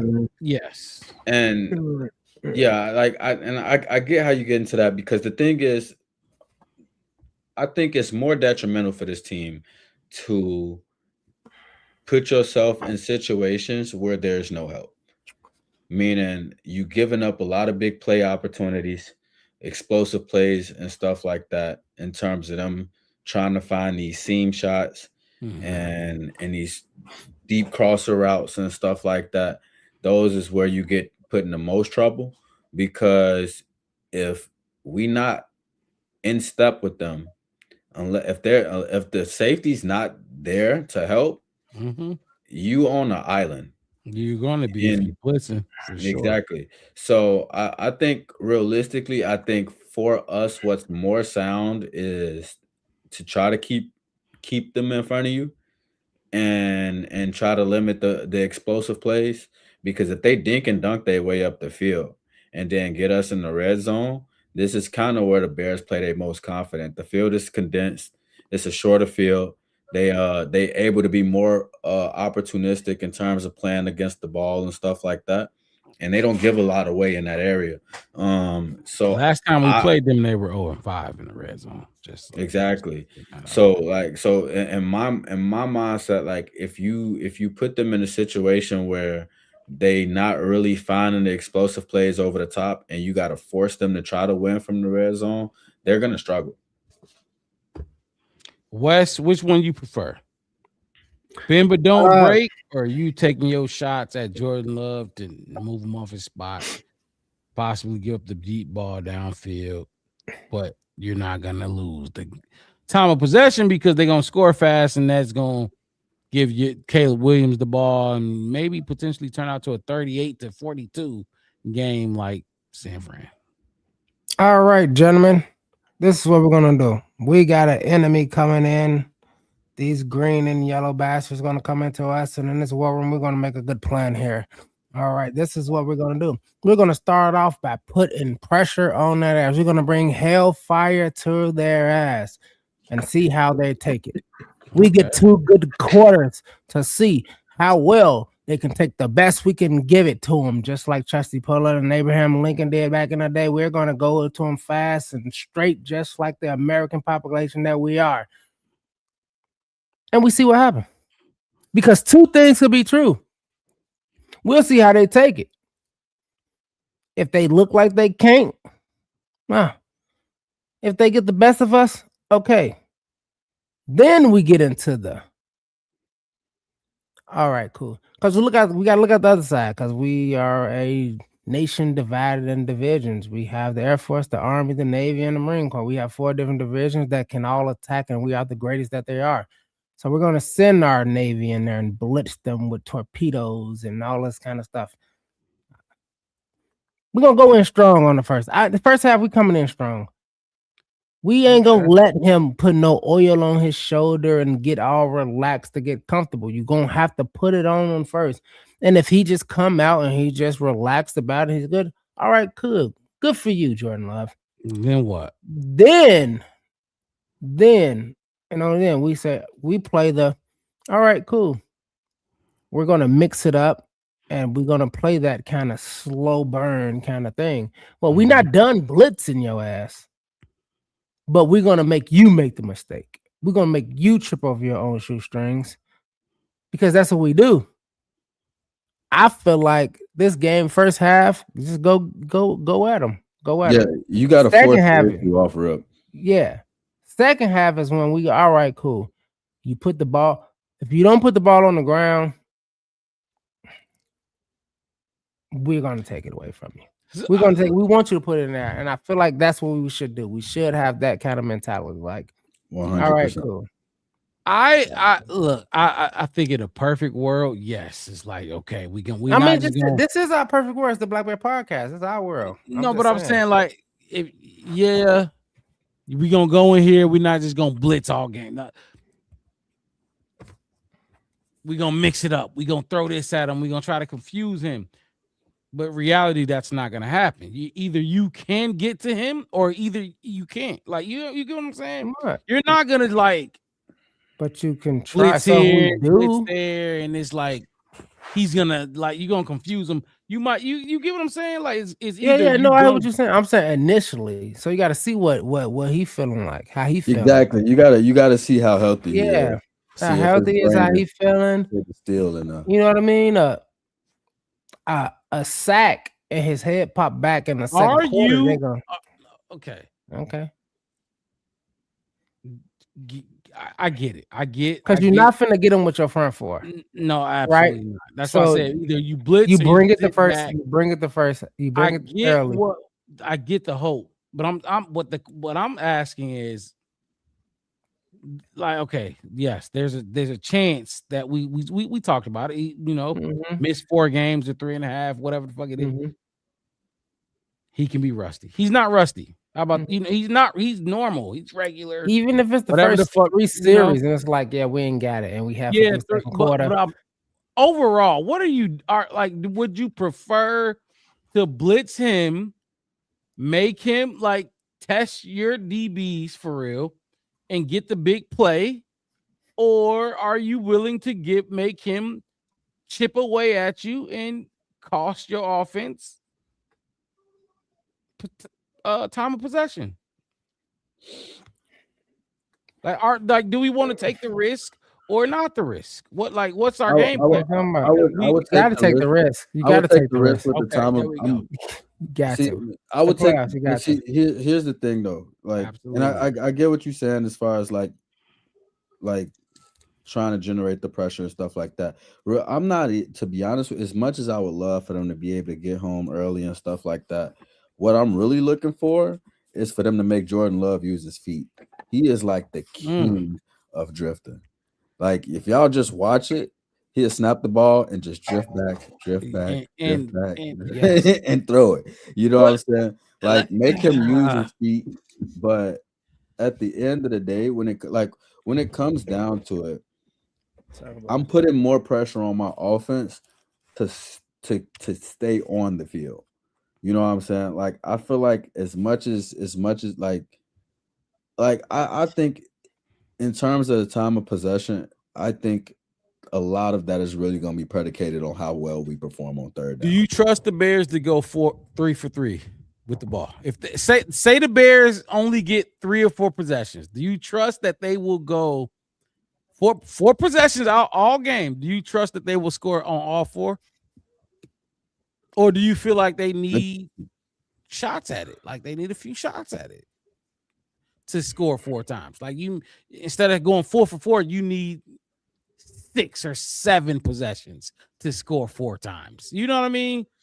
I trust they can go 3 for 3 or 4 for 4. It's just I really what don't it is. think, like when I look at this Packers defense, I don't look at anything that's really stopping us from scoring the fucking football. So what happened last game? And we don't score the ball. A lot of times it's because of us. I get it, and I feel that. I really do. But when we look at we look at 2 games. There's 4 quarters in every game. 2 games, that's 8. They probably won 6 of the 8 quarters. Do y'all agree with that? Who won? The Packers. Yeah, and that's our fault. Thank you. So okay, so we're saying it's gonna click now. They're not beating us. No, not that it's gonna click. It's just more of going from. I just want to hear something that made me like because look, hold on. I'm not picking the Packers. And I have a reason for that.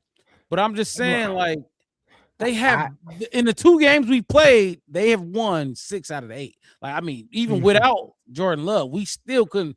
We needed a onside kick. We needed they needed to block field goal.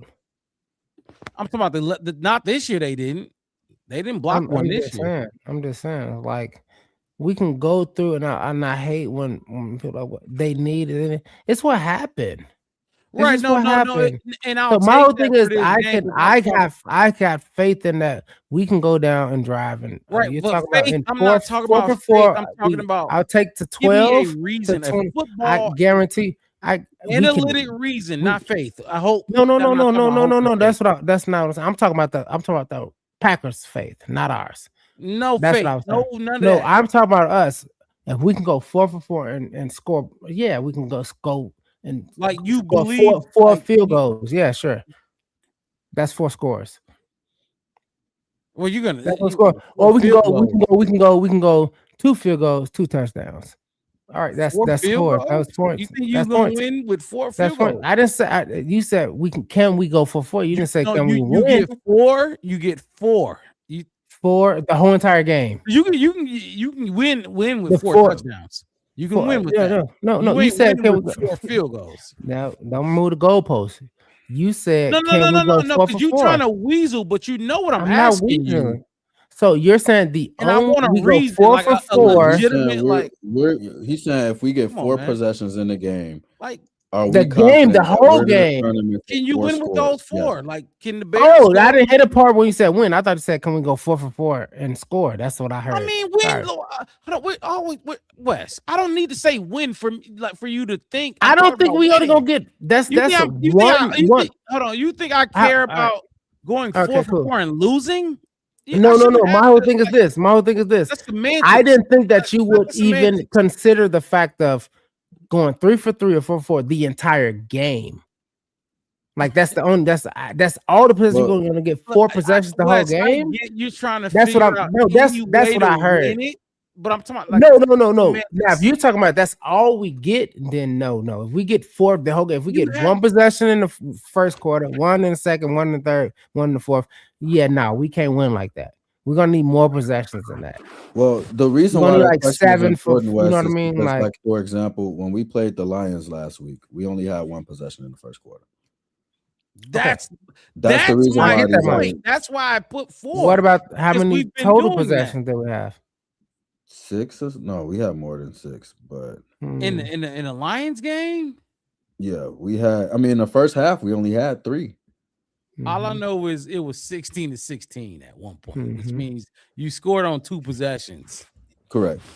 In the entire game against the Lions. That's all I'm saying. I'm just like. So, but to answer your question, Mark Rob, yeah, I think that we can go and get 4 out of 4, and furthermore, I think we can win the game even if we don't get 4 out of 4. The fact of the matter is, 1, the Packers have allowed higher stats in points allowed, pass yards, and rush yards than our average over the last 4 weeks. Second of all, the game that they beat us, we had 10 penalties for 105 yards. Game that we beat them, we had 4 for 17. So that goes into my point where I say they didn't play a game good enough either time to beat us. We beat us.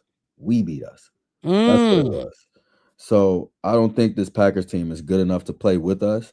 And I think that the problem that we have is an execution issue, or that we've had is an execution issue.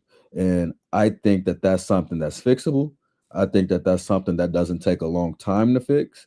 And I think that if we come in this game and we're executing, again, the Packers don't have a shot in hell. Like it's the last game of the season. Man, I disagree. I really disagree with y'all. I really do. That's okay. And every we are out. Look, we are outmatched in this game. Like how? This is not a good matchup. I'm gonna tell you right. Look, and their defense is dog food. That's why I want to get to your defense.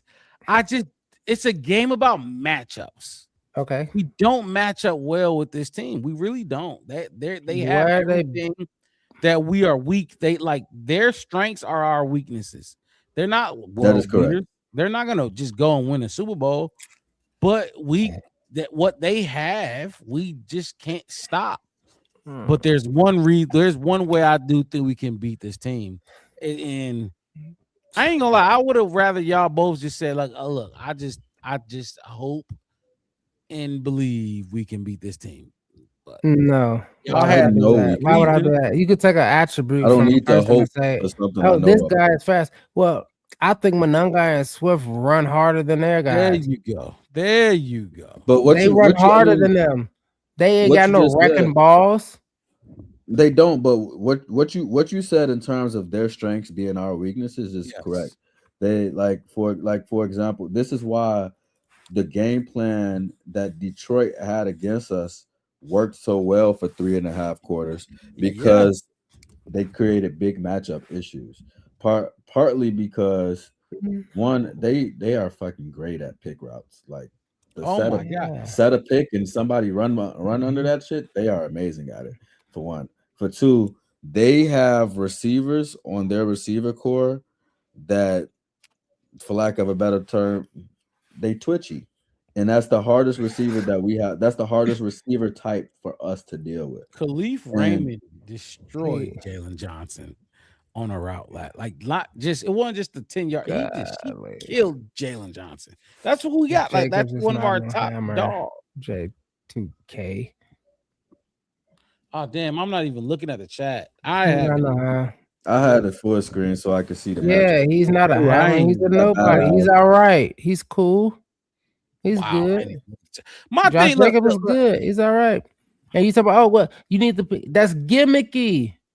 What's that? That's gimmicky. No, you have to run a crossing route. They have to run. They have to. But that's simple. It's the easy way to get open. That's especially when you play man coverage. That's literally a definition of a man beater.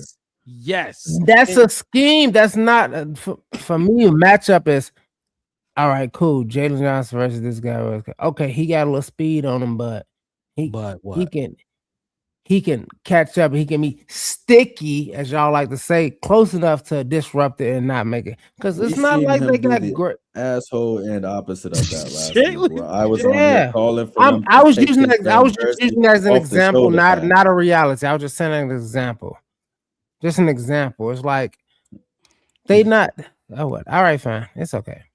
I'm gonna say this. PSA, Chicago Bears players, show these Marcuses wrong, please. So I don't have to do this again. How you got to show me?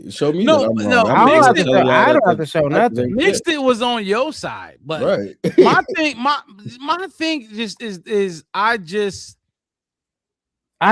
see the mismatch. I think it's a pound for pound. It's a flesh for flesh. Like, okay, yeah, you got a thing that you can do better, but there's a lot of things they ain't hooking and they can't. Watson ain't coming around 5 yards, turning around and catching the ball. That's a pick. He gonna run away from you. Exactly. That's what I'm saying. He's gonna try to run away, but if he get covered over the top, then he's nothing. So, Mark Rob, let me ask you a question.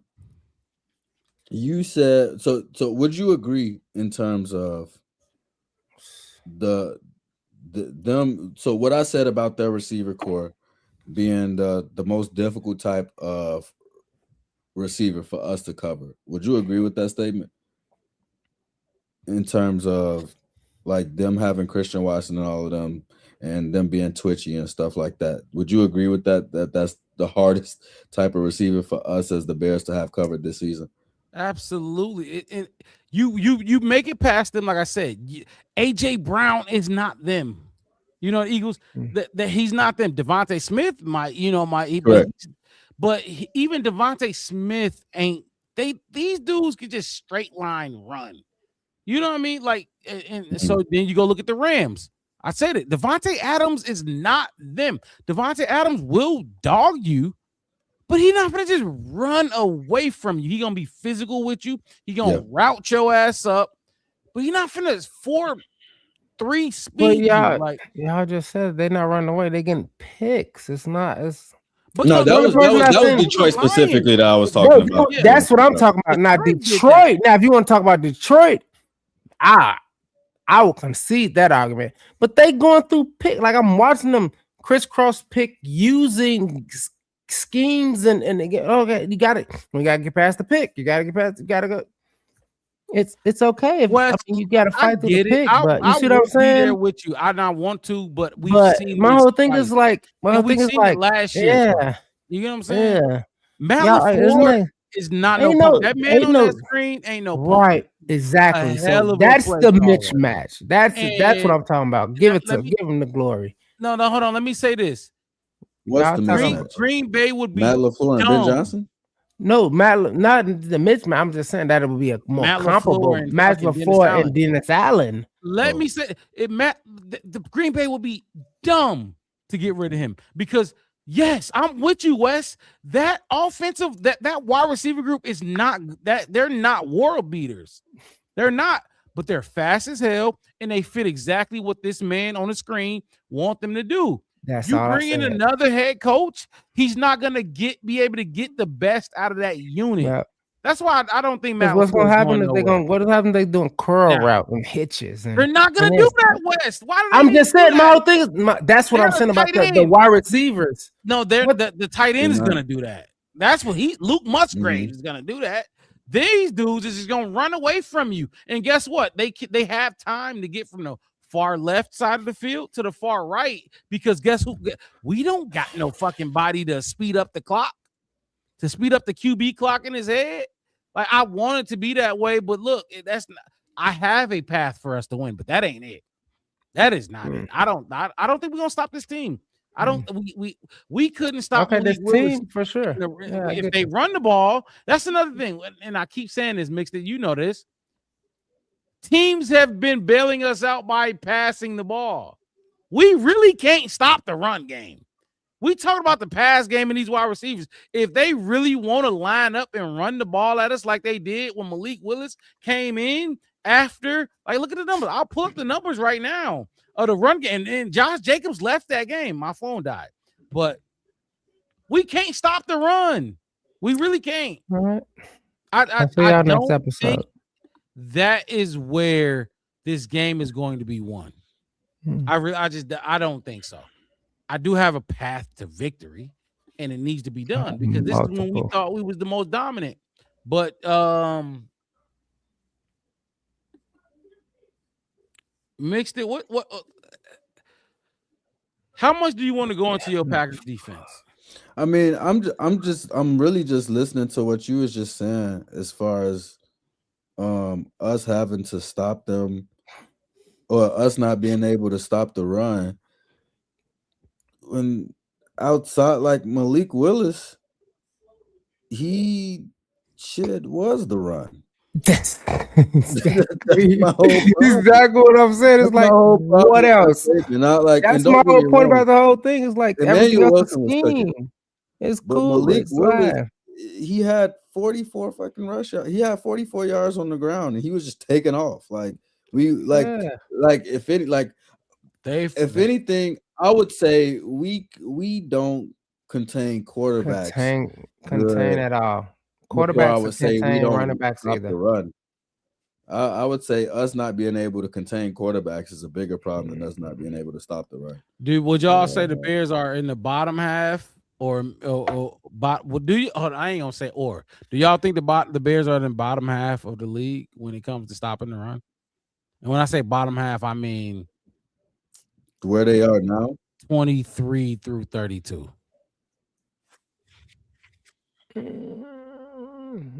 I'll look it up, but I guarantee they're. I think we border there. I think we border that statistically. Yeah, sure.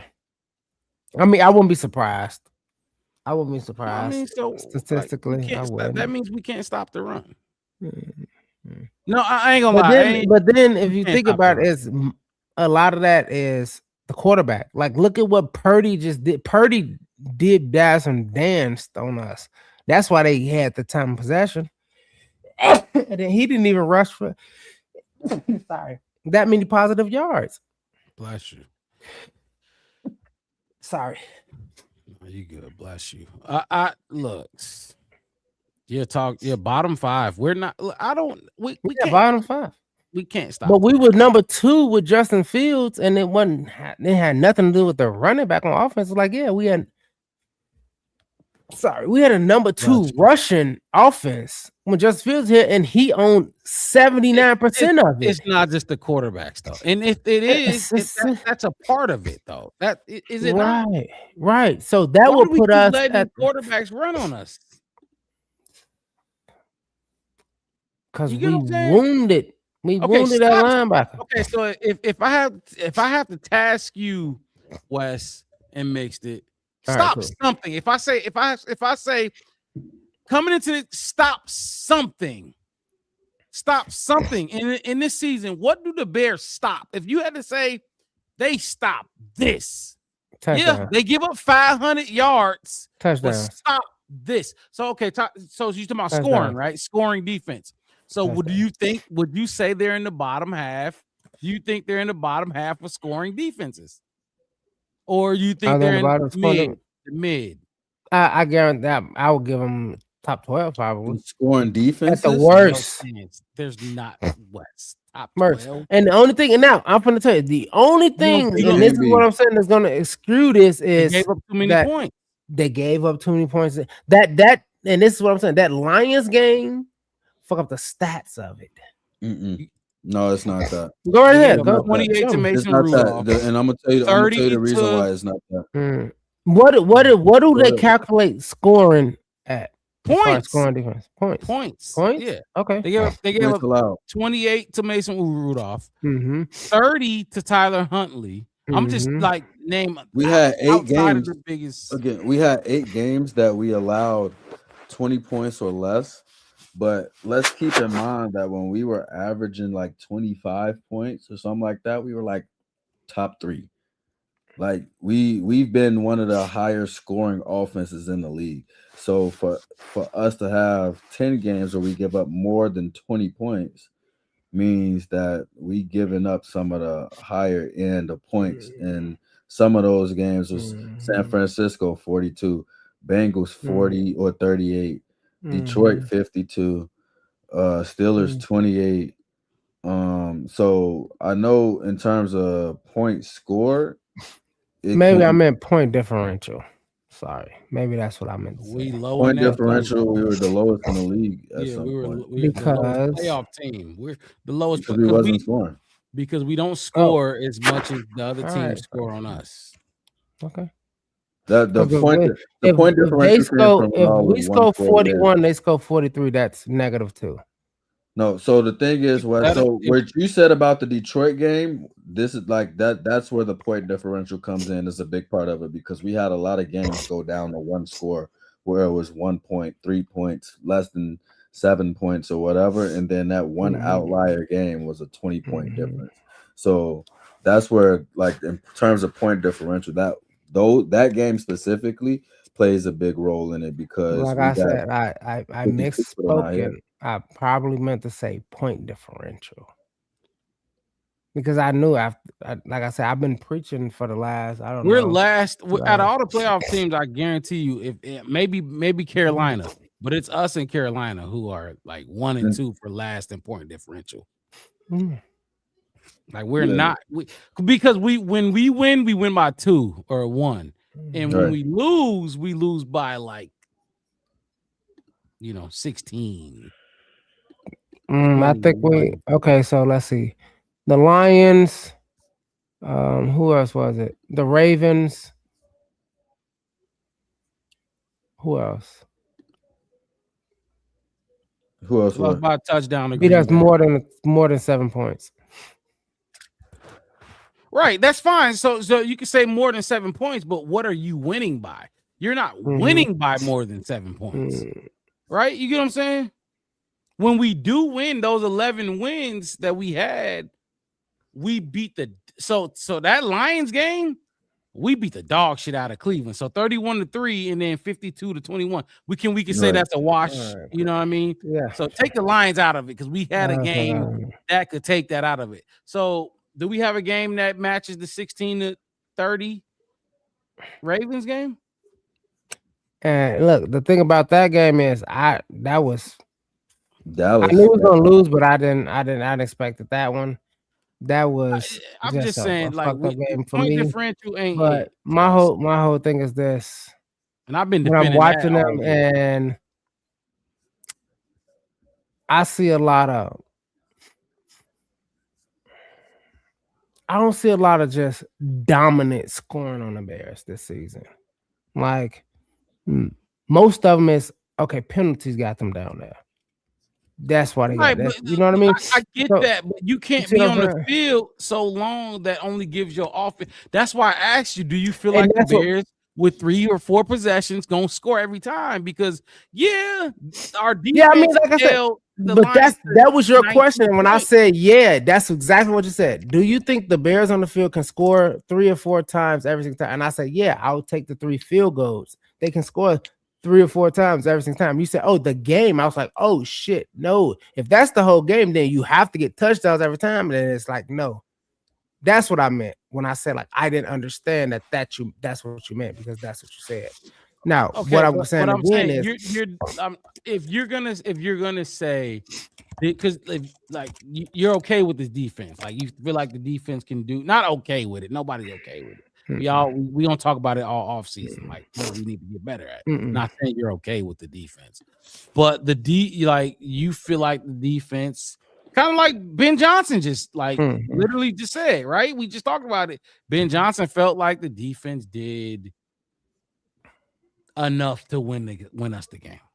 yeah, because what they are, Because of they're the total nothing. points. They're like I said, they're not this. Like from what I've had this entire season, it's like y'all did a good job for what was there. For me, I'm more disappointed in the, hey, look, we gave y'all 33 chances, y'all scored. Do we got a stat for that, Mixed It? On all the turnovers that we got this season and how many times we scored off of it, even if it was a field goal?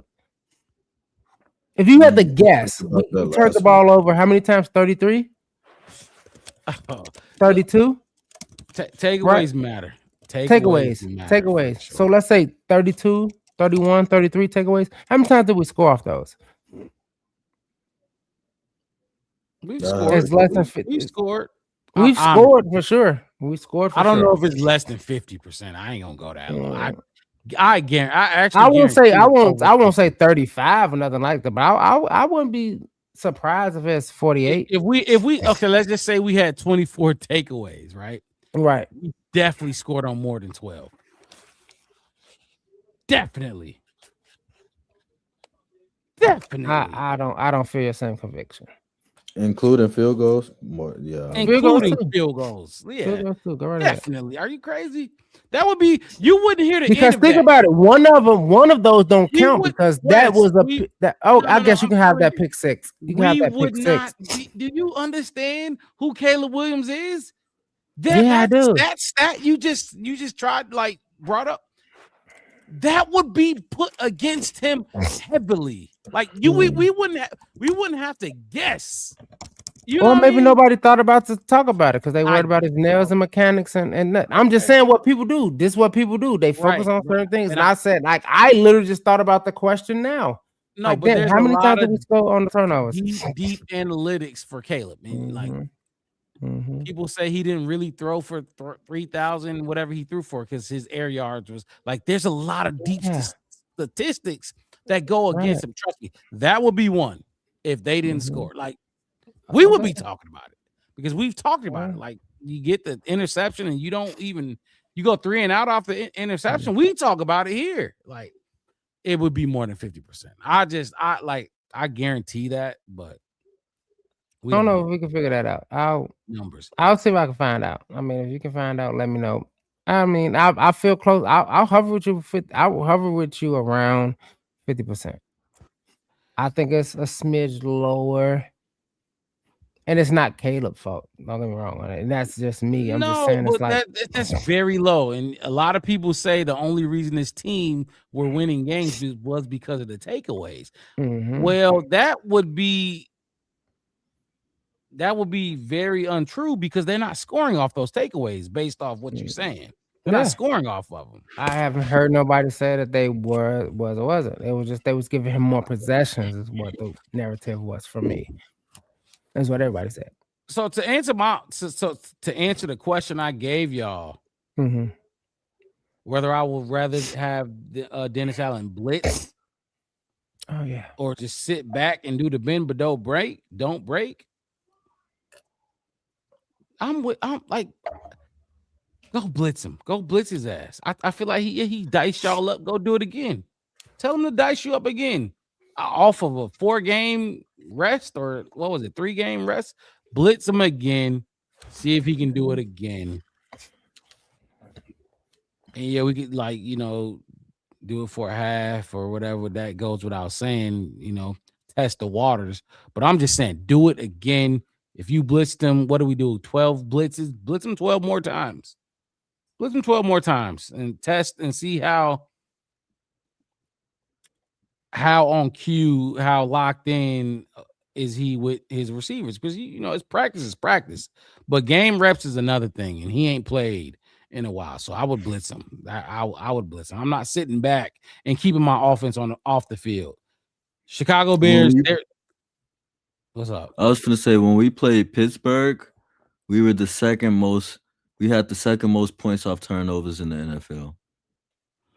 Yeah, no, we score off. 73. Yeah, we definitely score off the turnovers. We definitely score something. There are times where I'm pissed at Ben Johnson for doing dumb shit for sure, but we definitely score off these turnovers, or we wouldn't be here. We definitely wouldn't be here.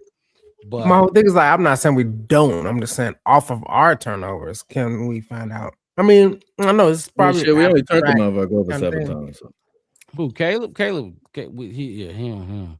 Yeah. So my whole thing is, sure, okay, if they turned the ball over, I don't know, 17 times and scored 8 times, it's like, all right, cool. Versus our turnovers. Because if I turn the ball over, think about this. All right, 17 times. And I'm just saying. No, based that offense don't turn the ball over, Wes. No, not our offense. Not our offense. I'm just saying if we take the ball away. Sorry, that's what I was talking about. Oh, okay, So 17. We probably scored That should need to be around 80 to 85. 10 of them. 10 out of 17. How about that? Okay. I'm willing to think about. Wes, what are you eating? It's chicken. Oh, fuck. I forgot to fucking tell you. Welcome to 2026. 6 years of being a vegetarian and vegan, and fuck it, I quit. You just fucking Mark Rob, I told you. That's where I'm at in life, bro.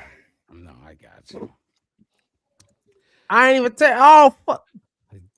I forgot to tell my brothers, man. Look, 3 days ago, man, I went to Portillo's.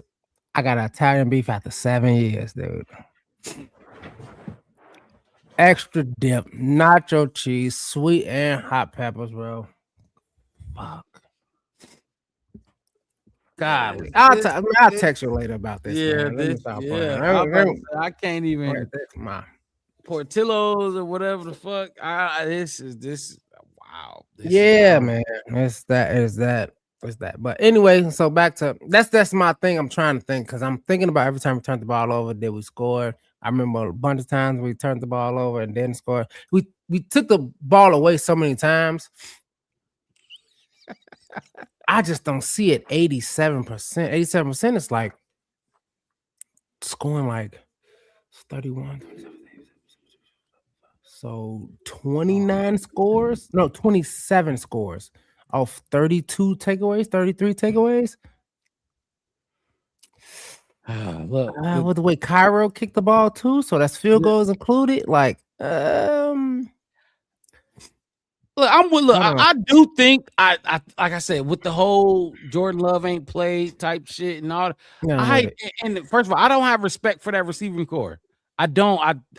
And if that's what pisses me off, I have a lot of respect for Tyreek and Nashawn now this year, but even before Nashawn, Tyreek and Jalen Johnson and Kevin Byard and Brisker is dumb, but I look at Jaden Reed, Romeo Dobbs, Christian Watt, like y'all getting routed up by these dudes, and it's embarrassing. I'm not gonna lie. They out of every playoff team, and that is the worst wide receiving group, and they let them do a lot to them. I don't know how else to put it. They let them do a lot to him, not just this year, but last year too. They let them do a lot to him. Wes, you remember I didn't forget about Jalen Johnson on his face trying to guard Christian Watson. And that's last year. Like they let him do a lot to him. So but do I think Jordan? Like yes, there's a factor, and that's what I'm going for. They suck. They're not a good wide receiver group. Now they run the ball on our ass, and that's a whole another conversation. But okay. I just feel like last season it was like your head coach is a defensive coordinator, defensive player, and like you said, your star cornerback is face down and where it's like for me, this is at the end of the day is like. We better than them. Our players are better than them. That's what bothers me when y'all say the matchup is the matchup. For me, it's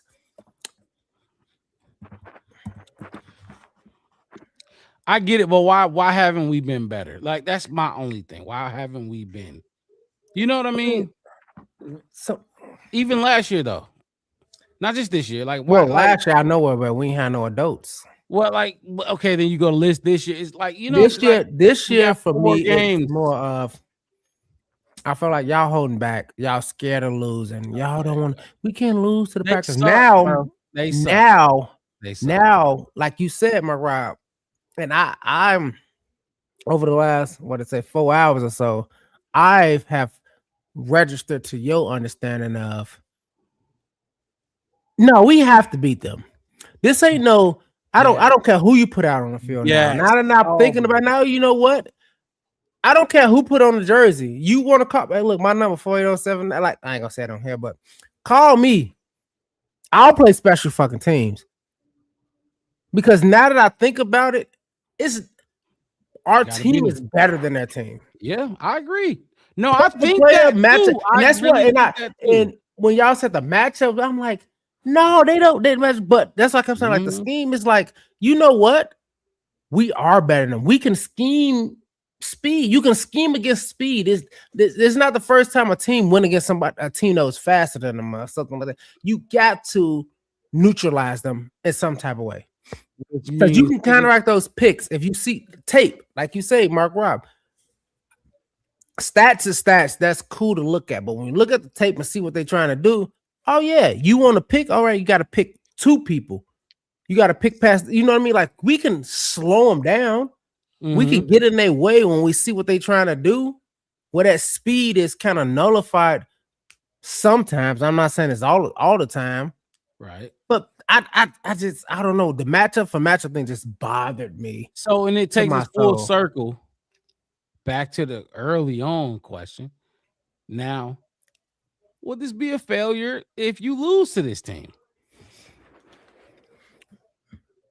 I mean, I'm gonna still stand by what I said. It'll be a failure. I won't think the season will be a failure, but it will be a failure in this game to lose to them. Would it be a failure? Would this season be a failure if you lost to the Saints in this game? No, I don't think the season will be we are right now. I don't think the season will be a failure at all. Knowing what the fuck the Saints are. But the game itself, against the Saints, that'll be a failure for sure. I mean, if it was, the season though, not just the game. I'm talking the season. No, the season is not failed at all. We hit exactly what we expected high end of expectations beginning of the season for sure. Mixed it with it for the Saints game. If we lost, would it be a failure? The season, not just the game. The season, would it be a failure? There's nothing that could really change this into a losing season. It's just So what note is it going to end on for us? To be honest, like the Packers have they don't have any fuel to say that they like we're gonna have a lose, like our season is gonna be a failure if they beat us. Y'all been clinching on to the 7th seed for 3 fucking years. Like I get what you're saying. Like I've listened to both of y'all hammer y'all points home about this defense and stuff like that, and I'm just sitting here thinking to myself like they just not as good. So I can't look at it as like I just can't look at it like that. So I agree with both. So lose to the Saints. Let's stick there, fellas. Lose to the Saints. Not a failure season. Good to go. Whatever. At what point in this year did we raise the expectations? If that makes sense. Like, okay, so 11-6 is good. You get knocked out by a team like the Saints, still a success. At what point this year did we like raise our expectations? I mean, personally, I didn't. Yeah. If you want to, you can go back to when we asked. I said 12-5. This is a possible playoff team. Get into a playoff game. Okay. Let's be competitive. I took a one out your book, Mark Robin. Let's play competitive football in December, and that's what we did. Even though I think we went 2-2 or something like that, maybe 1-3, something like that. But it's like we were relevant from Thanksgiving to Christmas. Coming from, we were just like, oh my God, we finna run into the Green Bay Packers at the end of the season. Let's at least win one game because we don't know how that's gonna happen. That was last year's narrative, kind of. So for me, it's I won't say I'm satisfied, but my prediction my boxes have been checked as far as prediction coming. But yeah, why not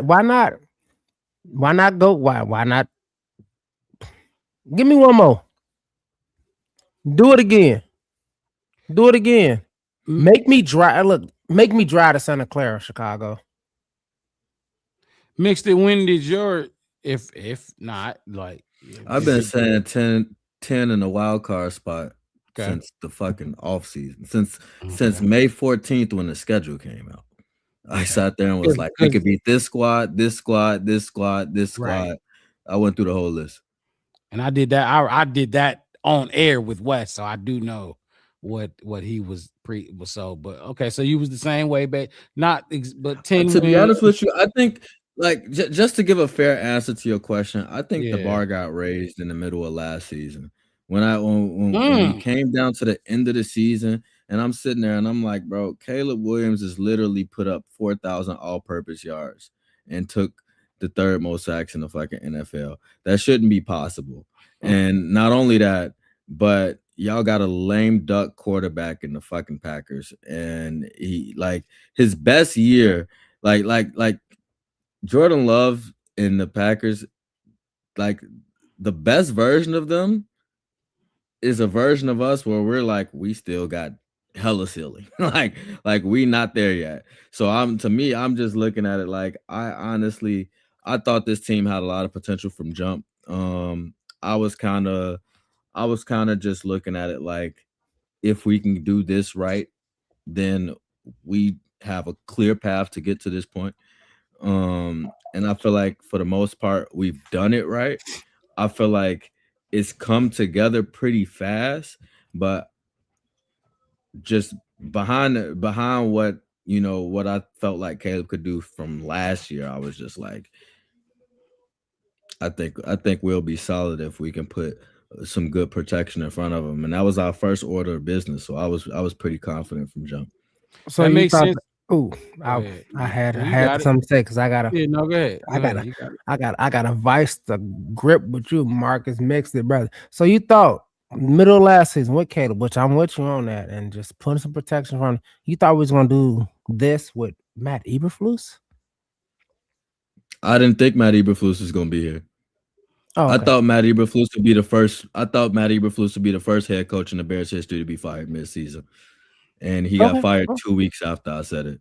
Okay, cool. He got fired in preseason in my mind, so that's fine. Yeah, no. Shit. I just when you said mid-season and we was on the rocks and all this kind of stuff, and I was just like, I felt it coming the moment I started seeing Ryan Poe's ass in press conferences mid-season. I was just like, I thumbs forgot off. about that. Yeah, I didn't We think seeing they a was lot gonna of do Ryan it. Poe's right now. Like, I barely see thumbs him no up. more. He was at the Exactly. locker room the Boy, first four, hey, first four that first 4-game win streak. I seen him in the back, and then he just disappeared. And I seen Kevin Warren ball head ass back there. But When he started bringing his ass out, I was like, we suck. Like shit, Kevin Warren out here, we really suck. You don't see him this year. You really don't. Like, not just like in the locker room, but you just don't. We saw him a lot last year. Like, we saw, and I did not like him. I didn't like him. All right, so look, let me do this real quick. I'm sorry to cut you off. I just want to throw this up here real quick and talk about it. G-Pack, love that you in here showing some support. But real quick, one thing that you Packers fans are really good at is hanging on to the goddamn past. Y'all been talking about the last decade for the last decade. Cut that shit out, because if you I guess y'all got short-term memory or something, but y'all barely beat a rookie quarterback with a 6-year, 7-year, and y'all been in the same system for his whole goddamn career.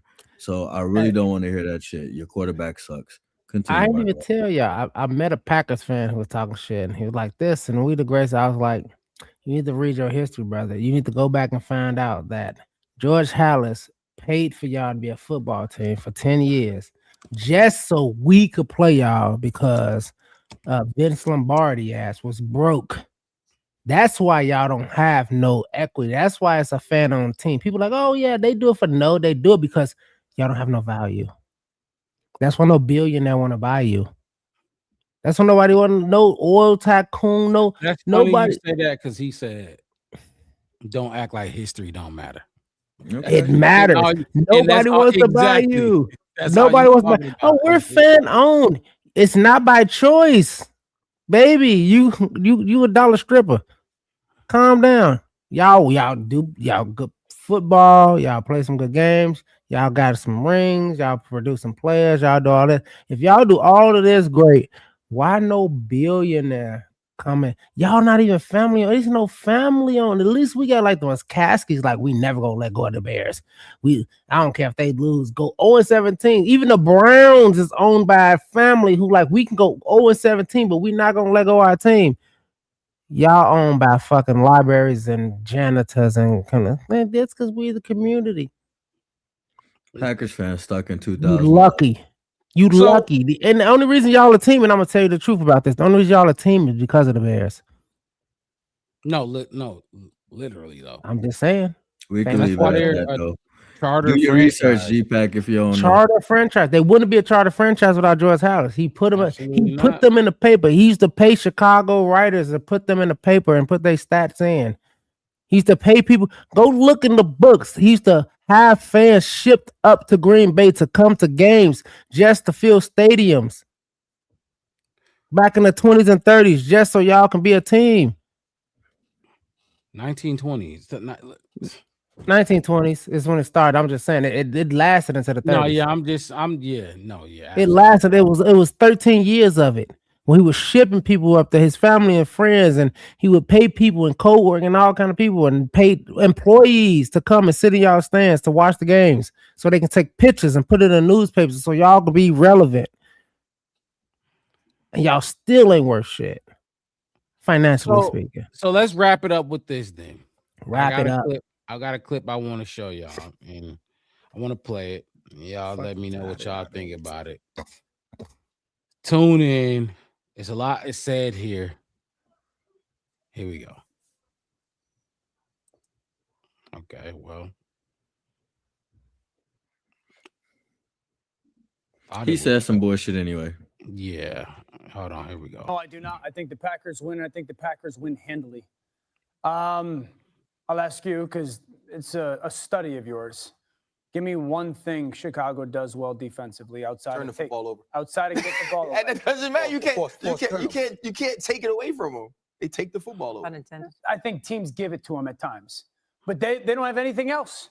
There's nothing else that this defense is good at. It's eventually that catches up to you.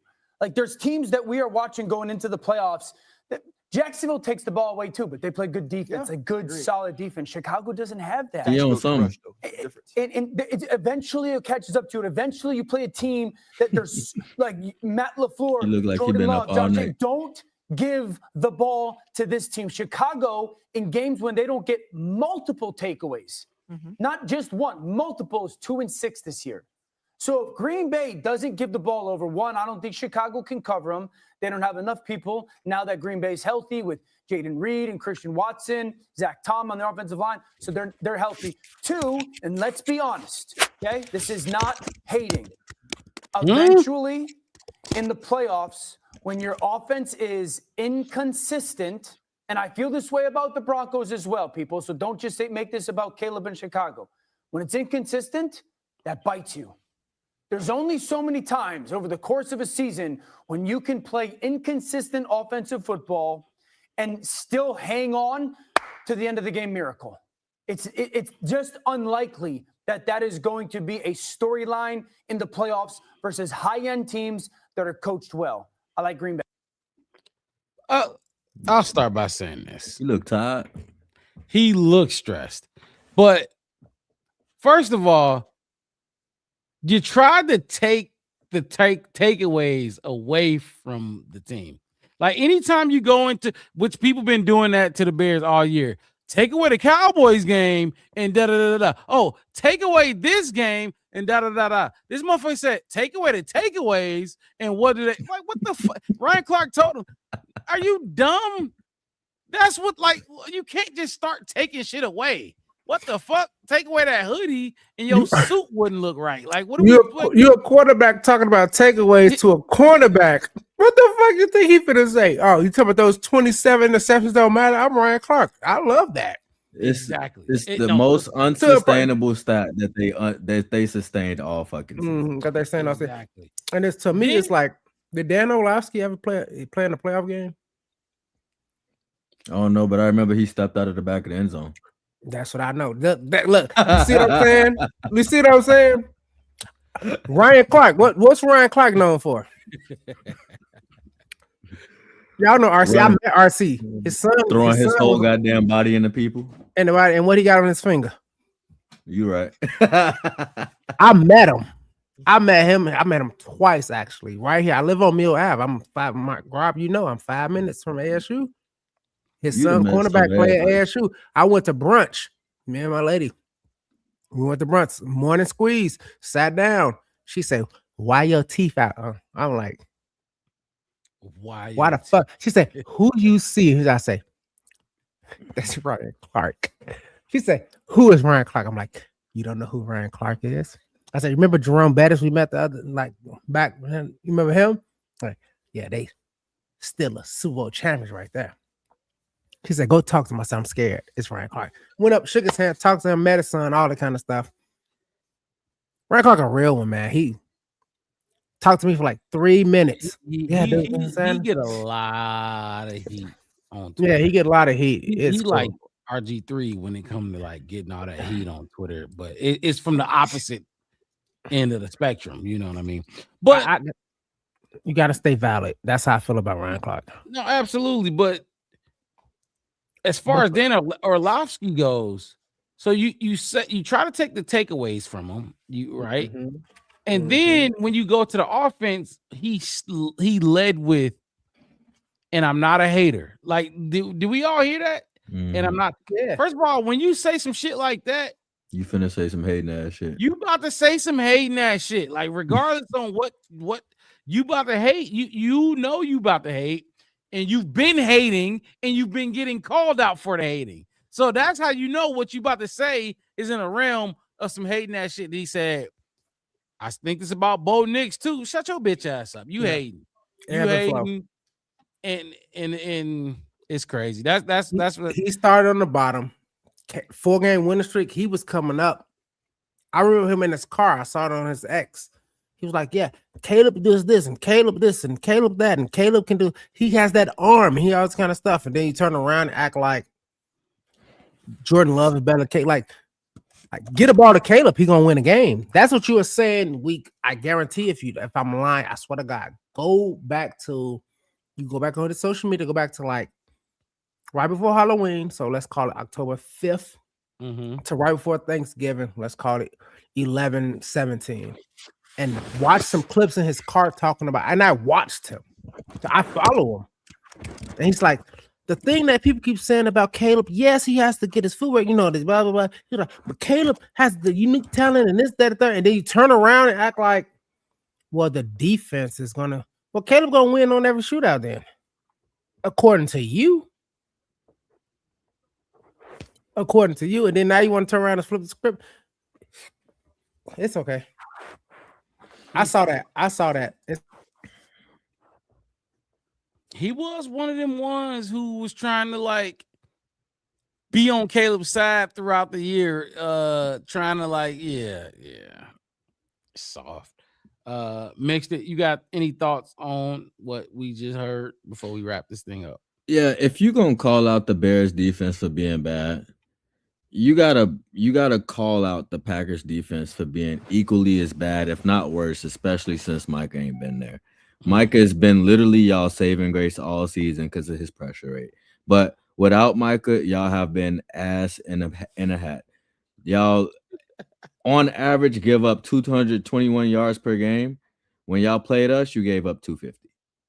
Not only that, but you suck in the fucking red zone. You're 10 for 16 in the last 4 games. And since we want to give them the break, since they rested their starters week 18, that take that game away. Since we taken away games and shit for Dan Orlovsky, they're still 9-12 in red zone conversions allowed over the last 4 games. You guys fucking suck. You suck. You can't stop a goddamn cold. Like, you literally. I can put Tylenol on the field and it'll do better against Caleb Williams. For real. So I'm not really worried about, like I said, man, like when we play this team and we lose, we beat us. Yep. So I'm not worried about it. Like you said earlier, Mark Rob, we still in football mode. We ain't rest nobody. We still in play mode. Come out here, execute, prep for the next week, because we know that this game is gonna be won in execution. So go out there and do it. Score predictions. 24-17 Bears. Okay, what you got, Wes? That was close. I was flirting with that.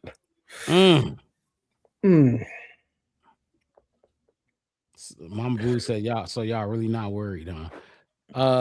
Why? I sleep you good. Heard the score. I sleep good on my Caleb jersey and my Roma Duze jersey and my Loveland jersey. I'm gonna have a good night. What you got? Give me 28-21 Bears. Fuck it. 28-20. We all kind of in that. I don't think it's gonna be like the last ones. It gotta be better. You see Mama Blue saying 1921, like, and then you got True Pilgrim. That's 21 Bears. Like, but I'm with I don't y'all. think we allowed them to get 21. Like, I'm playing on that Jordan Love gonna come out a little. He gonna start a little rusty, and Ben Johnson gonna run that fucking football. Run the football, just run it down their throat. Derrick Henry just destroyed them, and I know our run game better than theirs. They got a better running back, but come on, man, run the ball. You went 21, so I'm gonna go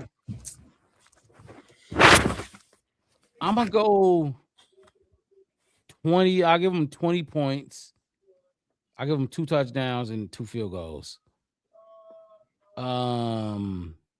Yeah, and then what 28? That's what 28, 20-28. That's where I'm going. A full 8 points. It's not gonna be, and it's not gonna come down to the last play or like none of that. 20-28. The Bears gonna win. I think we gonna run the football.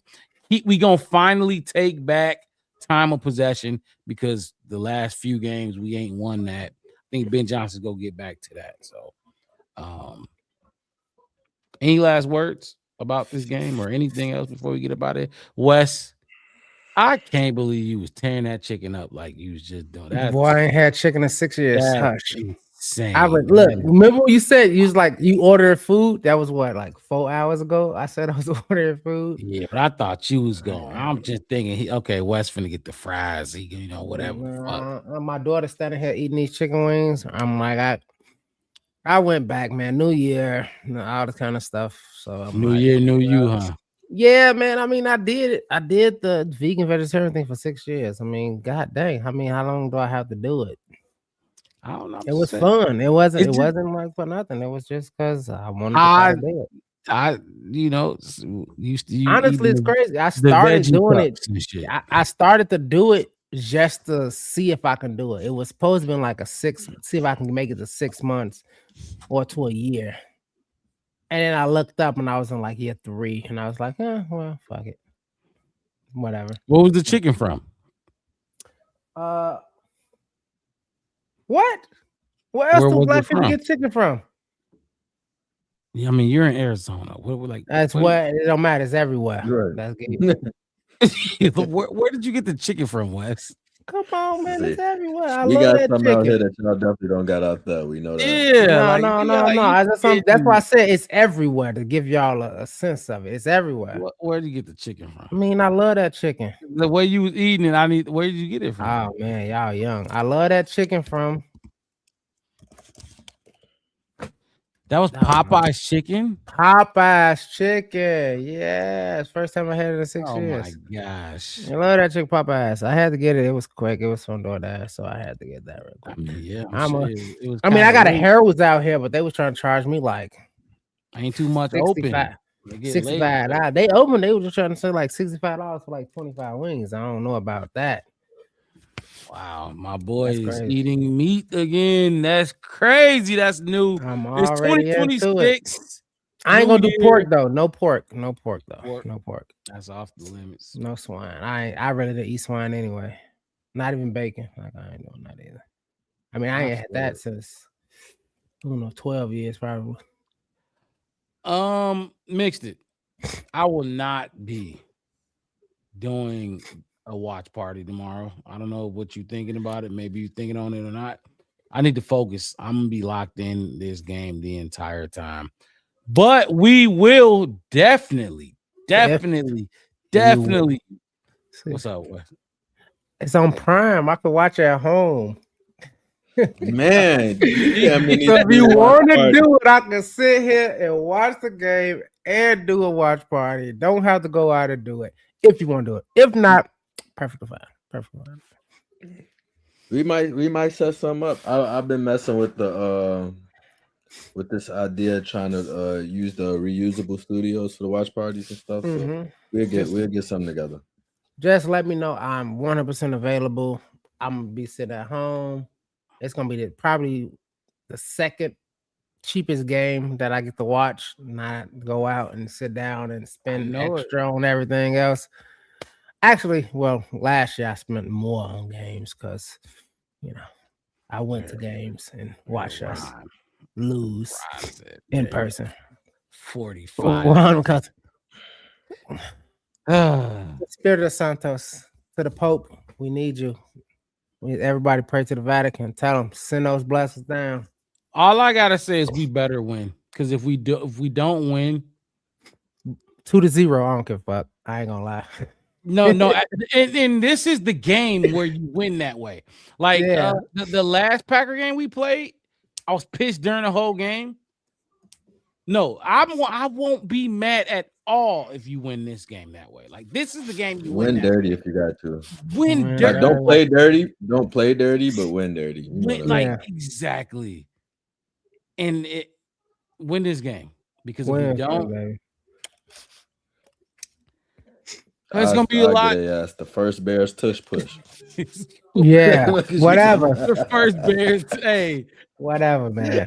Pull everything out, like the shit that you installed in training camp and ain't used yet. We need to see it. Bring it out. Bring it Bring it That's out. what I'm saying.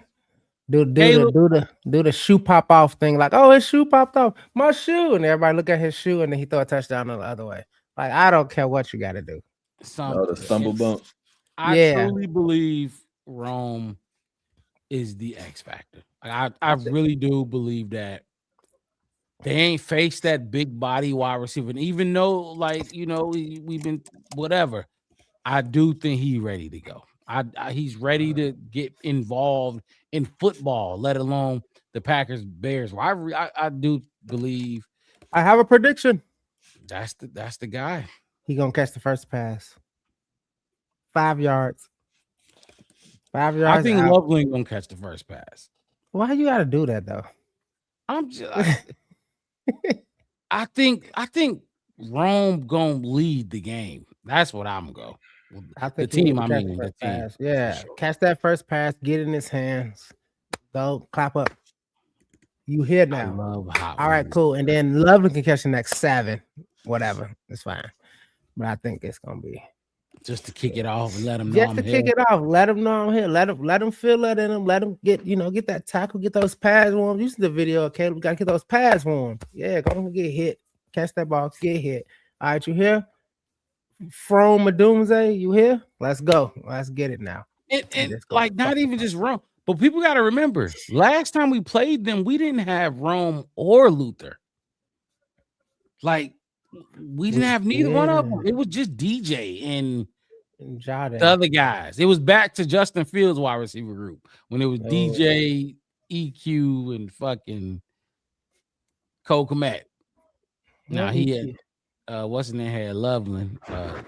Caleb had Loveland, but you get what I'm saying. Look, let's go, Rome. Come back. Let's go. Bench one of them. I want to put it on again. Wear it during the game. Of course, I'm wearing it. You know I'm wearing it. Wear it during the game. Bench one of those. Bench Tremaine. Start DeMarco. Start Nick McLeod. Start Tyreek Stevenson. Win the game. That's how we going. We will be here tomorrow night after the game. It's another Chicago Bears Saturday night Green Bay Packer game. Only this time it is the playoffs. Y'all got an extra game. Extra game, and it's winner take all. Make sure you come back, G-Pack. Oh, please. Please win the draw. Bring your ass back here. He not just like Judah. Just like all those Judases and naysayers at. I ain't just saying. Ain't no ducking no tacos. Don't duck your taco. We gonna be here. Win, lose, or draw. So I hope everybody in the chat that was talking shit be here. Win, lose, or draw. That's it for the Black Bear Podcast tonight. Hit that like button, subscribe to the channel, the Black Bear Podcast. One word, no spaces. You can find us on Facebook, YouTube, and Twitter. I'm your host, Mark Robb, with my co-hosts in the building. Guess who's back? Wes. Back again. To the right. Wes back. Tell a friend.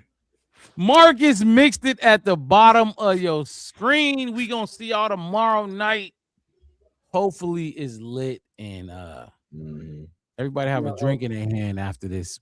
Hopefully, hey, tell everybody. Hopefully we win.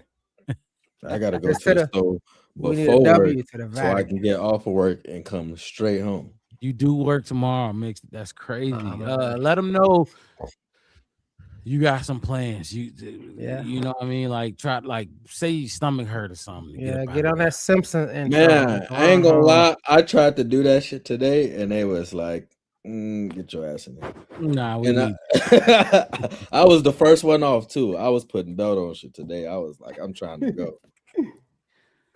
Well, we're gonna be here tomorrow. So all right, y'all.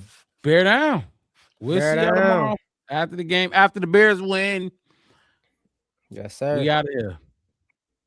Peace. There we go.